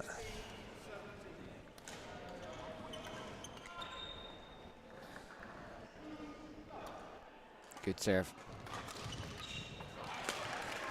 Staying alive, 17-20. How many close matches has there been today?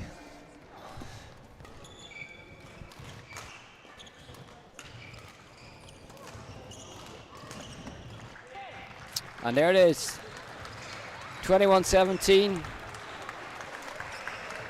Win for Lilac Farrow and Adele O'Brien. Congratulations on winning the Grade E Championship in a great hard-fought battle, 3 games. Yeah, we'll just switch across to the last couple of points of this second game, where Robbie and Lee are trying to close it out to win the Grade B mixed doubles. Yeah, took the opening game 21-17. They're on course to take the second game 21-17 if they can get the next 2 points, but it's still all to play for as Emma serves to Leah. Oh, crucial serve, that one. Match point 17.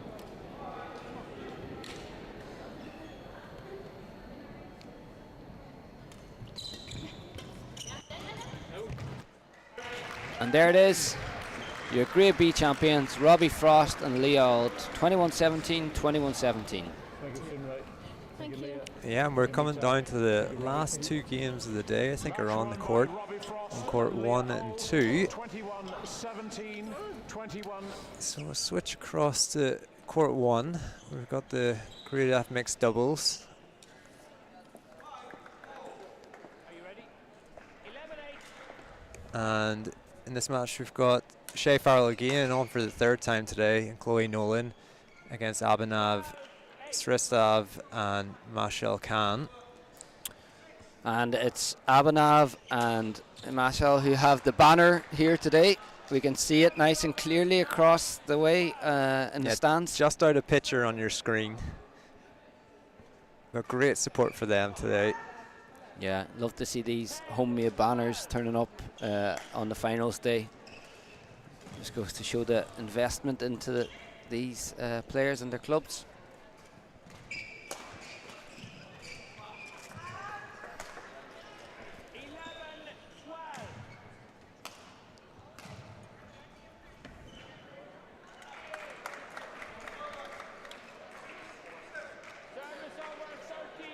Yeah, missed save there from Chloe.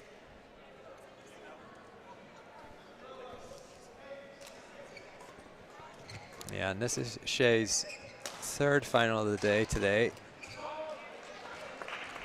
He was first out this morning at 11 a.m. Against Dan Ryan, which was a very competitive, good match in the Grade F men's singles.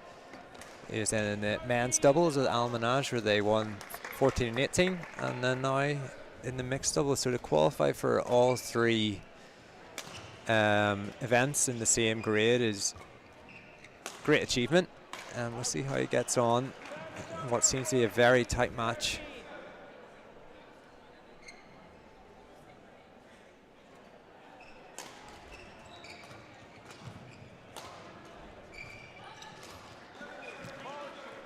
Fast move onto net there from Shea. Reading it early. Intercepted that Service well. over. Thankfully, Massal was able to get her head down, so there wasn't a face hit. Oh, well read. Well read. Just a nice little push and a good cut out at the front court.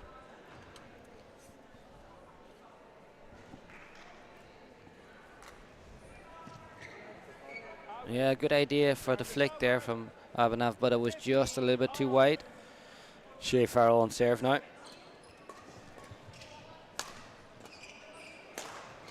Yeah, great power from Shea.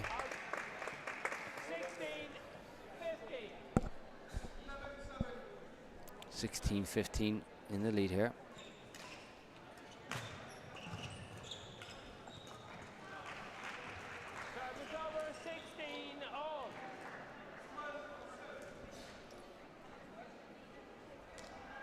Yeah, good serve from Masnal, but again, Shea finding the gap well, and I love to see that expression there from him. Yeah, it's been a long day for him, and you can tell. Yeah, good return of serve there. Yeah. Just a little bit loose on the serve, and Abhinav is very aggressive off the return, so this is a really good final so far. Yeah, and what we're talking about, these guys have been waiting for this final since December, so this has been a long time coming, this match. Yeah. Oh, again, well done by Shea. Shea being nice and aggressive on the front of the court, finding the gap into the mid.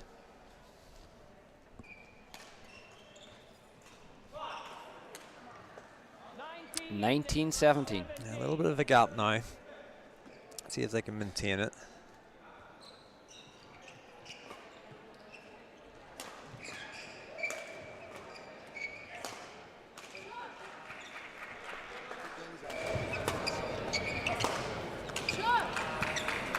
Game point here. 2017, changing shuttle. Yeah, kind of a good run of points there, momentum towards the end. I think Shea was really aggressive onto the midcourt, starting to step up. Has made a big difference. Oh, it's a lovely turn. Oh, great defense by Abhinav. Opening There you game. go, there's the first game there. 21-17 to Shea and Chloe. I'll switch across the court, number 2, just as they come to the end of their first game. 16. Where it's the Grade G mixed doubles final between Ronan Dunford and Gabriella Solomon, and Mohammed Fahd Mahan and Harini Amish Kumar. 17-11. So good start here for Ronan and Gabriella. 17-11 up. Service over. 12-17.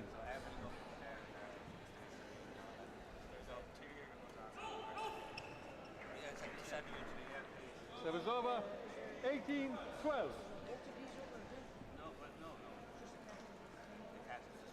Yeah, 18-12. Oh, it's a lovely shot there. 13-18. Mohammed just controlling it and then turning it away. And there's boxes up there,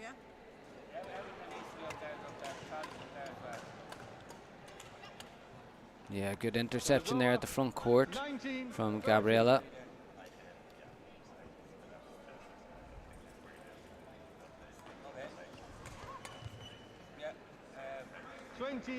Game point, 13.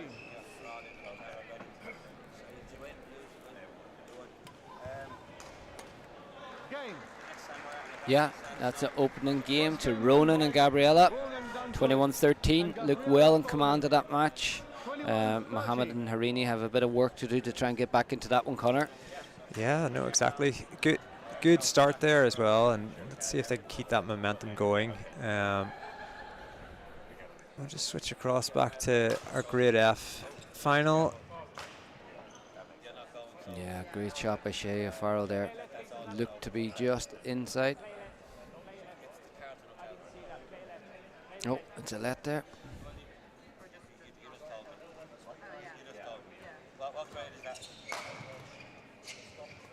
Yeah, good layoff by Chloe. And a lovely expression there from Shea as he's trying to take control of the match. Yeah, both these pairings, they've played a lot of badminton this year, and you can tell this means so much to everyone who's on the court. It'd be a great way to finish off their season. Yeah, good read there from Shea. He's covering the court really well. What he has going for him in mixed doubles is he's got that big reach where he can get into the mid-court, and it's very hard to play over him because he's got the height as well. Serves well, returns well. Oh, that was good by Abhinav. Read that really well. You think there he anticipated Shea coming back into the centre of the court? Yeah. It was interesting because Shea did everything right, but he just read the play so well. So here we are, 4-4.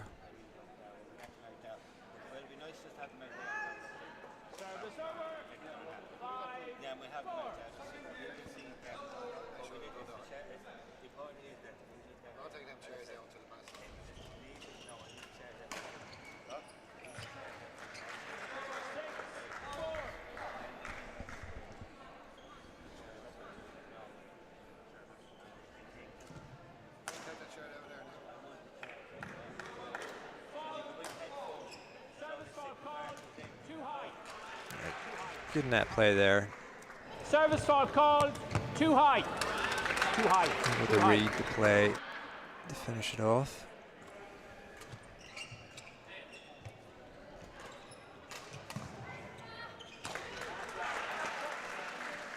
And once again, a nice shot by Abhinav there, just catching Shea. He's struggling a little bit, maybe with his calf. Maybe it looked like there. In a lot of matches for him today.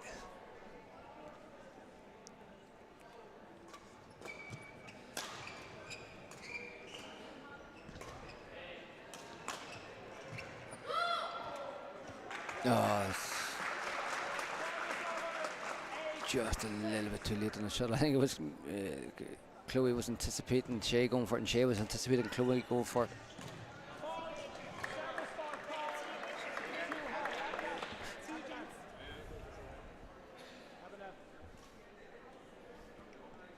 So 7-8. There's the umpire bringing him in, bringing Abhinav in. 7-8.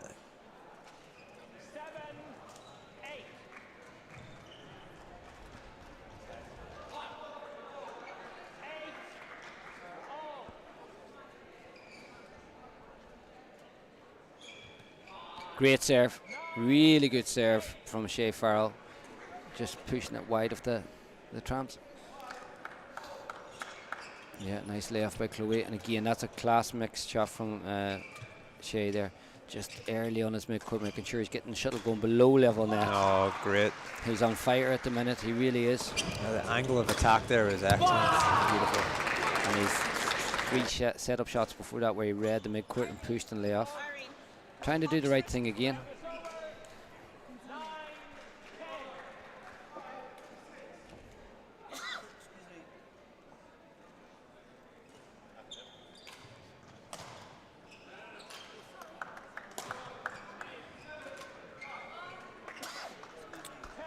Loose shot there from Chloe at the round the head side, so it's 10-10, very evenly balanced. Who's going to have the lead going into the mid-game interval? That time Shea not making the most of his midcourt, which he's done so well throughout the match.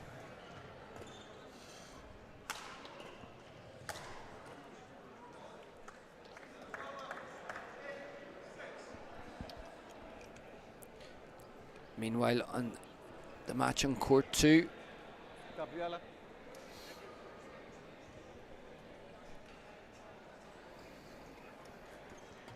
It's 8-6 with Ronan and Gabriella having the first game under their belt, 21-13.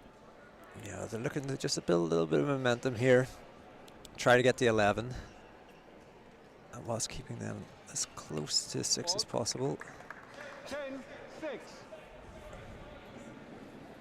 Yeah, just give themselves that cushion of 4 points. Makes a big, big difference. 11-6 interval. So there we go, mid-game interval, leading by 5 after winning the first game 21-13. You'd have to say that there's a good bit of momentum behind them now, Connor. Yeah, no, exactly, and it puts themselves in a great position, you know, once they come out of this break.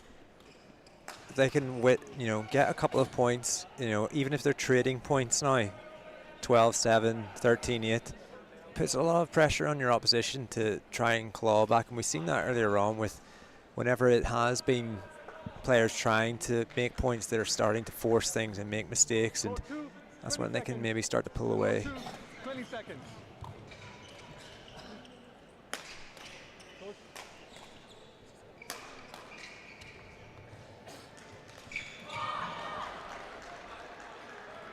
So Gabriella on serve, 11-6. Play.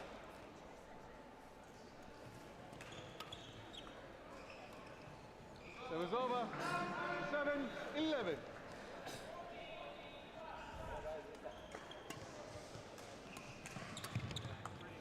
Service over. 12-7. And that'll be the key now for them, won't it, down? Just trade points here as much as possible, you know, and if they can, try and stay aggressive like the way they were playing earlier in this game, and not, I suppose, get complacent.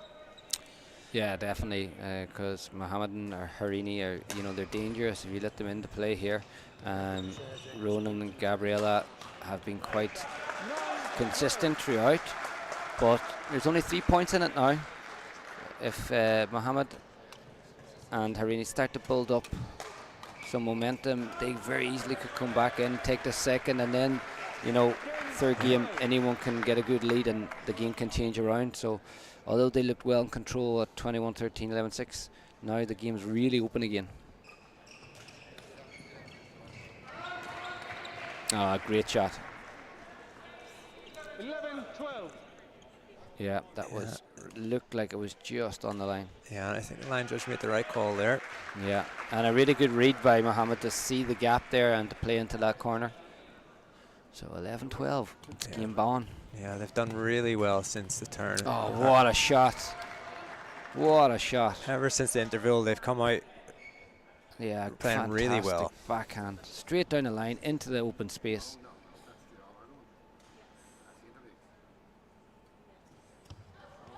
Oh, unlucky.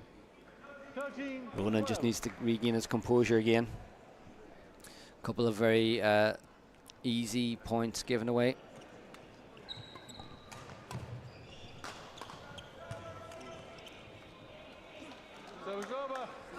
Yeah, good shot there from Ronan.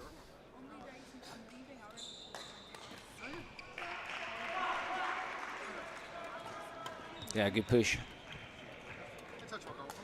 Nice from Harini. Oh, unlucky from Mohammed. He actually read it really well, stepped across, and he was trying to play into the free area, but just under hit it.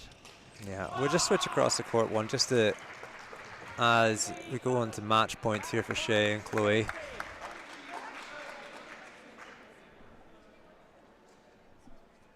Shay looks to win his second, and it's been a really good game, this one. Well done to Shay, Farrell and Chloe Nolan are grade F champions after a fantastic final, winning 21-17, 21-16. Last game of today, and we'll see, will it go the distance or will we finish in 2? It's really close here. Service over. 16-14. Just out on the service, so Ronan and Gabriella take 16-14 lead. This has been a really strong performance from Mohammed and Harini in since the 11 change, or since the interval. Ronan and Gabriella just got that 3-point lead now after winning the first 21-13. They've got a sniff of the title, but still a lot of badminton to be played here, and a great shot from Harini round ahead there to make a winner straight past Ronan. Yeah, you can see how dangerous they are. They can win so many points so quickly, Harini and Mohammed. Just at this stage, it's going to be really important to focus and just minimize their errors as much as possible.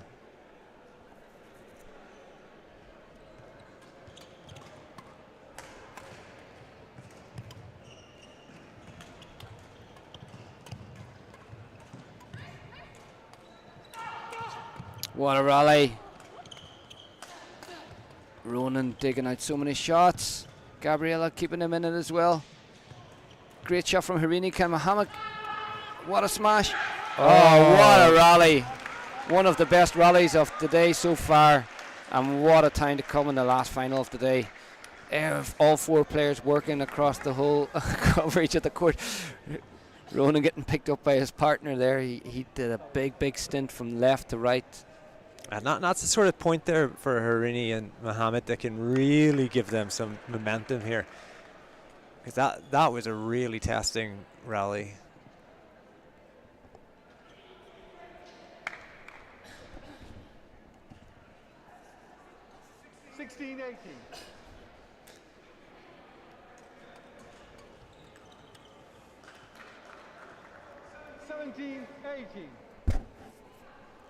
Getting close here, 17-18. 18-all. 18-all, yeah. Mohammed on serve.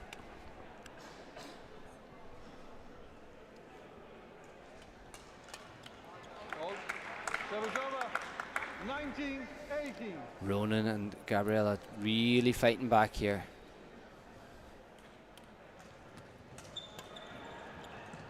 Great shot from Gabriella. Good from Ronan. Well finished by Gabriella to set up the final match point of the day. Or will Mohammed fight back along with Harini to try and take this into the 3rd game? Let's see what's going to unfold here in the final of the Grade G. Big smash from Ronan. Good defense. Good defense. There it is. Grade G champions. Ronan Dunford and Gabriella Solomon. Big celebrations ahead for those players tonight. Kilmac Thomas Badminton Club, Ronan's from, and ASB Badminton Club in Dublin.